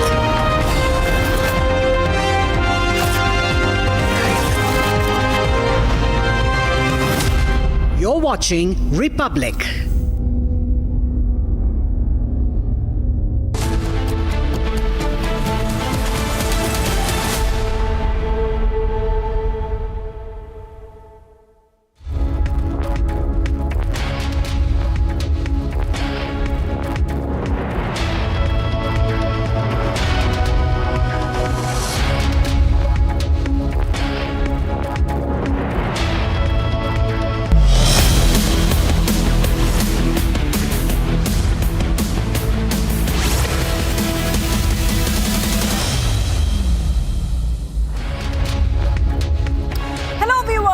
We are live and breaking. I'm Shivangi Shukla, getting you the latest coming in. Top matters at the Apex Court. Recently, Supreme Court has set aside bail granted to Kannada actor Darshan in the Renukaswamy case. And similarly, we are seeing that the Supreme Court is hearing the stray dog case as well. We'll go to all those updates which are coming in. But the headlines first. Let's get started.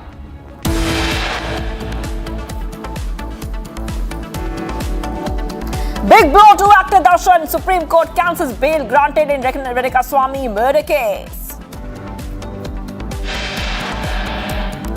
Amid approves, Supreme Court resumes hearing in Delhi dog case with larger bench.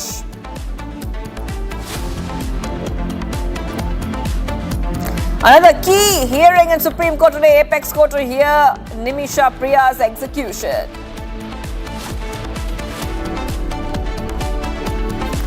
Trump.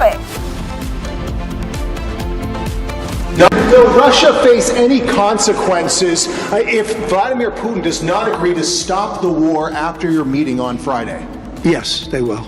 What will the consequences There will be be? consequences. Sanctions, tariffs? There will be, I don't have to say, there will be very severe consequences, yes.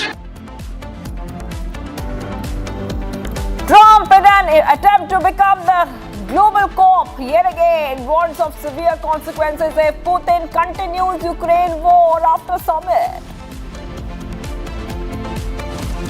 Ahead of Putin and Trump's key meeting in Alaska tomorrow, Republic's Nick reports live from the venue.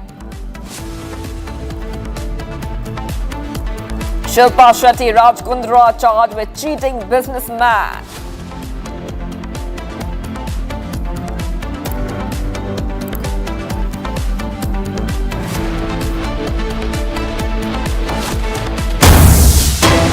Getting you big updates coming in right now, viewers on Republic TV, where the latest actor Darshan's bail plea has been cancelled by the Supreme Court in the Renika Swamy murder case. So big blow coming in and a setback for actor Darshan. Supreme Court has set aside the bail granted to Kannada actor Darshan and the other accused in the Renika Swamy murder case. The state of Karnataka had challenged the Karnataka High Court's bail order dated December 13th, 2024, granting bail to the actor who's allegedly involved in the killing of the 33-year-old fan over sending obscene messages to the actress Pavitra. So these are some back-to-back comments coming in here on Republic TV. Let's go straight across to Rhythm, our legal editor, executive editor, legal, joining us right now. Rhythm, big setback, big blow coming for actor Darshan. Absolutely, and this was something anticipated after the December order of 2024 by the Karnataka High Court, because even when the case came right at the start in the Supreme Court had been extremely perturbed with the order that had been passed by the Karnataka High Court. The Supreme Court has cancelled the bail. Let me quickly tell our viewers what's happened at 10:30 a.m. in the Supreme Court today. The Supreme Court has cancelled the bail granted to the Kannada actor Darshan and Pavitra Gaura and 5 others that had been given by the Karnataka High Court.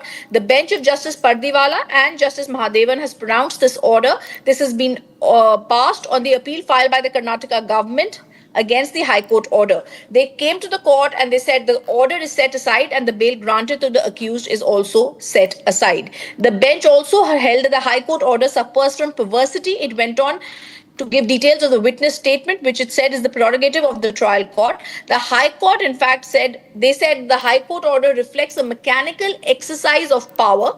They're saying that the High Court was wrong in its order. The grant of bail will impact the trial and the witness can be influenced. So the most important reasons in any bail order that comes ever has to be if witnesses can be influenced. And the Supreme Court says that we are cancelling the bail of actor Darshan because witnesses can be influenced. He also says, Supreme Court says that a very erudite judgment has been passed because it conveys a message that however big the accused may be, he or she is not above the law. They've passed a judgment to say there will be no VIP treatment given to any VIP, so-called VIP. They say that this judgment is also a strong message. The justice delivery system at any level should ensure at any cost rule of law is maintained. No man is above the law, nor do we ask anyone's permission when we obey it. The need of the hour is to maintain that rule of law. They also warned the Karnataka government against providing special treatment to actor Darshan in jail. They say the day we come to know that he's got any 5-star treatment, we will step into place the superintendent into suspension along with all the other officials.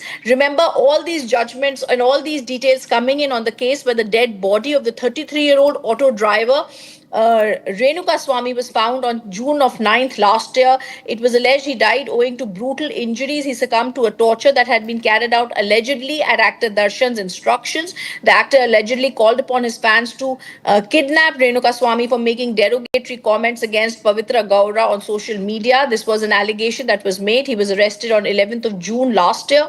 30th of October, the High Court had granted him interim bail for 6 weeks. They had later granted him regular bail. And Supreme Court judgments had been cited. However, in the present case, lots of details had come out. This plea was put before the Supreme Court, and the Supreme Court has now said we cancel that bail that had been granted to the actor Darshan and Pavitra Gaura in the Renuka Swamy murder case. That is right, Radha. And the bench observed that Darshan's liberty poses a risk of derailing the administration of justice, also adding there's no legal reason to grant bail, Rhythm. Oh, yes, absolutely. And the Supreme Court is very clear when they are passing this order. It was expected they would be doing this. They also said we consider the grant of bail as well as cancellation. It's evident the High Court, reflected a mechanical exercise of power, and the grant of bail will impact the trial and the witnesses can be influenced. Like I said, that's the most important part, the technical part of it, but also the behavior of the accused when out on bail. They said that it's possible he could be influencing the accused. This case was fought for the Karnataka government by Siddharth Luthra, senior advocate, and he's got this victory for the Karnataka government because they challenged the High Court order, and we're going to see very soon the arrest once again of the actor who was out on regular bail. Right. Rhythm. Also, we have with us Abhishek joining us live from Bengaluru. Abhishek, I'm coming across to you right now. Actor Darshan's bail has been cancelled by the Supreme Court in the Renakaswamy murder case. And this is coming as a very big setback for the actor. The court has said that it is not at all convinced in the manner the Karnataka High Court exercised its discretion in granting bail to actor Darshan. Abhishek.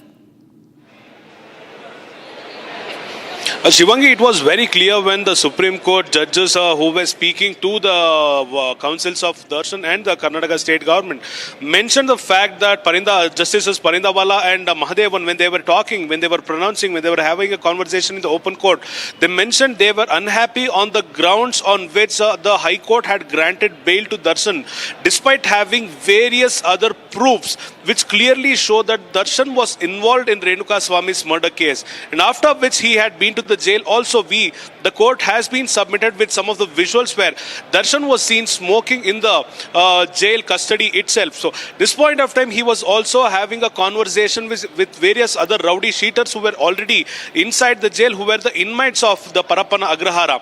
At this point of time, when all these details were given to the Supreme Court was clearly unhappy on the decision taken by the High Court, and also they questioned the fact how can High Court grant a bail to such a person when the complete evidence is against him, when the visuals are speaking against him, when there are various other proofs that show that Darshan is involved in this heinous act of crime. And also, not to forget, Darshan, after killing the person Renakaswamy, or after involving in the murder of Renakaswamy, he also tried to evade the situation. He also sent the body to be disposed of in another place in one of the stormwater drains located in Bengaluru. After producing all these proofs to the High Court, why did the High Court grant the bail?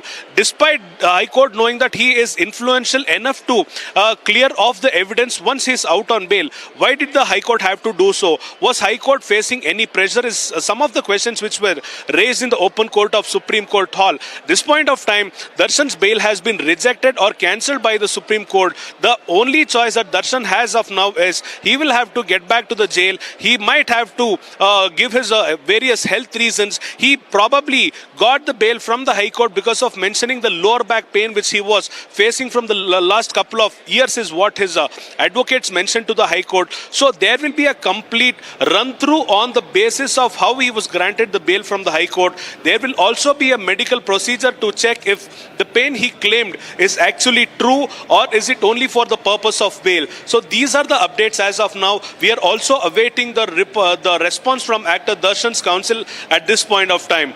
Shivangi. Yes, Abhishek, still with us. With us, we have Abhishek, we have Deepak from our Republic newsroom. We also have Rhythm joining us. And Rhythm, we have all our reporters here live with us. And I want to take this question to you as well, because we know the Supreme Court has not only set aside the bail granted to Darshan, but the other accused as well in the Renakaswamy murder case. The other accused as well. Rhythm. Yes, it's for everybody. The Supreme Court had heard this order. They had earlier, like I said, like Abhishek is also saying, and Deepak has been following this case, also said Supreme Court had rebuked the High Court over the release of the actor last time. The High Court had also they had also said the High Court had failed in its exercise in discretion in granting bail. They said mistakes had been made by the High Court. They said the High Court cannot declare an order of acquittal. The manner in which the High Court had dictated the order, Justice Parindawala had said, very sorry to say, does the High Court dictate the the same kind of order in other cases too. It's prima facie a perverse exercise of judicial power. The Supreme Court had been extremely unhappy, had also raised questions for the state after being told the trial would be held on a daily basis. They had then been informed that Justice Pardiwala had also asked why this case merited such attention when other people accused had been languishing in prison waiting their chance for years. The Supreme Court had then been told the trial would be completed in 6 months. Like I said and gave you the background of this case, the police had believed Darshan paid 50 lakhs to the 4 men involved in the planning and execution of the gruesome crime, including arranging for Renika Swamy to be brought to Bengaluru, is what had been stated by them in the Supreme Court. The bench of Justice Pardiwala and Justice Mahadevan also put the High Court on questioning the grounds of arrest in the murder case in its order that had been passed on 13th of December 2024. So they said what is troubling is the reasoning given, especially saying the grounds of arrest were not mentioned in a case of murder. Remember that this had the court had expressed dissatisfaction with the Karnataka High Court's decision to grant bail. They also requested Darshan's legal team to justify maintaining the High Court's ruling, and Siddharth Luthra, senior advocate, represented Karnataka government. He was also present there. He presented the FIR. Karnataka government presented the witness statements, the CCTV evidence, the CDR records, the serologist reports, and informed them that while in custody, Darshan was faced with 2 FIRs. Upon receiving interim bail, he was discovered near the prosecution witness. And that's the main thing that had been said by the Karnataka government. Keeping this in mind, the Supreme Court, in its wisdom, has cancelled the bail given to actor Darshan. Yes, Ridham. And I also want to go straight across to my colleague Deepak, who's following the story very, very closely for a long time now. Deepak, before the Supreme Court had cancelled the bail of Darshan, which happened recently, it had given Darshan's lawyers good reasons as to why the court should not interfere with the High Court's decision. The Supreme Court has also spoken about 5-star and VVIP treatment. Deepak, if you could just put this in context for our viewers. That's right, Shivangi. The first interim bail was granted in October when Darshan and his team had cited health reasons, and just 2 months later he was granted a regular bail. And from that day, from December 13, 2024 to this day when his bail stands cancelled, it has been 244 days. What was Darshan doing for 244 days? There was, there was no proof of Darshan going to the hospital for at least majority of the days. But what we understand from social media posts that Darshan was enjoying his freedom outside. He was living actively, enjoying public life, sending festival wishes, engaging in devil movie shooting. And this, even as thousands of, murder accused still languish behind bars, waiting for bail. But Darshan is a high-profile case, and there are several key questions that are being raised, Shivangi. That is unequal treatment before the law. How can the law be different for other murder accused, and how can it be different for Darshan, who's a high-profile celebrity? And what's even more is the fact that the bail came very, very soon. Just 2 months after he was given the interim bail, the Karnataka High Court didn't even hesitate to give the regular bail as well. Let me also take our viewers through the previous observations made by Supreme Court on the Karnataka High Court's order, because the Supreme Court had made some serious remarks. The Apex Court had called the High Court's order, bail order, a perverse exercise of discretion. And Justice J.V. Pardiwala and R. Madhavan also questioned whether the High Court had even applied its judicial mind, asking, does the High Court dictate the same type of order in all bail applications? This is something that I was mentioning just a few moments back. And the court also emphasized that we will not make the same mistake the High Court did. So the Supreme Court had clearly made its decision clear but not official back then when it pulled up the Karnataka High Court that Darshan's bail will indeed be cancelled, because look at the kind of perks that he's getting while he's on bail. Citing health reasons, he's getting to enjoy movie shoots, getting to have a gala time in his Mysuru farmhouse, sending out wishes for Sankranti.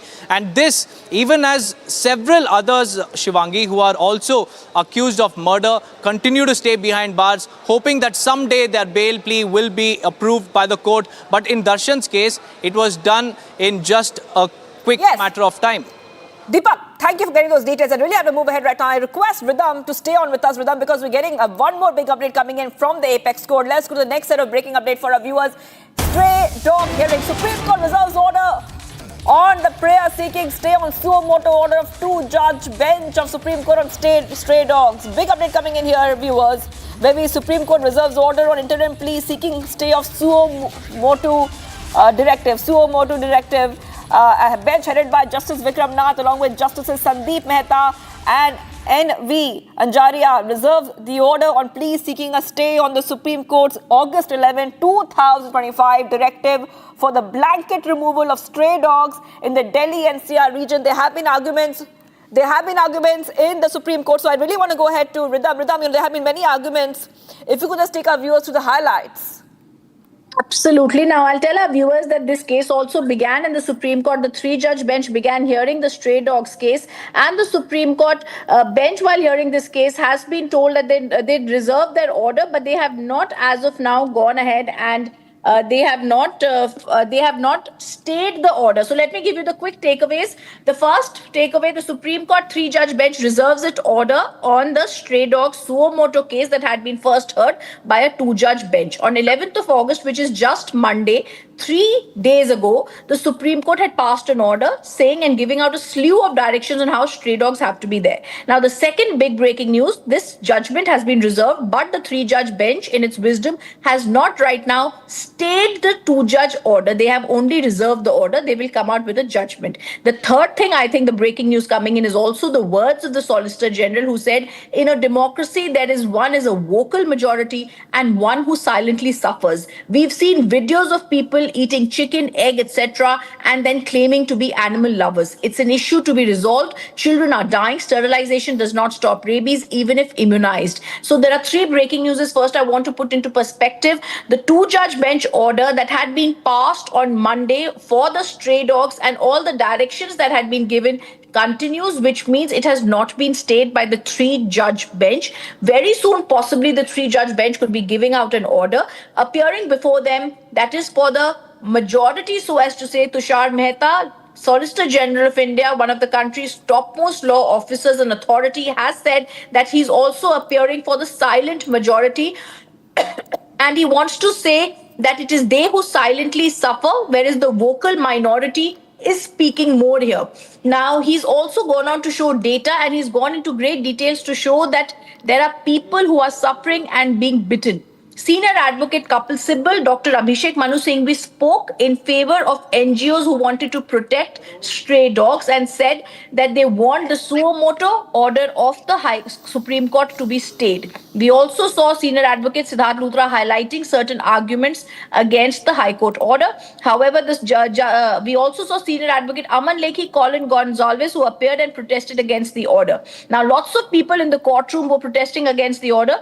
Justice Nath made an observation that everyone is here. They are trying to put out interjections, but we have to see what responsibility is being taken by authorities. After making these observations, the three-judge bench has right now reserved its order on the stray dogs case. However, we also want to say there are many questions that are being raised here as the top court is reserving this order. The first question: how was this case referred to a three-judge bench? What brought this case to be referred to a three-judge bench? Was it the celebrity activism that has taken place over the last few days that suddenly this case is now brought before a three-judge bench? But I want to go across to even details of the 19-page order that had been passed and just yesterday uploaded in the Supreme Court website. That order is uploaded, and within 40 minutes of that, we see that a three-judge bench has been made. These are unprecedented turn of events that have never happened. We understand that there are protests that have taken place across India for these stray dogs and for the welfare of these stray dogs. But if one actually reads the 19-page judgment, one realizes it's a very humane judgment where Justice Pardewala's bench says that these stray dogs have to be treated well. There are shelters, more shelters need to be there. All the people who are asking for humane treatment of the stray dogs also need to understand that they can also adopt them. So lots of details in the 19-page judgment which have not really been brought to the forefront, and now a three-judge bench is looking into the matter. In fact, I think at one of the points, very interestingly, Justice Nath also asked Kapil Sibal, who said that stay the suo moto order of the two-judge bench, and then Justice Vikram Nath asked him, have you even read the order? And he said yes. So one who reads the order understands that the Justice Pardewala's bench, the 19-page order that had been passed, is absolutely brilliant, because it goes on to say that 2 decades of negligence have been there by our authorities, and it is time that 2 decades more don't go by. We have to be ensuring that our future generations don't live like this. Our children should not succumb to them. And I think that's why I think the Solicitor General's comments today are extremely important, because the Solicitor General also spoke for the people. Aditya is also joining us from the Supreme Court lawns. Aditya, what happened in the Supreme Court today? Well, today the matter was taken up by the special bench, as the matter was mentioned yesterday before the bench of CJI. So today the argument was about one point, which was major about where is the infrastructure to carry out the directions. Now this point was raised by both the advocate, senior advocate Kapil Sibal, and by Singhvi, that where is the infrastructure to actually implement the directions given by the suo motu order. And third, there was a comment made by the MCD on the judgment that on which the Supreme Court did say that this whole suo motu happened after your inaction. So in today's Supreme Court, the major argument was first that where is the infrastructure? Second, how can Supreme Court issue an order without hearing all the party, which was argument raised by Kapil Sibal. And third, the Supreme Court made an observation on the MCD that this whole matter happened due to the inaction of the MCD. And then the Supreme Court reserved the interim stay. Now this is not, the judgment has not been reserved. This was a hearing for an interim stay on the order on which the Supreme Court had reserved the interim, the prayer seeking interim stay. Now after which we will get a answer from the Supreme Court that whether this interim stay is allowed or not, which will be a part of the order now. All right, let's also tell our viewers, Aditya, that the big breaking news, and I'm also going to try and go across two reasonable reactions that are going to come into the story. This is a case that has seen protests that have broken out across India. We've seen celebrity activism, letters being written to the Chief Justice of India. The Chief Justice of India just yesterday morning said he will look into the matter, after which a 3-judge bench has heard the matter. It's been referred to them. Now, let me put this once again into perspective about what happened today. Since the last 72 hours, the wheels have moved in a way they have not been. There have also been unprecedented movement in this case that has not taken place earlier. First, on the 11th, which is on Monday, the Supreme Court passed a suo motu case that they had heard. Suo motu means on their own they had picked up this case after seeing the kind of deaths that have taken place of children after they have been bitten and mauled by stray dogs, vicious stray dogs, rambunctious stray dogs. The Supreme Court took it upon themselves to hear this case. After hearing all the sides, they passed an order. They said that it's time for us to take action and not only talk, it's time for action. Keeping that in mind, they passed an order and a slew of directions were given out.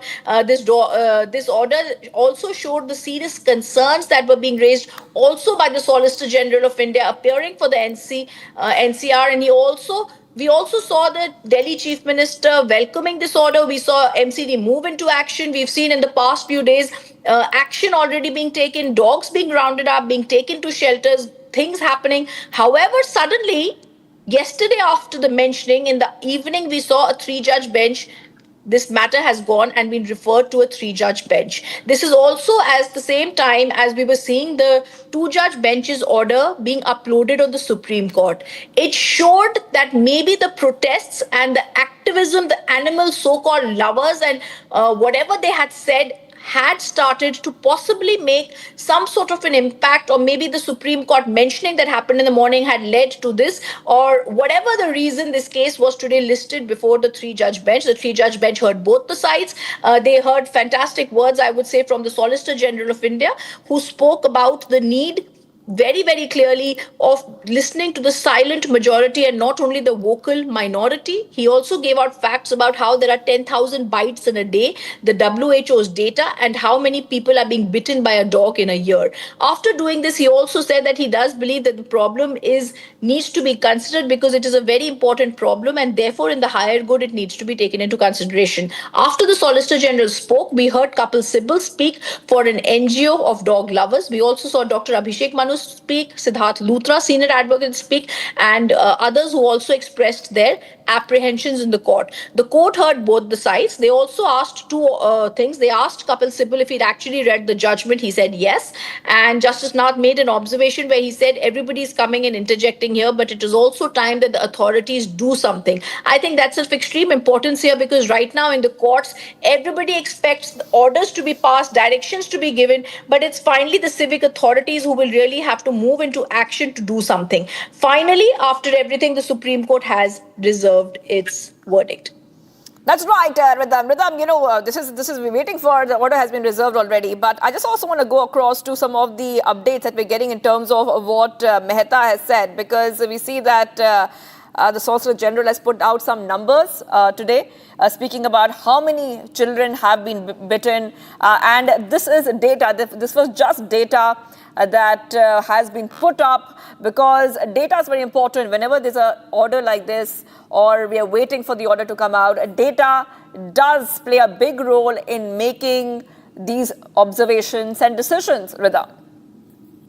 So the data that has been put out by the country's topmost law officer, Solicitor General of India, Mr. Tushar Mehta, and I've also requested that we also have his visuals on the screen, is very, very clear, because Solicitor General of India, when he was speaking, and he was the first person, he said, we are unable to send the children out to play in the open. This is my stand, not the government stand. Your lordships will have to find a solution. Ultimately, the solution is not in the rules, which means there are rules that there is certain treatment that has to be done. He says a vocal minority views as against the silent suffering majority view cannot be taken. And he also went on, in fact, he started off by giving out the numbers, which I'll just put out for our viewers. He started off by saying, and he was the first person to speak in this case, and he said, yes, he gave out the numbers. He said 37 lakhs a year, 10,000 per day. This is dog bites. Rabies deaths are 305 deaths for the same year. WHO's modeling shows much higher number. Nobody here is an animal hater, but children are dying. He's also said that, like I said, there's a very loud vocal minority that is speaking, and there's a silent suffering majority. So this is very important to understand that the Solicitor General has spoken on this now. All right, thank you for getting those details for us, Ridham. So we see that Supreme Court has blamed local authorities for stray dog menace, reserves the order on the stay. We'll get our viewers back-to-back updates. Time for a short break. Do not go anywhere, viewers. We are live and breaking at Supreme Court stray dog hearing. And, of course, the other big story we're tracking is that Donald Trump warns Vladimir Putin ahead of their meet. Stay tuned, viewers.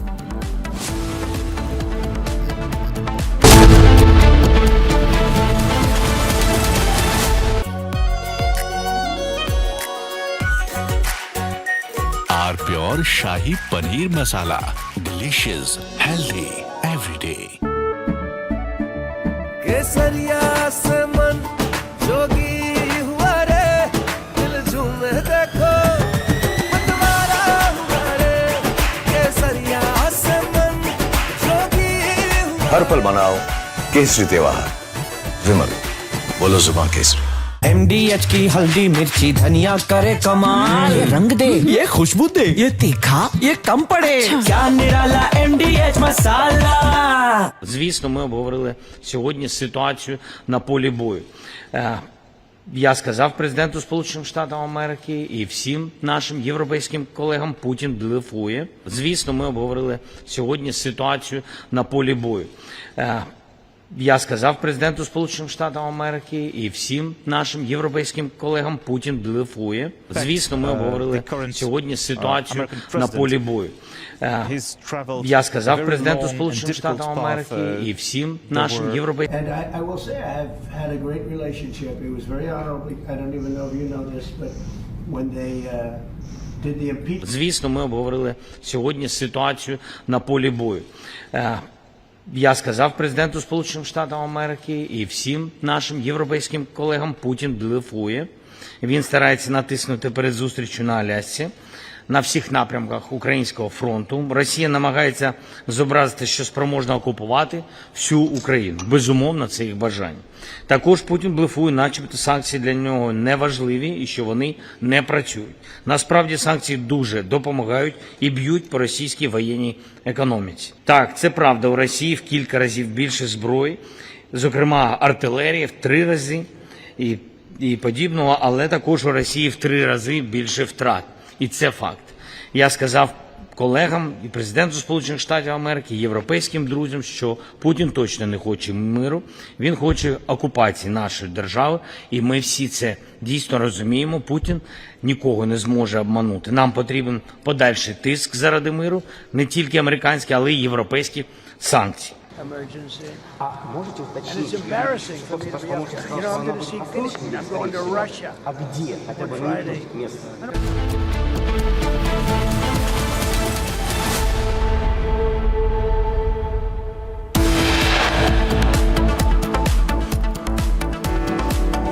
Big blow to actor Darshan. Supreme Court cancels bail granted in Renuka-Swamy murder case by Karnataka High Court.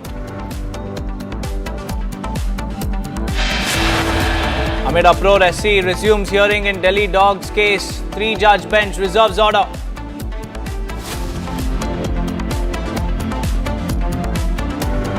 Another key hearing in Supreme Court today. Apex Court to hear Nimisha Priya's execution. Will Russia face any consequences if Vladimir Putin does not agree to stop the war after your meeting on Friday? Yes, they will. Yeah. What will the consequences There will be be? consequences. Sanctions, tariffs? There will be, I don't have to say, there will be very severe consequences, yes. Donald Trump, in an attempt to become the global cop, yet again warns of severe consequences if Putin continues Ukraine war after summit. Ahead of Putin and Trump's key meeting in Alaska tomorrow, Republic's Nick reports live from the venue.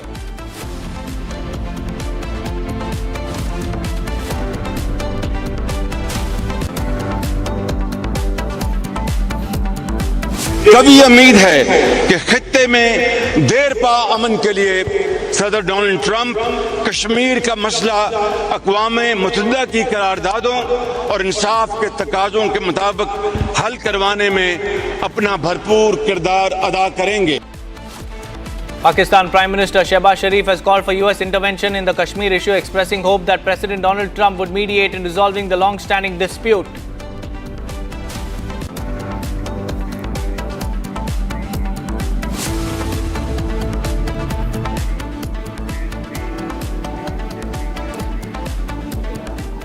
A very good morning, viewers. It's 11:30 and you're watching Republic TV. I'm Deepak Suresh Kumar. First up, we begin with some breaking news coming in. The Election Commission of India has firmly responded to allegations of vote chori, saying that if anyone possesses concrete evidence of an individual voting more than once, it should be submitted through a written affidavit instead of maligning the entire electorate.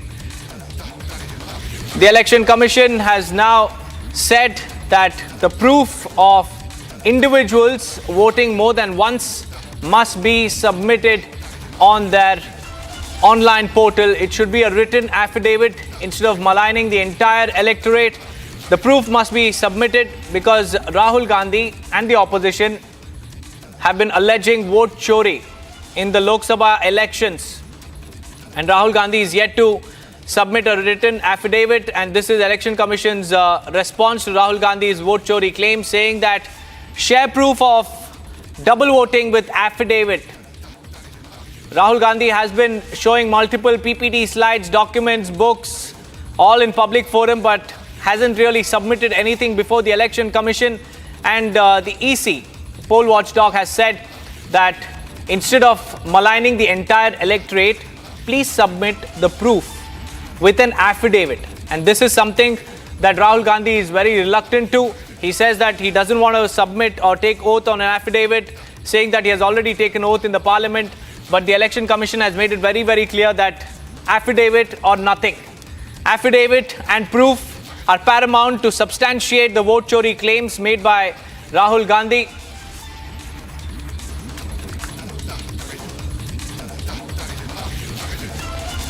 In fact, we have Mr. Gopal joining us on the phone line.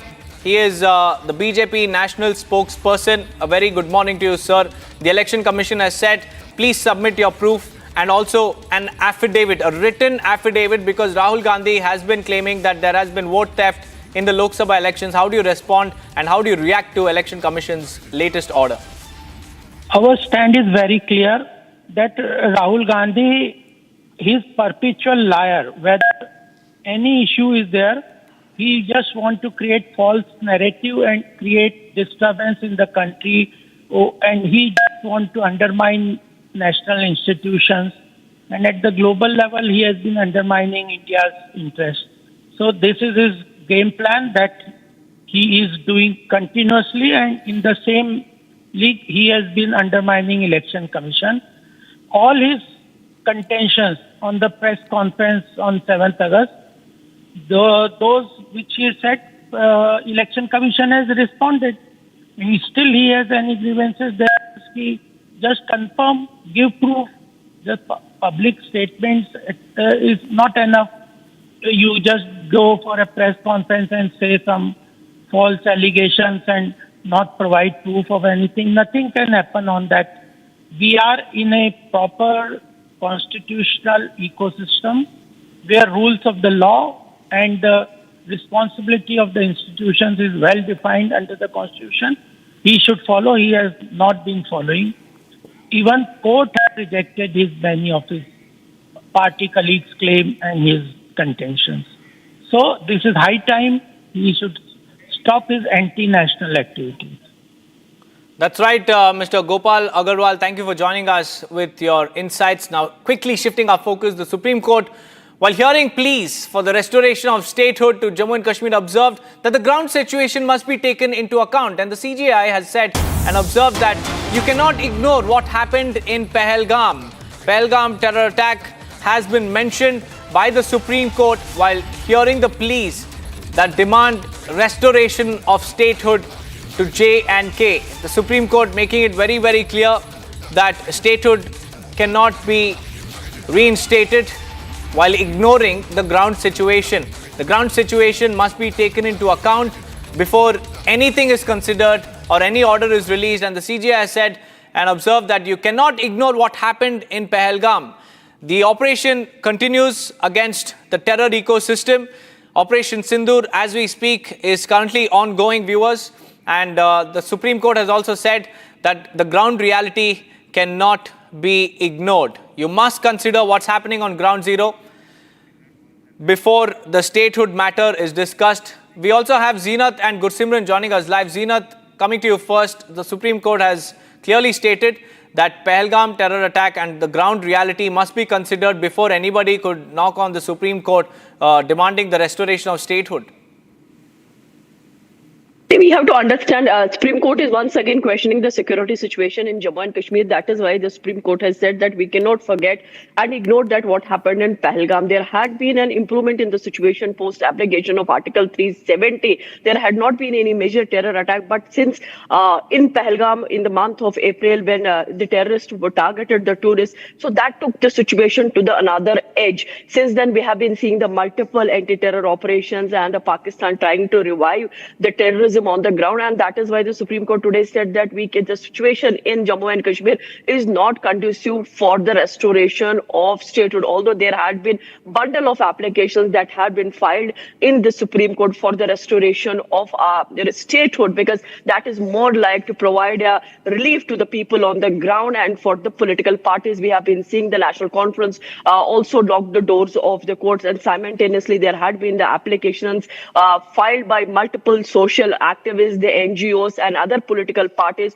for the restoration of statehood. But today, once again, the Supreme Court has made it clear that unless and until the situation is not conducive, we need to wait, and for which again the 8 weeks time has been sought to take the account as far as the situation on ground is concerned. There had been, the political parties had been pinning hopes that today there will be some development as far as the restoration of Article 370, restoration of the statehood is concerned, because last time there was a clear directions from the Supreme Court, from the Supreme Court when it asked the Home Ministry and the Government and Election Commission of India that the election should be held without any delay before September end 2024. So accordingly, the people in huge number, in huge volume came out and they voted for the political parties that are in power at present. So almost everybody was waiting now that the things have been turning in the better way, and the developmental processes, the infrastructural development and the tourism number is surging every day. So there will be a hope that this restoration of statehood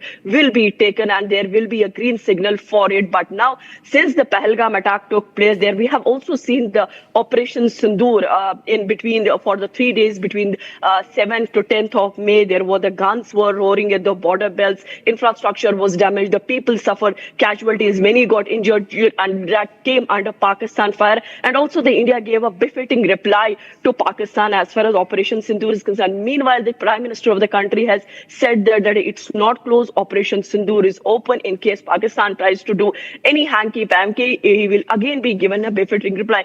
Yesterday, we have seen once again in Uri when the Pakistan terrorists getting the support of the Pakistan army, they tried to infiltrate in the Uri sector, and with the result, one of the Jawans of Indian army who was defending his post That's lost right, his Zeenat. life Big in action. observations So that- made by the Supreme Court. Thank you for joining us with those details. We have more breaking news coming in. Uttar Pradesh Chief Minister Yogi Adityanath is currently speaking. आए गए थे उन मुद्दों पर भी बोलने का प्रयास करूंगा, लेकिन हम देखेंगे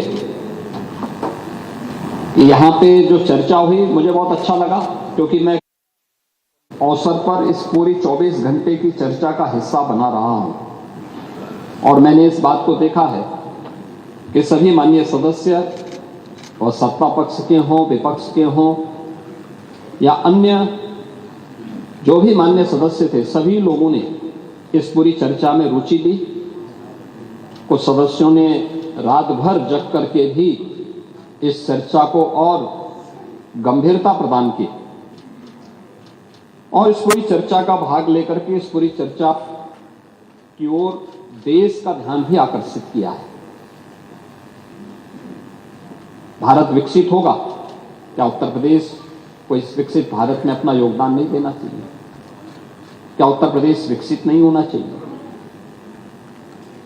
देश की प्रति व्यक्ति आय अधिक हो, क्या उत्तर प्रदेश की प्रति व्यक्ति आय अधिक नहीं होनी चाहिए? देश में खुशहाली हो तो देश की सबसे बड़ी आबादी का नागरिक क्या उस खुशहाली का हिस्सा नहीं होना चाहिए?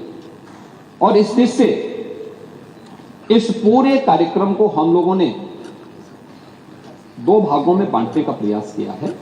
एक 1947 से 2017 तक क्या हुआ, इन 75 वर्षों में, इन 70 वर्षों में हम लोगों ने क्या अचीव किए, और 2017 के बाद आज की जो यात्रा है अगले 30 वर्ष की, क्योंकि 1947 से लेकर 2047 तक की ये 100 वर्षों की जो यात्रा है, इन 100 वर्षों की इस यात्रा में हमने क्या खोया, क्या पाया है, इसका दृश्यावलोकन करने, उसका आत्मावलोकन करने का ये सबसे उचित समय है जो प्रधानमंत्री जी ने विजन डॉक्यूमेंट के रूप में देश के सामने प्रस्तुत किया था। और उसी विजन डॉक्यूमेंट से अनुप्रेरित होकर के उत्तर प्रदेश आज इस विजन डॉक्यूमेंट की प्रारंभिक चर्चाओं को अपने यहां आगे बढ़ाने का काम कर रहा है। महोदय, 2017 के पहले मैं यहां पर सबसे पहले जो हमारे नेता प्रतिपक्ष तो काफी बुजुर्ग हैं, अनुभवी हैं, वे बोलने का प्रयास करते हैं, जब अपने स्वयं के विवेक से बोलते हैं तो सही बात बोलते हैं, लेकिन जब दूसरों के द्वारा संचालित होने लगते हैं तो फिर थोड़ा कभी कभी उनको मुर्गा भी याद आने लगता है। चलो हो गया। लेकिन अन्य एक मिनट आप तो खा लो और जो भी खाते होंगे, लेकिन आपको अच्छा लगता है, मुझे बहुत अच्छा लगा कि आप कम से कम इसको स्वीकार करते हैं। नहीं, खाने पीने पे प्रतिबंध नहीं है, कोई दिक्कत नहीं।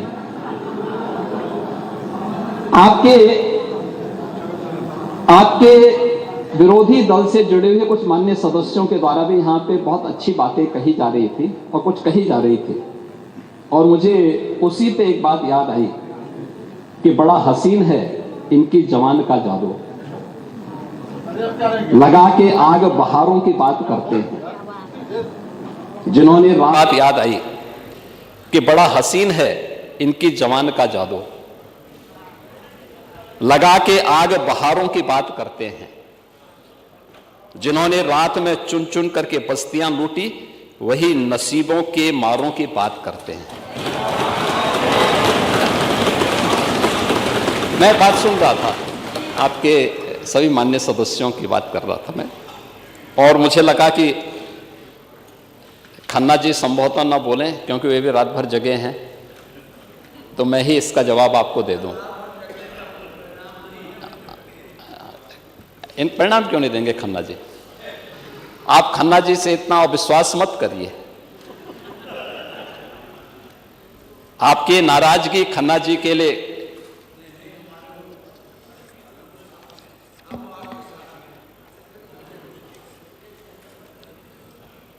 महोदय, इस पूरे विजन डॉक्यूमेंट पर जब हम चर्चा कर रहे थे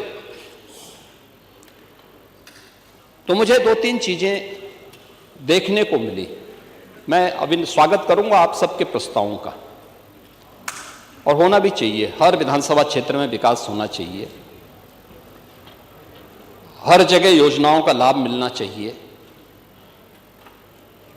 बिना भेदभाव के गरीब कल्याणकारी योजनाओं का लाभ मिले, क्योंकि समावेशी और समग्र विकास की अवधारणा ही विकसित उत्तर प्रदेश और विकसित भारत की संकल्पना को साकार कर सकता है। लेकिन मैं उस विजन को देख रहा था जो विकास की कम, सत्ता की ज्यादा बात कर रहा था,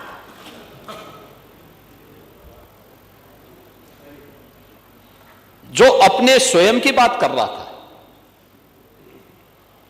और मुझे आप लोगों की बातों से एक चीज लगी, जो लगी, जिसके बारे में चारवाक ने भी एक बात कही थी, यानी जो अपने तक केवल सीमित करता है, जिसके बारे में उन्होंने कहा था कि यावत जीवेत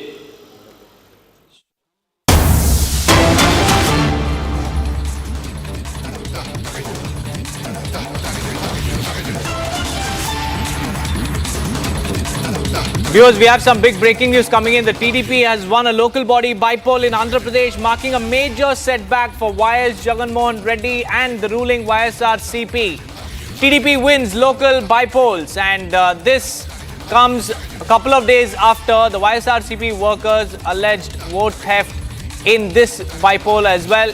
But it's a big setback for YSRCP. They're losing ground in their own backyard, and this particular election happened in a YSRCP stronghold, and now it seems like it's a big setback, big poll setback for YS Jagannath Reddy, because the TDP has won the local body bypoll in Andhra Pradesh. That's the big update that we are talking about. YSRCP chief Jagannath Reddy also held a mega press conference just 24 hours to 36 hours back, claiming that there has been vote theft in Andhra Pradesh as well. And just after that, we have a big setback for the YSRCP. Aishwarya is joining us live. Aishwarya, tell us about the poll results, the local body polls, because it's a big win for TDP and a major setback for Jagannath Reddy and his party. Yes, Deepak, this is a very big victory for TDP. Having said that, because Pulivendula and Kadapa constituency is a very major constituency for YS Jagannath Reddy, who and for the YSRCP party. But TDP having won the Kadapa constituency is a clear message to the people, is message to the YSRCP from the people of Andhra Pradesh that they are choosing the TDP party over YSRCP Congress party. Even despite their vote theft and even boycotting the polling, during counting, the people of Andhra Pradesh have chosen TDP over YSRCP in their own constituency, that is Kadapa. That's right, Aishwarya, and it seems like YSRCP knew in advance that they were losing support, that they were going to face a defeat, and that's why they boycotted the poll counting as well. But thank you for sharing us the update. Now it's time for us to shift our focus to another breaking news that we're tracking. India is all set to honor the bravery of our personnel who were involved in Operation Sindoor with distinguished gallantry awards on Independence Day, and the recognition is part of a broader celebration where the Ministry of Home Affairs has announced that 1,090 personnel from police, fire services, home guard, civil defense and correctional services are being awarded gallantry and service medals in 2025. Along with this, Operation Sindoor heroes will also be felicitated. They will be honored, and this tribute also commemorates the courage and sacrifice shown during cross-border counter-terror strike that was carried out by India on May 7th in response to the Pakistan-sponsored Pahalgam terror attack. On Independence Day, viewers, Operation Sindoor heroes will be honored. 1,090 personnel who have been shortlisted by the Ministry of Home Affairs will be presented with the Gallantry Awards. On that note, we'll slip into a short break. On the other side, Donald Trump eyes the Nobel Peace Prize in an attempt to become the global cop yet again. Warns Putin of serious consequences if the Friday summit fails and Putin does not declare a ceasefire. And ahead of Putin and Trump's key meeting in Alaska, Republic is the only channel that's reporting live from the venue. Stay tuned.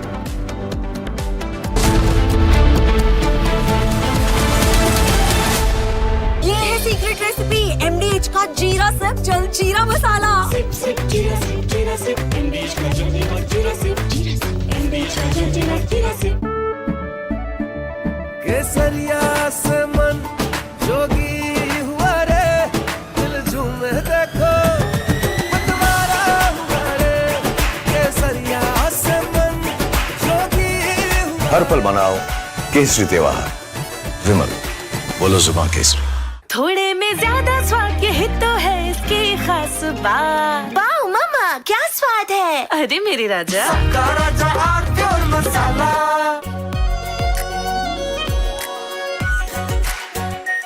Our pure Shahi Paneer Masala. Delicious, healthy, every day. É assim que a gente vai tentar procurar as nossas alternativas para que os Estados Unidos aprendam que democracia e respeito comercial e multilateralismo vale para nós e deve valer para eles. Essa aposta que o governo americano está fazendo, é assim que a gente vai tentar procurar as nossas alternativas para que os Estados Unidos aprendam que democracia e respeito... Boa noite, presidente. Que prazer. Presidente. Seguro de crédito à exportação, prorrogação excepcional dos prazos de suspensão de tributos. Então nós estamos num debate que não é econômico, gente, é um debate político. É um debate político com teor ideológico. A razão pela qual o presidente americano anuncia punir o Brasil por causa do ex-presidente, se ele conhecesse a verdadeira história, ele estaria dando parabéns à Suprema Corte Brasileira por estar julgando alguém que tratou de bagunçar a democracia brasileira. Então, ao invés de ficar...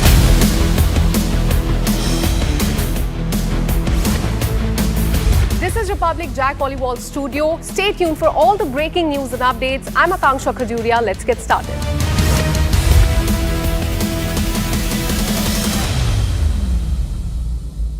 थोड़े में ज्यादा स्वाद ये तो है इसकी खास बात वाओ मामा क्या स्वाद है अरे मेरे राजा सबका राजा आरती और मसाला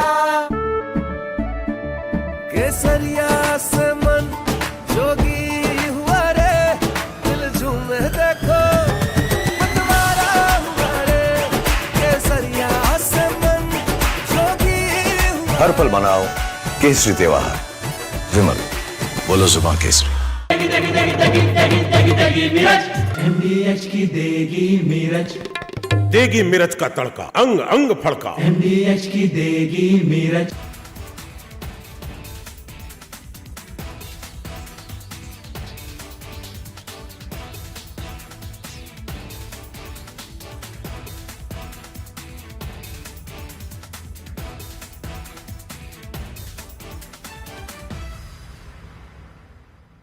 É assim que a gente vai tentar procurar as nossas alternativas para que os Estados Unidos aprendam que democracia e respeito comercial e multilateralismo vale para nós e deve valer para eles.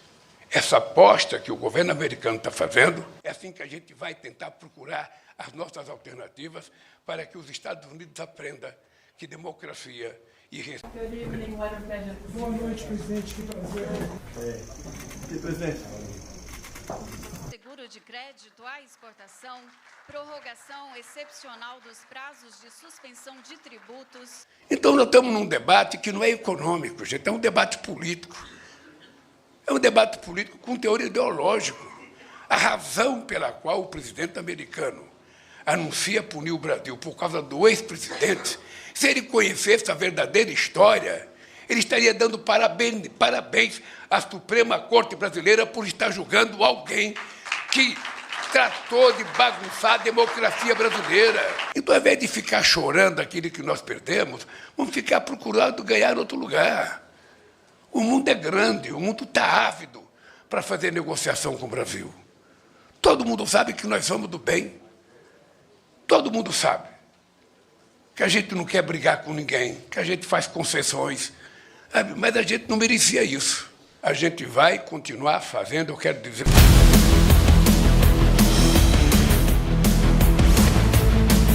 This is Republic Jack Oliver's studio. Stay tuned for all the breaking news and updates. I am Tanisha Avasti. Let's get started.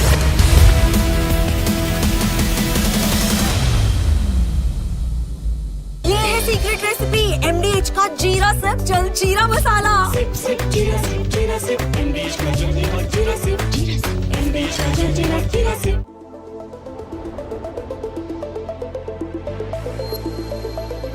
What makes you a legend? Maybe that you're followed by everyone.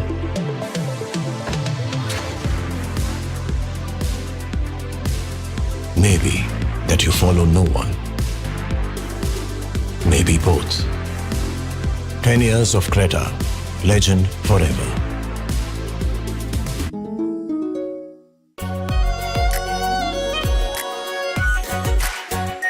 Our pure Shahi Paneer Masala. Delicious, healthy, every day. Звісно, ми обговорили сьогодні ситуацію на полі бою. Я сказав президенту Сполучених Штатів Америки і всім нашим європейським колегам, Путін блефує. Звісно, ми обговорили сьогодні ситуацію на полі бою. Я сказав президенту Сполучених Штатів Америки і всім нашим європейським колегам, Путін блефує. Звісно, ми обговорили сьогодні ситуацію на полі бою. Я сказав президенту Сполучених Штатів Америки і всім нашим європейським... And I will say I have had a great relationship. It was very honorable. I don't even know if you know this, but when they did the impeachment... Звісно, ми обговорили сьогодні ситуацію на полі бою. Я сказав президенту Сполучених Штатів Америки і всім нашим європейським колегам, Путін блефує. Він старається натиснути перед зустрічю на Алясці, на всіх напрямках Українського фронту. Росія намагається зобразити, що спроможна окупувати всю Україну. Безумовно, це їх бажання. Також Путін блефує, начебто санкції для нього не важливі і що вони не працюють. Насправді санкції дуже допомагають і б'ють по російській воєнній економіці. Так, це правда, у Росії в кілька разів більше зброї, зокрема артилерії в 3 рази і подібного, але також у Росії в 3 рази більше втрат. І це факт. Я сказав колегам і президенту Сполучених Штатів Америки, і європейським друзям, що Путін точно не хоче миру, він хоче окупації нашої держави, і ми всі це дійсно розуміємо. Путін нікого не зможе обманути. Нам потрібен подальший тиск заради миру, не тільки американські, але й європейські санкції. Emergency. And it's embarrassing for me to be up here. You know, I'm going to see Putin. I'm going to Russia on Friday. I don't like being up here talking about how unsafe and how... Ми говорили про зустріч на Алясці. Ми сподіваємося, що центральною темою на зустрічі буде припинення вогню. Негайне припинення вогню. Про це неодноразово говорив президент Сполучених Штатів Америки. Він запропонував мені, що після зустрічі на Алясці у нас буде з ним контакт. І ми обговоримо всі результати, якщо вони будуть, і ми визначимо наступні наші вже взаємні кроки. Зараз у нас буде зустріч коаліції охочих заради миру та безпеки, і це дійсно наша мета. Саме для цього ми працюємо. I'm not happy with what Putin's doing. He's killing a lot of people, and I don't know what the hell happened to Putin. I've known him a long time. Always gotten... Yes, they will. Yeah. What will the consequences there will be be? consequences. Sanctions, tariffs? There will be, I don't have to say, there will be very severe consequences, yes. And it should have never happened. This war would have never happened if I were president. But it is what it is, and I'm here to fix it. And I'm here to stop 6,000, 7,000 people. From Asia's largest news headquarters, setting the agenda for Bharat.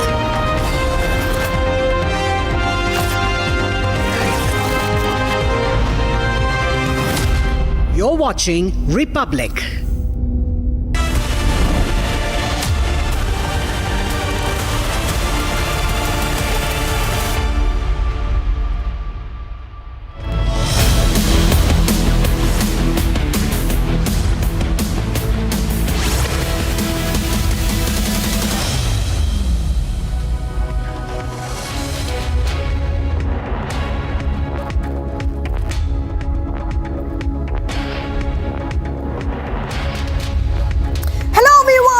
we're live and breaking. I'm Shivangi Shukla getting you the latest coming in. The top story, Supreme Court has reserved the order on interim plea seeking stay on blanket removal of stray dogs in Delhi NCR. This is one of the top stories that is coming in right now. Supreme Court has reserved the order. We are waiting for what the Supreme Court will say. But the headlines first. Let's get started.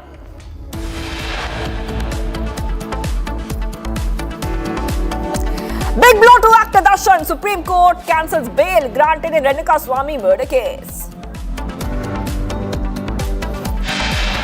Amid uproar, Supreme Court resumes hearing in Delhi dog case. 3-judge bench has reserved the order. Election Commission strong response on voter fraud, says voter fraud claim direct attack on the electors. Supreme Court weighs in on the Jammu and Kashmir statehood row and says incidents like Pahalgam attack cannot be ignored. Another key hearing in Supreme Court today, Apex Court to hear Nimisha Priya's execution. And ahead of a Putin and Trumsky meeting in Alaska tomorrow, Republic's Nick reports live from the venue. It's not just a win, it's a wipeout. Arnab Goswami storms Indian prime time with a historic 90.5% clean sweep, while others fight for scraps in a single digits. Nation makes its choice, loud and clear.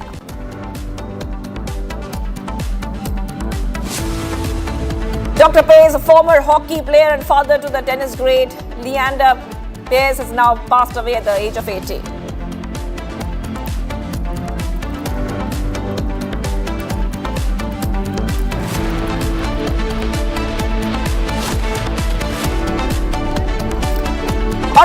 Getting some breaking news coming in right now. After Supreme Court's order against actor Darshan and Renuka Swamy murder case, police is on high alert. We are coming to know the police are preparing to arrest Darshan, Pavitra Gowda and 5 other accused following the Supreme Court's cancellation of all their bails. Remember, instructions have been issued to police personnel to closely monitor the movements of all accused. Preparations are underway to arrest the accused within moments and present them before the court. That is right. Big update coming in right now, viewers on Republic TV. So let's tell you exactly what has happened so far. Supreme Court has cancelled the bail granted to Kannada actor Darshan and the other accused by the Karnataka High Court in the Renuka Swamy murder case, describing the High Court's order as a perverse and wholly unwarranted. The actor will now be lodged in Bengaluru's prison later on. And simultaneously, we are getting to know that there's more update in terms of what's happening on the ground. The police is on high alert. Police are preparing to now arrest Darshan, Pavitra and 5 other accused following the Supreme Court's cancellation of their bail. Instructions have been issued to the court's cancellation. They have been issued to the police to closely monitor the movement of all the accused. So instructions have been given to the police that they have to monitor the movement of all the accused. Preparations are right now underway to arrest the accused within moments and present them before the court. I really want to go across to Abhishek, who's joining us live from Bengaluru. Abhishek, what next? It looks like they will be arrested and they will be lodged in jail later on. If you could just take our viewers through the latest coming in. Abhishek, over to you. Shivangi, there are 2 options which is actually kept open in front of the accused in the case of Renuka Swamy murder case. Darshan, Pavitra Gowda and various other people who are already out on bail from the High Court of Karnataka have been denied the bail. The bail have been cancelled by the Supreme Court of India as of now. And the choice number 1 is that they will have to voluntarily surrender in front of the police station and they will be taken to the court. Choice number 2 is if they do not surrender in front of the police station, even after their advocates informing them to surrender, the police will be forced to arrest these people or these accused people in the case of Renuka Swamy murder case, and they will be taken to the court. And also we've been informed that these people or the accused, the accused in the case of Renuka Swamy who had been granted bail previously, which has been cancelled now, they will have to go back to their jails whichever were allotted previously, even before their bail was granted. At this point of time, the Karnataka State Police have also been alerted to keep a close monitor and watch watch on Darshan, Pavitra Gowda and various other people who are involved in this case and who are out on the bail as of now. At this point of time, if at all any accused person is not willing to listen to the demands or the requests of the police or the orders of the police, they will be taken into custody immediately and they will be produced in front of the court, and then they will have to move towards their respective jails within the end of the day, is what we have been informed. So we have already started seeing the police deployment at Darshan's residence, which is located in Haranga, and various other people who are involved and who are out on bail. Their house also has been covered by the police in Mufti as of now, and also we will be expecting a couple of Hoysalas which will be moving towards their house in next couple of minutes. At this point of time, Annapurneshwari Nagar police station is where Darshan, Renuka, Pavitra Gowda and various other people who were involved in this murder were kept in the station because it had a huge space and it also was quite out of the city, and this also helped the police to make sure that these accused who are of a high celebrity position, they had some better safety than the Kamakshi Palya police station. At this point of time, Annapurneshwari Nagar police also are getting beefed up to make sure that Darshan and various other involved in this murder will be taken into Annapurneshwari Nagar at any point of time, Shivangi. And Abhishek, before I let you go, this is a developing story that we are tracking very closely from the ground, Abhishek, but it's very important to also tell our viewers what the Supreme Court has said. A big warning against VVIP treatment has been given very clearly. The actor had been earlier filmed receiving special treatment at a Bengaluru jail. A photo had come up earlier, relaxing on a chair with a cup of coffee, holding, a cigarette, and all those pictures. We remember you had spoken about this. So, of course, this will be kept in mind as the police takes action. Shivangi, yes, Shivangi, the Supreme Court has mentioned Darshan's advocate or the counsel that if at all any such image or video comes out again, the advocate himself will be called to the court on behalf of Darshan. Because when Darshan was in jail in Bengaluru, so Parappan Agrahara, we had seen a video in which he was on a video call with one of his fans through the inmate's phone. This is the video number 1 which we had seen in the last couple of months. On the next note, we had also seen an image of Darshan sharing a cigarette and a cup of coffee in the lawn area of the Parappana Agrahara, where a couple of rowdy cheaters were also sharing a smoke or a cigarette with Darshan. So, this point of time, the Supreme Court has taken into the custody this image and the video and has directed the counsel for Darshan, mentioning that if at all any such VVIP treatment is found in the jail again, he will be called into the Supreme Court, is what the Supreme Court's judges have mentioned Darshan's counsel. So, at this point of time, the advocate for Darshan has mentioned that any such incident will not happen.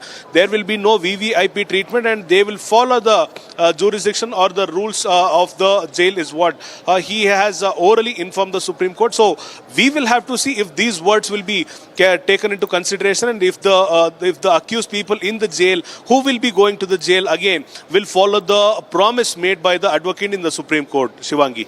That's right. Okay, thank you for getting us those details, Abhishek. I really have to move ahead right now to some of the other stories we're tracking on Republic TV. So let's go ahead. Breaking news is coming in. Security forces arrested 9 people, including 7 Maoists belonging to different proscribed outfits from Imphal East and other areas. A joint team of Manipur Police and Assam Rifles arrested 1 active member of the banned, one of the banned parties there. And in fact, they have been involved in extortion activity from a couple of areas in Imphal East district. Now, 3 Maoists, including 2 women of the same outfit, also involved in extortion activities, were arrested from some of those areas. And I really would like to also go across to our colleagues in a short while from now to really understand what is happening. But security forces have arrested 9 people, including 7 Maoists belonging to different proscribed outfits from Imphal East and other areas. So on your screen, you can see that 3 Maoists from a banned party have been held. A joint team of Manipur Police and Assam Rifles arrested 1 active member of one of the banned parties involved in extortion activity. Let's go straight across to my colleague. We have with us Johnson joining us live from Manipur. Thank you, Johnson, for joining us. If you could just help our viewers understand what really happened. 9 people arrested, including 7 Maoists belonging to different proscribed outfits, even from some banned outfits, and they have been found in multiple districts and areas. Yes, Johnson? Yesterday, the Command Security Forces in the joint operation in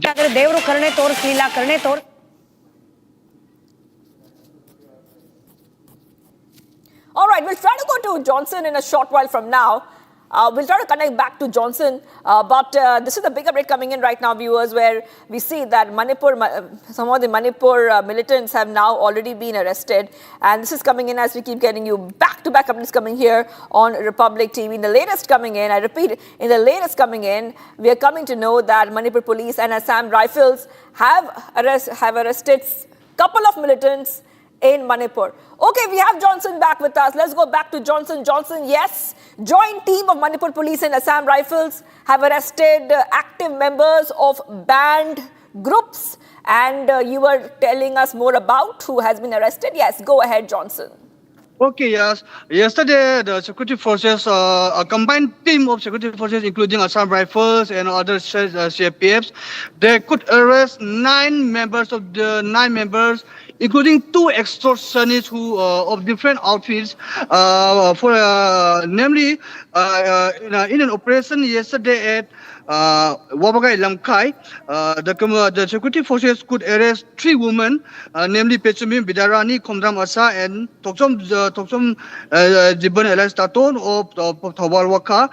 This is under Thobal district area. They were active cadres of KCP PWG. On the other hand, in the hill district, namely Tenopal district, the security forces could arrest 2 active cadres of PLA, which are identified themselves as Sinam Boris Singh and Nithousam Mairaba Singh. On the other hand, this one is also in the Kampupi district. Security forces could also arrest 2 extortionists, namely Pomintan Kipzen and Saigalal Kipzen.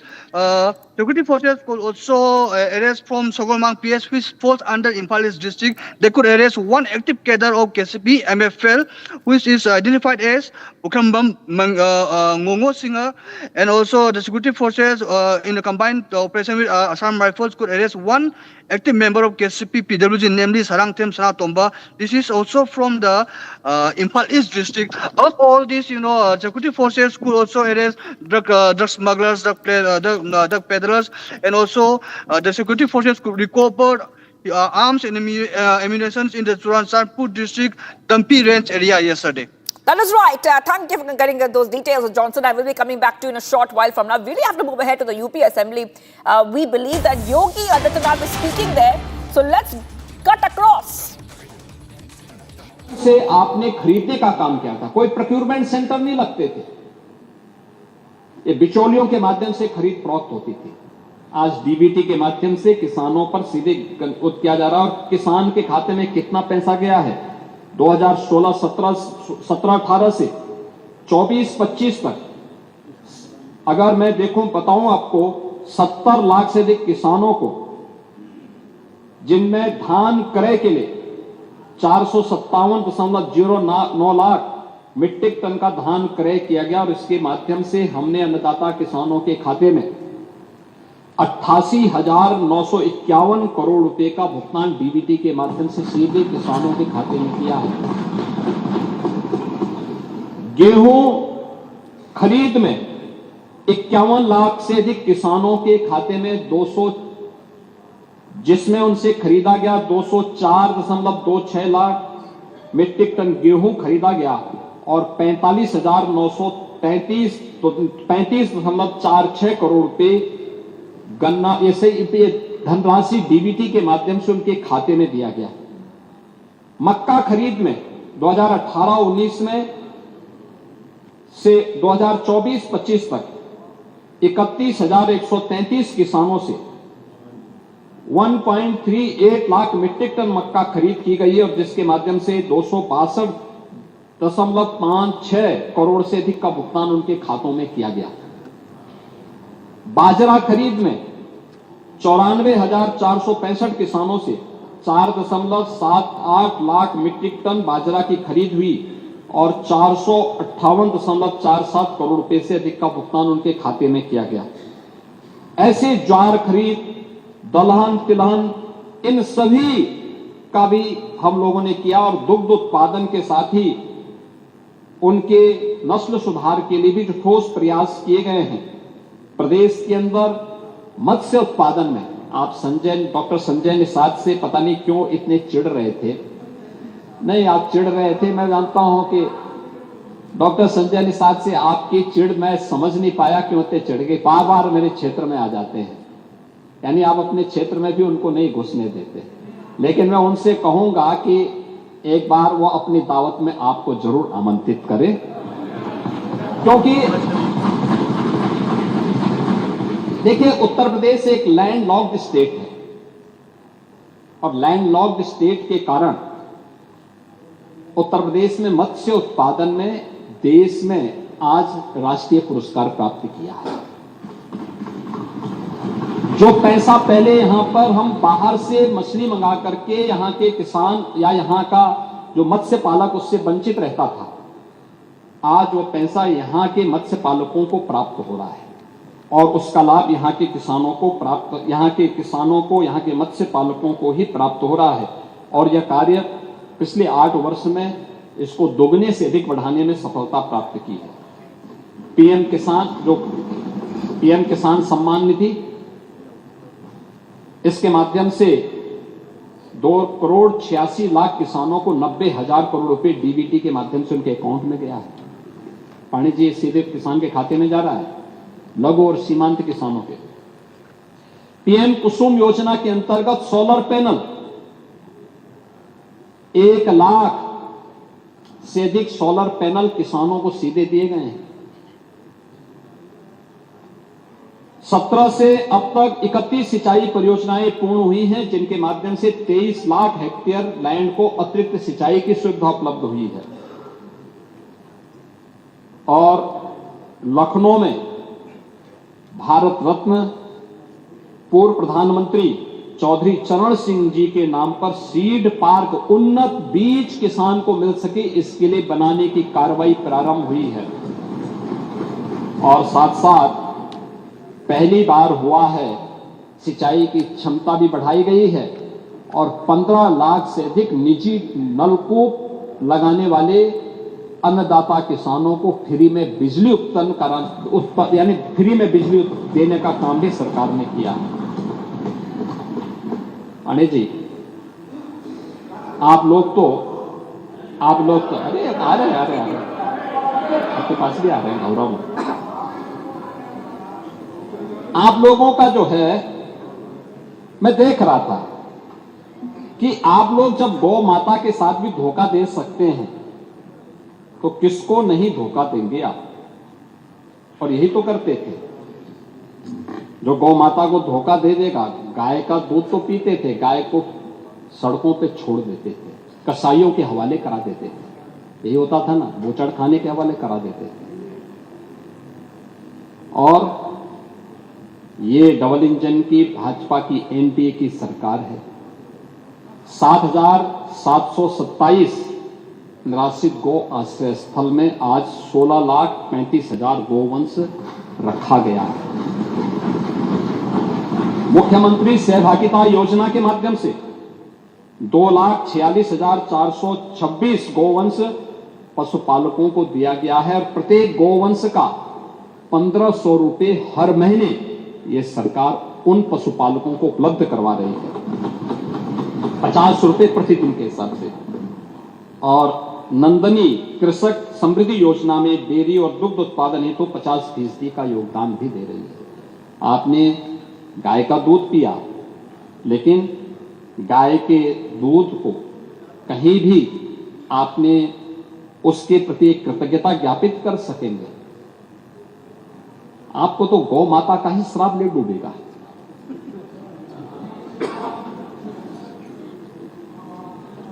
हाँ, आज चिंता मत करिए पांडे जी, मैं शिक्षा में भी आ रहा हूं, चिंता मत करिए, मैं वो भी बात बता रहा हूं। नहीं, ये श्राप तो आपको लग पाएगा और इसलिए 27 में आने का सपना मत देखिए, इसलिए मत देखिए क्योंकि ये सरकार अपने आध्यात्मिक विरासत और प्रतीकों का भी सम्मान करती है और अत्याधुनिक विकास पे भी ध्यान देती है। ये सपना आपका सपना ही रहेगा। मुझे, आपका नाम माता प्रसाद पांडे है, लेकिन मैं पंडित श्याम नारायण पांडे की एक पंक्तियों को मैं पढ़ूंगा आपके सामने। उन्होंने कहा था, यूपी की जो विरासत है ना, यूपी की विरासत पर हर व्यक्ति नहीं बैठ सकता है, हर व्यक्ति नहीं आ सकता है।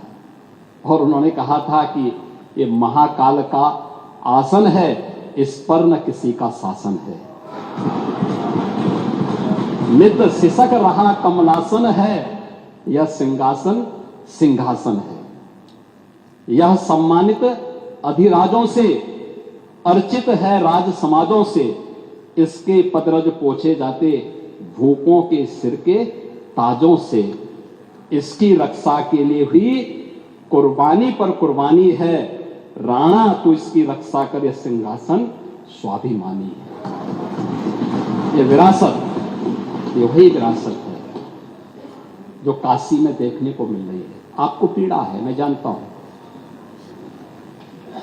जो अयोध्या में देखने को मिल रही है आपको पीड़ा है, मैं जानता हूं, जो मां विंध्यवासिनी धाम में देखने को मिल रही है आपको इससे भी पीड़ा होगी, जो चित्रकूट में देखने को मिल रहा है आपको इससे भी पीड़ा होगी। क्योंकि ये मथुरा वृंदावन की भी चर्चा नहीं करेंगे, क्योंकि ये तो पहले 16 में ही बोल चुके थे कि हम लोग दुर्योधन का स्मारक बनाएंगे।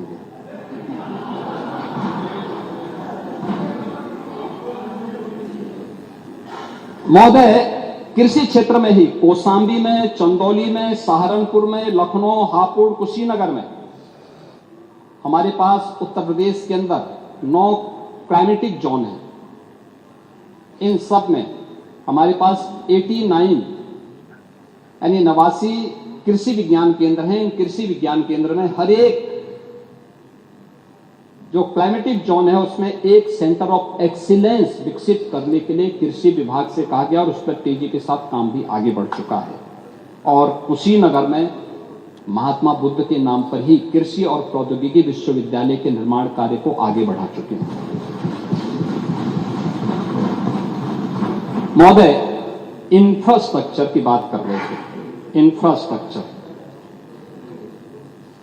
मुझे आश्चर्य हो रहा था, यहां पे इनके एक सदस्य बोल रहे थे कि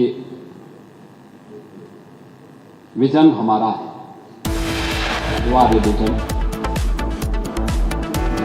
आपके विजन को देख करके मुझे तो बड़ा वो लगता है। महोदय, 1947 से 2017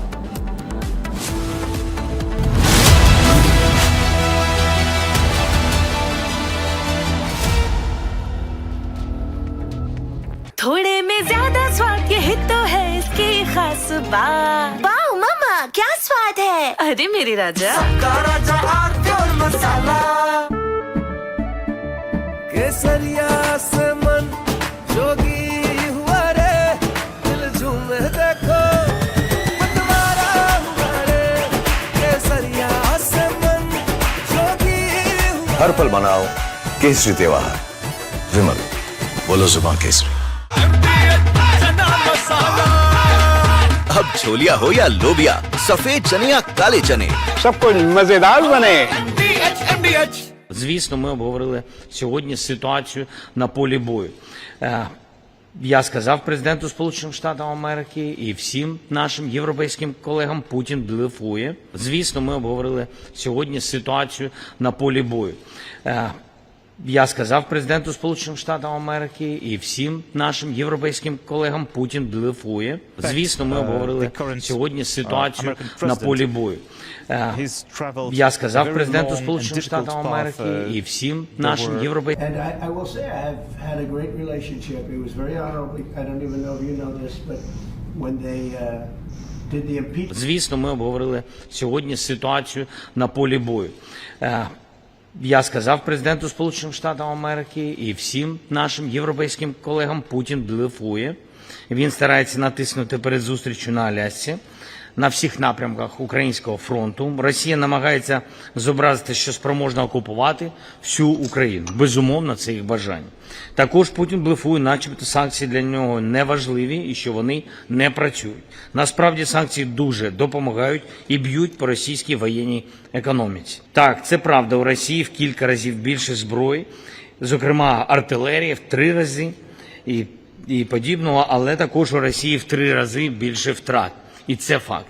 Я сказав колегам і президенту Сполучених Штатів Америки, і європейським друзям, що Путін точно не хоче миру, він хоче окупації нашої держави, і ми всі це дійсно розуміємо. Путін нікого не зможе обманути. Нам потрібен подальший тиск заради миру, не тільки американські, але й європейські санкції. Emergency. And it's embarrassing for me to be up here. You know, I'm going to see Putin. I'm going to Russia on Friday. I don't like being up here talking about how unsafe and how... Ми говорили про зустріч на Алясі. Ми сподіваємося, що центральною темою на зустрічі буде припинення вогню, негайне припинення вогню. Про це неодноразово говорив президент Сполучених Штатів Америки. Він запропонував мені, що після зустрічі на Алясі у нас буде з ним контакт. І ми обговоримо всі результати, якщо вони будуть, і ми визначимо наступні наші вже взаємні кроки. Зараз у нас буде зустріч коаліції охочих заради миру та безпеки, і це дійсно наша мета. Саме для цього ми працюємо. I'm not happy with what Putin's doing. He's killing a lot of people, and I don't know what the hell happened to Putin. I've known him a long time. Always gotten... Yes, they will. Yeah. What will the consequences there will be be? consequences. Sanctions, tariffs? There will be, I don't have to say, there will be very severe consequences, yes. And should have never happened. This war would have never happened if I were president. But it is what it is, and I'm here to fix it. And I'm here to stop 6,000, 7,000 people last week. 7,213 people last week were killed, mostly soldiers. But missiles being lobbed into towns don't exactly help either. But mostly soldiers. And Ukrainian and Russian. They're not American soldiers, but you know, if we can save a lot of lives, it would be a great thing. I've stopped 5 wars in the last 6 months. Дело. ВСБ! Завжди перші!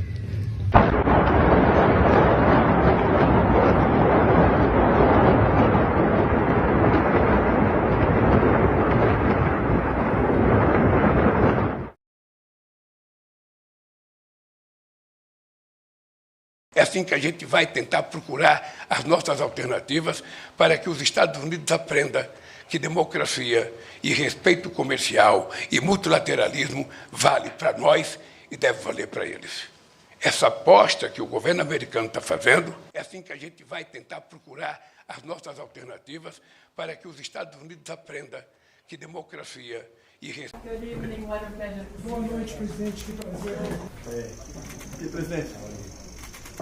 Seguro de crédito à exportação, prorrogação excepcional dos prazos de suspensão de tributos. Então nós estamos num debate que não é econômico, gente, é um debate político.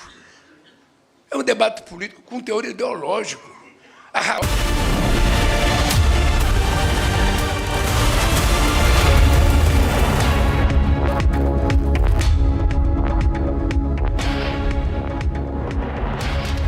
Welcome back, ladies and gentlemen. You're watching Live and Breaking with me, Krutat Patnaik, at 12:30 p.m. this Thursday afternoon. Our top story remains the stray dog menace is once again back in the Supreme Court of India, where a 3-judge bench has heard the case, appealing the order that was earlier passed by the Supreme Court of India of rounding up all the dogs, stray dogs in particular, in the Delhi NCR region in 8-week time period.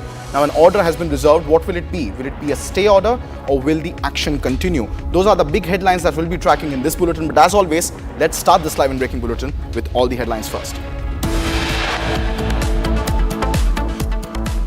Big blow to actor Darshan. Supreme Court cancels bail granted in the Renuka Swami murder case. Amid uproar, Supreme Court resumes hearing in Delhi dogs case. 3-judge bench now reserves order. Election Commission strong response on voter fraud. Says voter fraud claims a direct attack on the electors. Supreme Court weighs in on Jammu and Kashmir statehood row. Says incidents like Pahalgam cannot be ignored. Another key hearing in Supreme Court today. Apex Court to hear Nimisha Priya's execution. Ahead of Putin and Trump's key meeting in Alaska tomorrow, Republic's Nick reports live from the venue in Anchorage.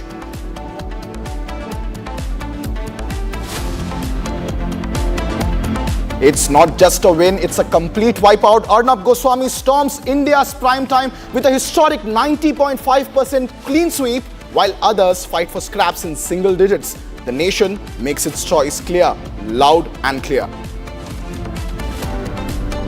Dr. Vish Pace, former hockey player and father of tennis great legend Leander Pace, passes away at the age of 80.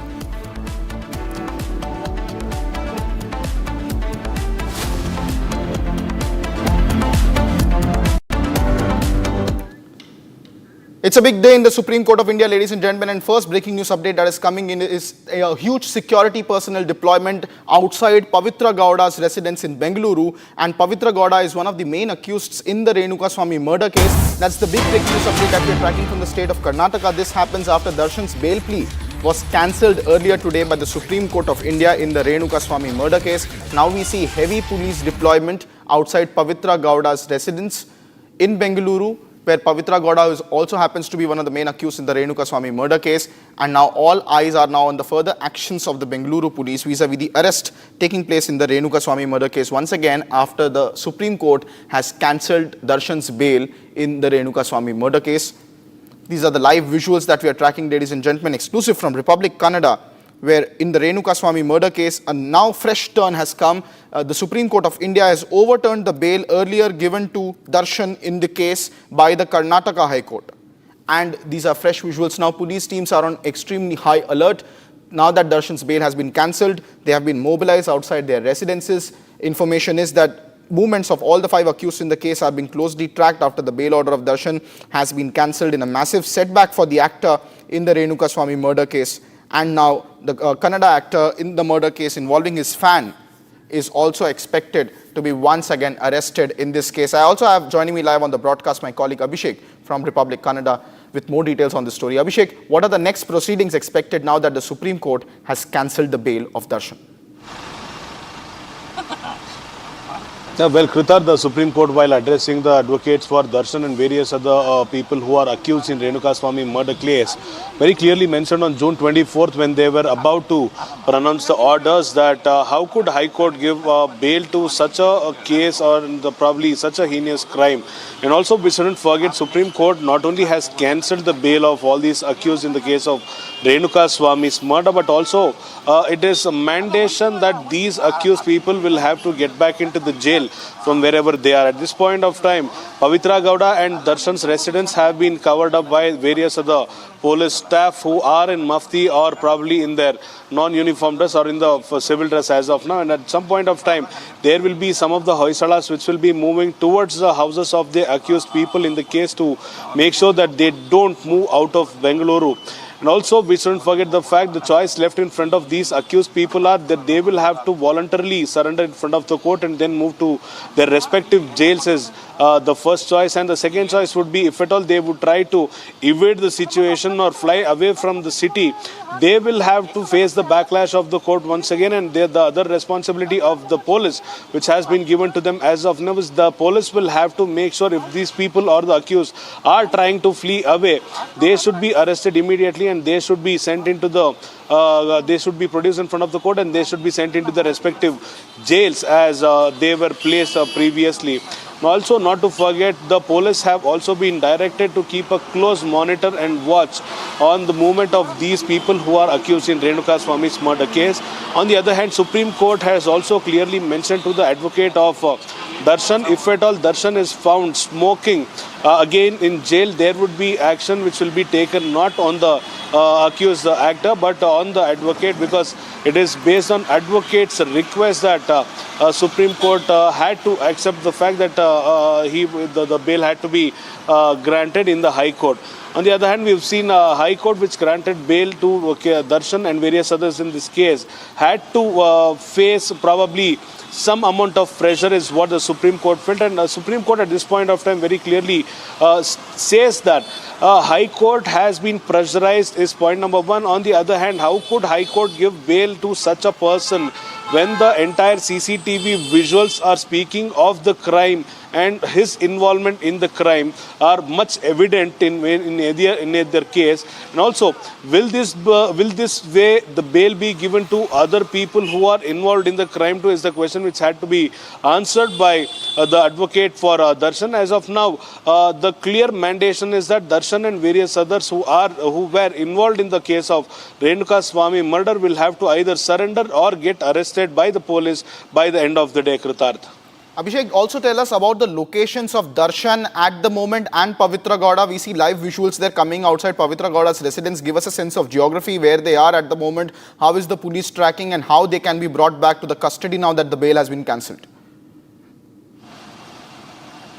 Kritarth, as far as the information we have received, Pavitra Gowda and Darshan's residents are in RR Nagar. Pavitra Gowda's house is probably a couple of roads away from Darshan's residence. Pavitra Gowda is in Bengaluru and she will be taken into consideration or in custody by the police in the next couple of hours. On the other hand, Darshan is believed to have gone to Tamil Nadu for an audio recording. We have no clarity of information as of now because the police have been deployed in and around Darshan's house. On the other hand, we also shouldn't forget that Darshan has a farmhouse in Mysuru to where the police will also have to move to see if Darshan is located in Mysuru. On the other hand, there are a couple of flats which were owned by Darshan and his wife Vijay Lakshmi. So there might also be police deputation to see if Darshan is in any of those places. If probably Darshan is in Bengaluru, he will be taken into custody immediately. If not, he is in Bengaluru, the police from various other states, wherever he is at, will be taking him into custody with the help of Karnataka State Police and then be producing him to the Karnataka's court. Kritarth. Thank you so much, Abhishek, for tracking those details. Ladies and gentlemen, those are the live visuals coming outside Pavitra Gowda's residence, where the police deployment has now beefed up after the Supreme Court cancelled the bail of Darshan, giving some scathing remarks on the Karnataka High Court's earlier bail granted to him in the case. We'll be closely tracking the developments on these stories. Meanwhile, also more breaking news coming in from the Supreme Court of India, ladies and gentlemen, in the Nimisha Priya case. Now, the Supreme Court has adjourned the matter for 8 weeks and granted them the liberty to mention the case at any point of time. Nimisha Priya's counsel had informed the Supreme Court that the negotiations are presently ongoing and they have requested the court's time to grant them the liberty to mention the matter before the court in case of any emergency in the Nimisha Priya case. This is again in the Kerala nurse Nimisha Priya, who is in Yemen at the moment on death row, and her death row at the moment stands suspended. However, she continues to face execution penalty in Yemen at the moment, where negotiations are presently ongoing to secure her release. At the same time, this matter had now reached the Supreme Court. However, it has been adjourned for about 8 weeks with an opportunity granted to the petitioners to approach the Supreme Court at any point of time, subject to any emergency developments that emerge in the story. That's the big breaking news development that we are tracking from the Supreme Court of India this morning in the Nimisha Priya case. I also have my colleague Aditya joining us live from the Supreme Court of India, who is tracking developments in this story. Aditya, what's the latest? Meanwhile, ladies and gentlemen, first coming in from the Uttar Pradesh State Assembly. International trade show का आयोजन करने जा रहे हैं. वहां कोई हिंदू मुस्लिम नहीं देखता. उत्तर प्रदेश के अंदर जो प्रोडक्ट बनाई जाती है उसको डिस्प्ले करने का. बाहर से हम लोगों को बुलाते हैं, दुनिया के 500 से अधिक बायर्स आते हैं. बायर सेलर्स मीट होता है और फिर उसके ऑर्डर दिए जाते हैं. परिणाम क्या था? गत वर्ष 500 ऐसे बायर्स बुलाए गए थे जो बाहर से आते थे, खरीदारी करते थे, और 2,200 करोड़ रुपए से अधिक का ऑर्डर यहां के उद्यमियों को, यहां के लोगों को प्राप्त हुआ है, यहां के व्यापारियों को प्राप्त हुआ है. एफडीआई, फॉर्चून ग्लोबल 500 और फॉर्चून इंडिया 500 कंपनियों के लिए भी हम लोगों ने एक पॉलिसी बनाई है. और एफडीआई के मामले में अगर आप देखेंगे सन 2000 से 2017 तक केवल 3,303 करोड़ रुपए का ही एफडीआई यूपी के अंदर आया था, और 17 से अब तक 16,316 करोड़ रुपए का एफडीआई यहां पर उत्तर प्रदेश को प्राप्त हुआ है. आप ऊर्जा की बात कर रहे थे. ऊर्जा 2047 यानी 1947 से 2017 तक सीमित क्षमता थी और अनियमित विद्युत आपूर्ति थी. ऊर्जा क्षेत्र में निजी इकाइयों को मिलाते हुए कुल उत्पादन हमारे यहाँ 12,000 मेगावाट थी यूपी के अंदर। इसमें एनटीपीसी भी था, यहाँ के पावर प्लांट भी थे और अन्य निजी क्षेत्र भी थे। उद्योग हो या खेती, घरेलू उपयोग सभी के लिए ये क्षमता अपर्याप्त थी। ग्रामीण क्षेत्रों में बिजली आपूर्ति अक्सर यानी रहती ही नहीं थी, जिसके कारण सिंचाई, पढ़ाई और छोटे उद्योग ये सब बंदी के कगार पर जा चुके थे। और 2017 से 2025 के बीच आपने कहा कि हमारे यूपी में कितनी उत्पादकता बढ़ी है अतिरिक्त। अगर 12 से 17 के बीच में आप देखेंगे, उत्तर प्रदेश में 6,000 मेगावाट की आपने बिजली की उत्पादन की क्षमता को बढ़ाया होगा, लेकिन 17 से लेकर के अब तक हम लोग 8,000 मेगावाट की अतिरिक्त वृद्धि किए हैं यूपी में पावर जनरेशन की। आप यूपी में इसी से आप अंदाजा लगा सकते हैं 2016-17 तक जो पीक जाता था पावर का वह 16,000 मेगावाट तक पहुंचता था। बिजली की क्या स्थिति रहा करती थी हर व्यक्ति जानता है, हर व्यक्ति भुक्तभोगी है। और आज यही पावर की पीक आवर में जो डिमांड होती है वो 33,000 मेगावाट की होती है। 33,000 यानी आपसे दोगुने से अधिक, और तब भी पावर कॉर्पोरेशन इसकी सप्लाई कर रहा है। प्रदेश के अंदर इस दौरान 1,21,000 मजरों में अतिरिक्त विद्युतीकरण का काम भी किया गया है। और मैं इस बात को विद्युत मंत्री से कहूंगा कि वो एक बार दिखाएं आपके यहाँ की आप जिस बिजली की योजना के बारे में बात कर रहे हैं वहां पर आखिर कहां वो पैसा गया, क्यों नहीं हो पाए। होगा, आप चिंता मत करिए। लेकिन ये भी हम बताना चाहेंगे कि सारे कार्य हुए हैं। 1,21,000 और 1,86,00,000 परिवारों को फ्री में बिजली के कनेक्शन भी उपलब्ध करवाए गए। 8 वर्षों में 765 केवीए के 3,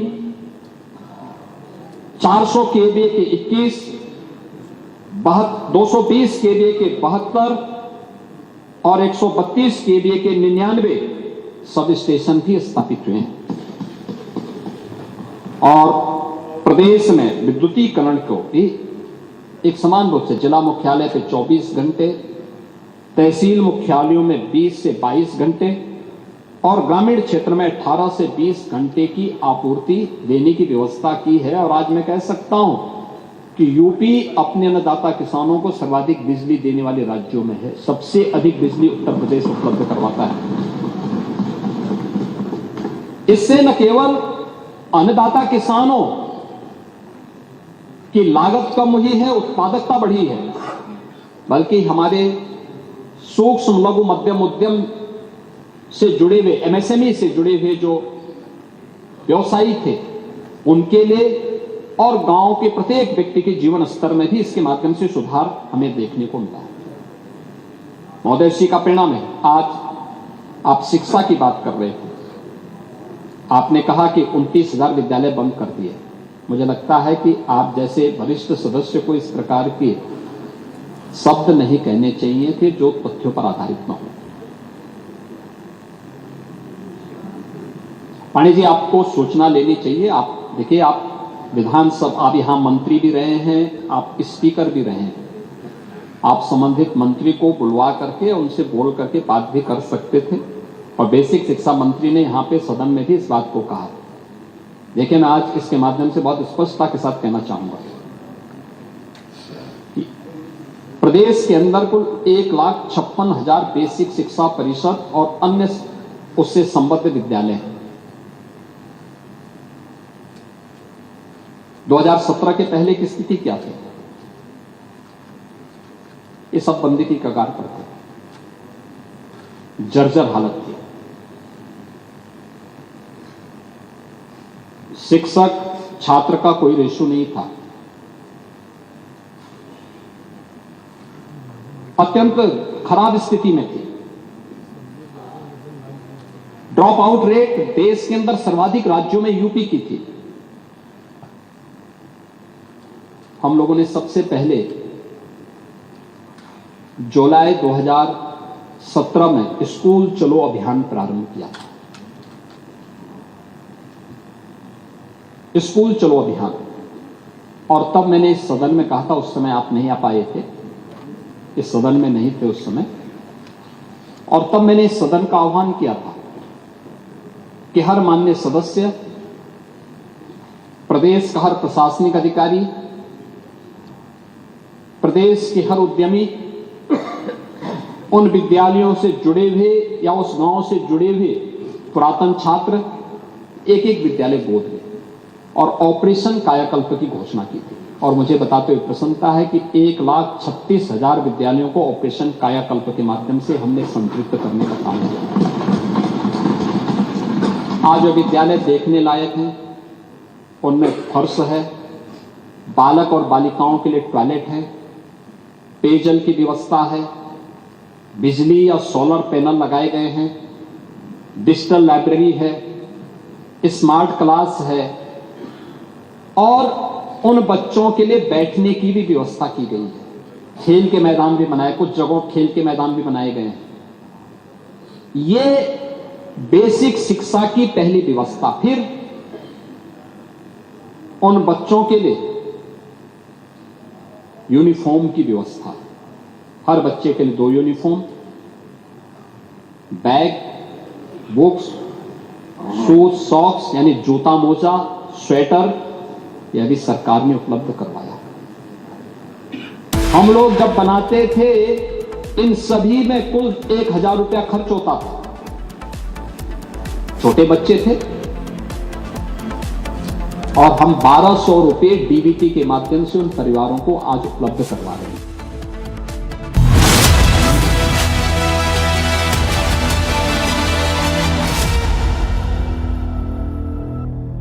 Amity is proud to announce the commencement of its 12th university in India, Amity University, Hyderabad. At the prime location of AeroCity Hyderabad Airport, has a strong focus on high-end research with brilliant students and distinguished faculty who share our mission to change the world together. To apply for this year's session, visit amity.edu/Hyderabad.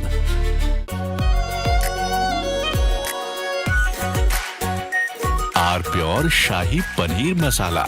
Delicious, healthy, every day.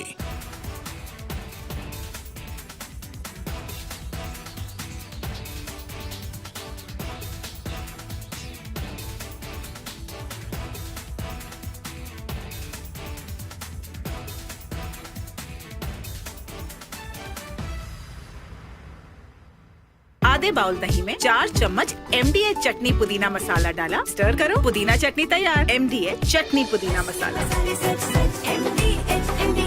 Звісно, ми обговорили сьогодні ситуацію на полі бою. Я сказав президенту Сполучених Штатів Америки і всім нашим європейським колегам, Путін блефує. Звісно, ми обговорили сьогодні ситуацію на полі бою. Я сказав президенту Сполучених Штатів Америки і всім нашим європейським колегам, Путін блефує. Звісно, ми обговорили сьогодні ситуацію на полі бою. Я сказав президенту Сполучених Штатів Америки і всім нашим європейським... And I will say I have had a great relationship. It was very honorable. I don't even know if you know this, but when they did the impeachment... Звісно, ми обговорили сьогодні ситуацію на полі бою. Я сказав президенту Сполучених Штатів Америки і всім нашим європейським колегам, Путін блефує. Він старається натиснути перед зустрічю на Алясці, на всіх напрямках Українського фронту. Росія намагається зобразити, що спроможна окупувати всю Україну. Безумовно, це їх бажання. Також Путін блефує, начебто санкції для нього не важливі і що вони не працюють. Насправді санкції дуже допомагають і б'ють по російській воєнній економіці. Так, це правда, у Росії в кілька разів більше зброї, зокрема артилерії в 3 рази і подібного, але також у Росії в 3 рази більше втрат. І це факт. Я сказав колегам і президенту Сполучених Штатів Америки, і європейським друзям, що Путін точно не хоче миру, він хоче окупації нашої держави, і ми всі це дійсно розуміємо. Путін нікого не зможе обманути. Нам потрібен подальший тиск заради миру, не тільки американські, але й європейські санкції. emergency. And it's embarrassing for me to be up here. You know, I'm going to see Putin. I'm going to Russia on Friday. I don't like being up here talking about how unsafe and how... Ми говорили про зустріч на Алясі. Ми сподіваємося, що центральною темою на зустрічі буде припинення вогню.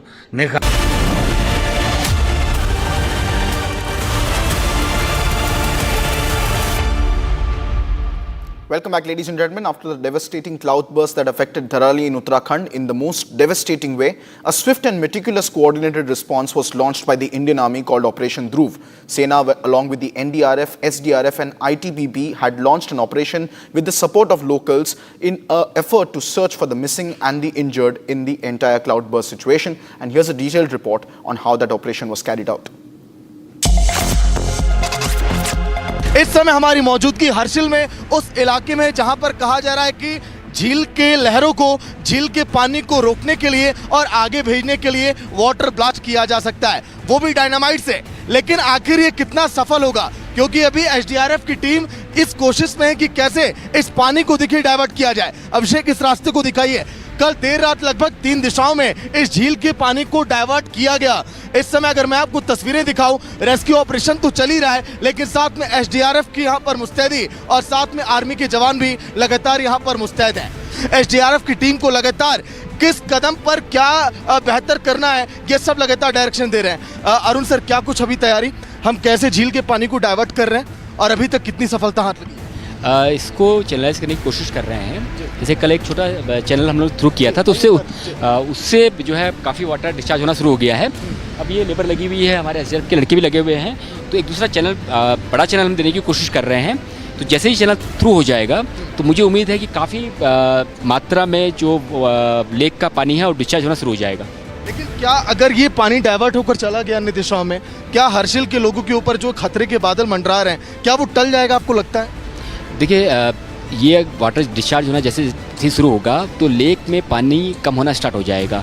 Lake में पानी जब कम होगा तो पहले तो जो हमारी road समर्ज हो गई है वो विजुअल हो जाएगी, कहाँ पर हमारे पैचेस वाइप आउट हुए हैं उसकी जानकारी होगी, कहाँ पर हमें कंस्ट्रक्शन करना है। और इसके अलावा जो बाकी का रेस्क्यू का काम हमको करना है उस पर थोड़ी तेज़ी आएगी।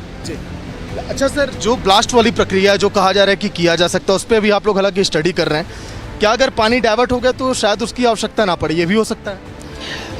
अगर जो हम चैनल खोलने का कोशिश कर रहे हैं उससे अगर सफिशिएंट मात्रा में पानी डिस्चार्ज हो जाता है तो मुझे लगता है कि फिर चीज़ें सेफ हो जाएंगी। और अगर बाई चांस हमें उसमें लगता है कि जो रिजल्ट हम एक्सपेक्ट कर रहे हैं उस तरह के रिजल्ट नहीं आते हैं तो बाकी हम क्या कर सकते हैं उसके बारे में भी प्लान हम चेकआउट कर रहे हैं। Coming up next on Live and Breaking, Operation Sindoor bravehearts to receive gallantry awards on Independence Day.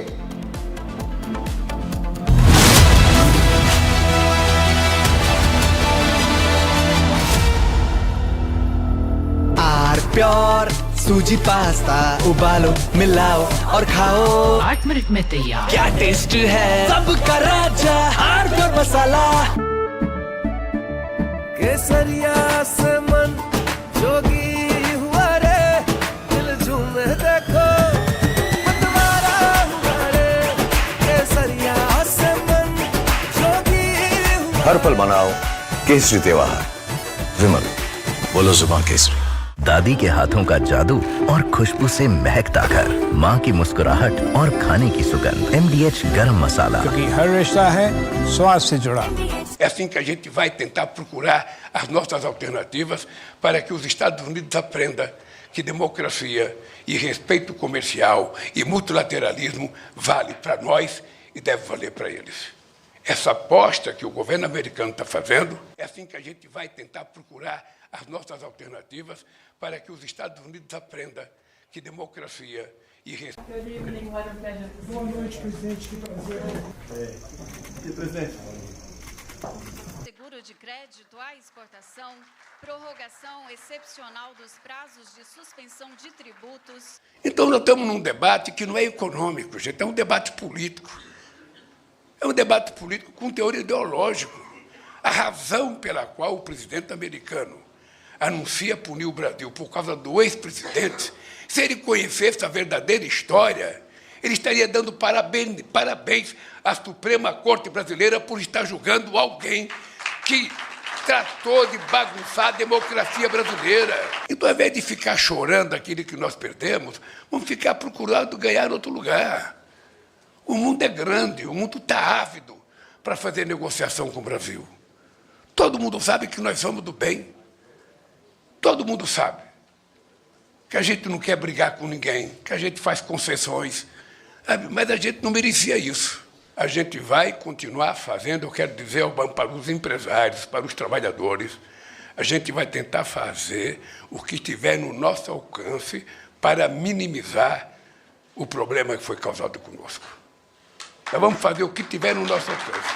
É assim que a gente vai tentar procurar as nossas alternativas para que os Estados Unidos aprendam que democracia e respeito comercial e multilateralismo vale para nós e deve valer para eles. Essa aposta que o governo americano está fazendo pode não dar certo para eles. Pode não dar certo.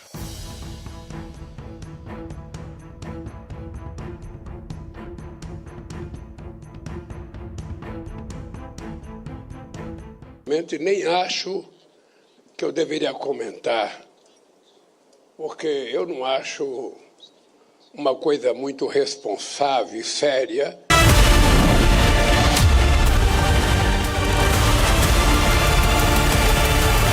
MDH की हल्दी मिर्ची धनिया करे कमाल, ये रंग दे, ये खुशबू दे, ये तीखा, ये कम पड़े, क्या निराला MDH masala.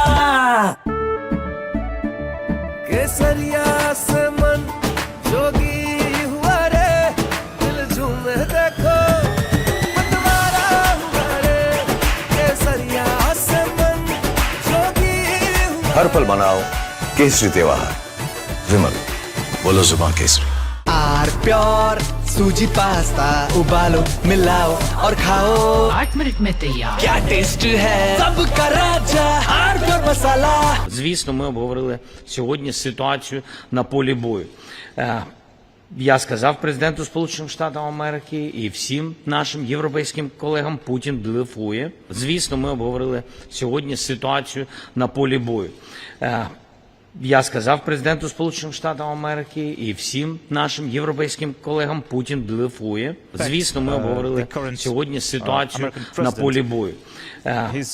Я сказав президенту Сполучених Штатів Америки і всім нашим європейським... And I will say I have had a great relationship. It was very honorable. I don't even know if you know this, but when they did the impeachment... Звісно, ми обговорили сьогодні ситуацію на полі бою. Я сказав президенту Сполучених Штатів Америки і всім нашим європейським колегам, Путін блефує.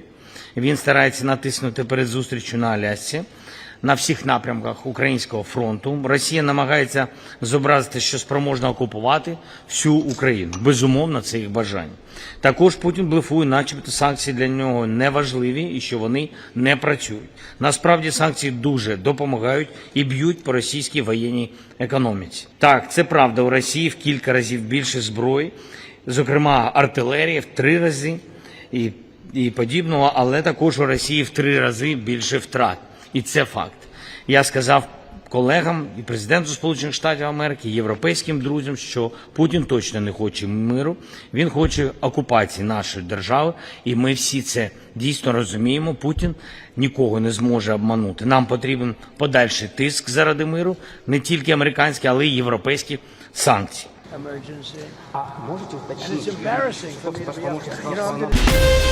From Asia's largest news headquarters, setting the agenda for Bharat.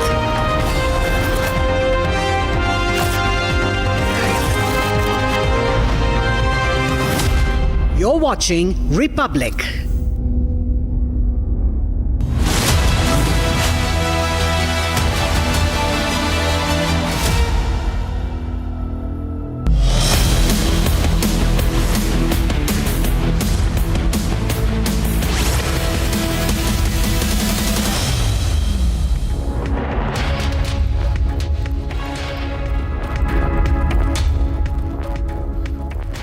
Hello and a very good afternoon, viewers. Thank you for tuning into Republic TV. I'm Deepak Suresh Kumar, and our focus is on Operation Sindoor Heroes because the nation salutes their valor, and tomorrow they will be presented with the Gallantry Awards on the occasion of Independence Day. We'll get you all that and much more after a quick check on the headlines.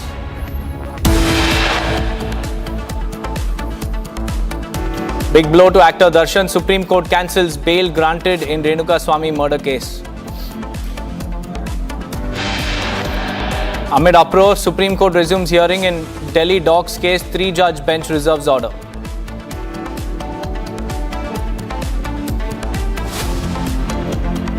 Election Commission's strong response on voter fraud, says voter fraud claim was a direct attack on electors.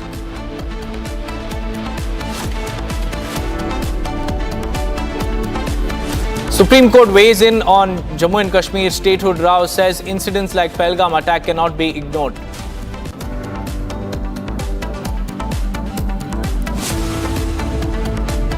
Another key hearing in Supreme Court today, Apex Court to hear Nimisha Priya's case. Ahead of Putin and Trump's key meeting in Alaska tomorrow, Republic's Nick reports from the venue.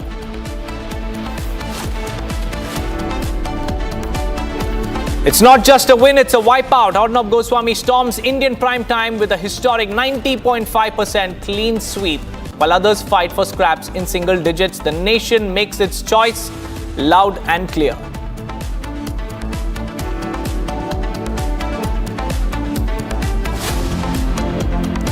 Dr. Vicky Pace, former hockey player and father to tennis great Leander Pace, passes away at the age of 80.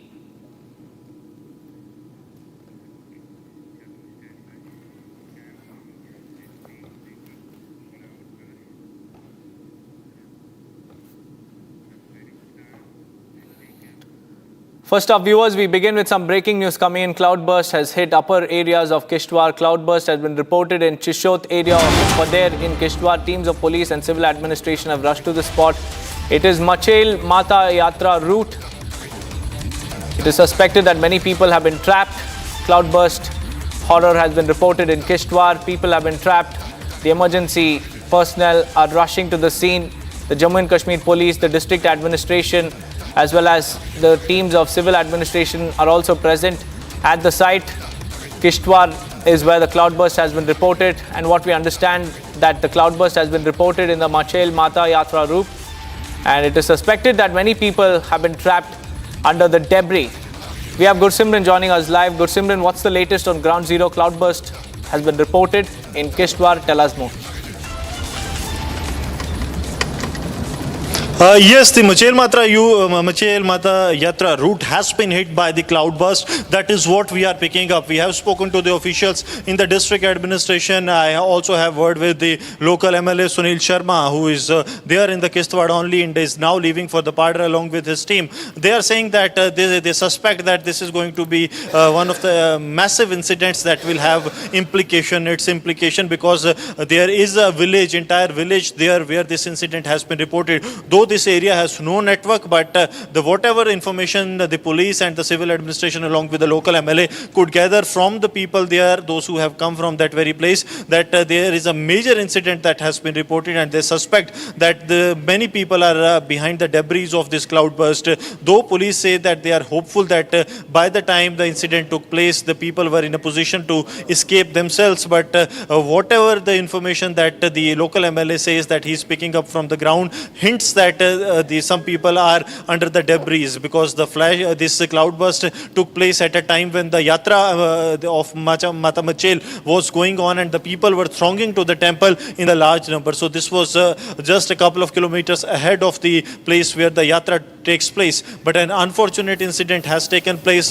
We are told that the Divisional Commissioner of Jammu is also keeping a vigil on the situation. The Deputy Commissioner has been asked along with the District SP to reach the spot at an earliest so that the senior officials are at the spot. Apart from this, the local MLA Sunil Sharma, who also happens to be the leader of opposition, he is saying that he is speaking to Lieutenant Governor Manoj Sinha and will be requesting the immediate deployment of the NDRF at the site of incident, because what it seems and what I could gather after speaking to the officials on ground, that the situation what they feel is going to deteriorate further because the inclement weather conditions prevail in the Jammu and Kashmir, and now this incident being reported in the Kishtwar, where next 48 hours are also going to be crucial because it is complete rains and rains that are going to happen as per the advisory that has been issued by the weather department. But now this incident taking place of the cloudburst, and that too in an area where there is no connectivity, it is going to hamper the rescue operations as well. The priority, what we are getting to know from the police,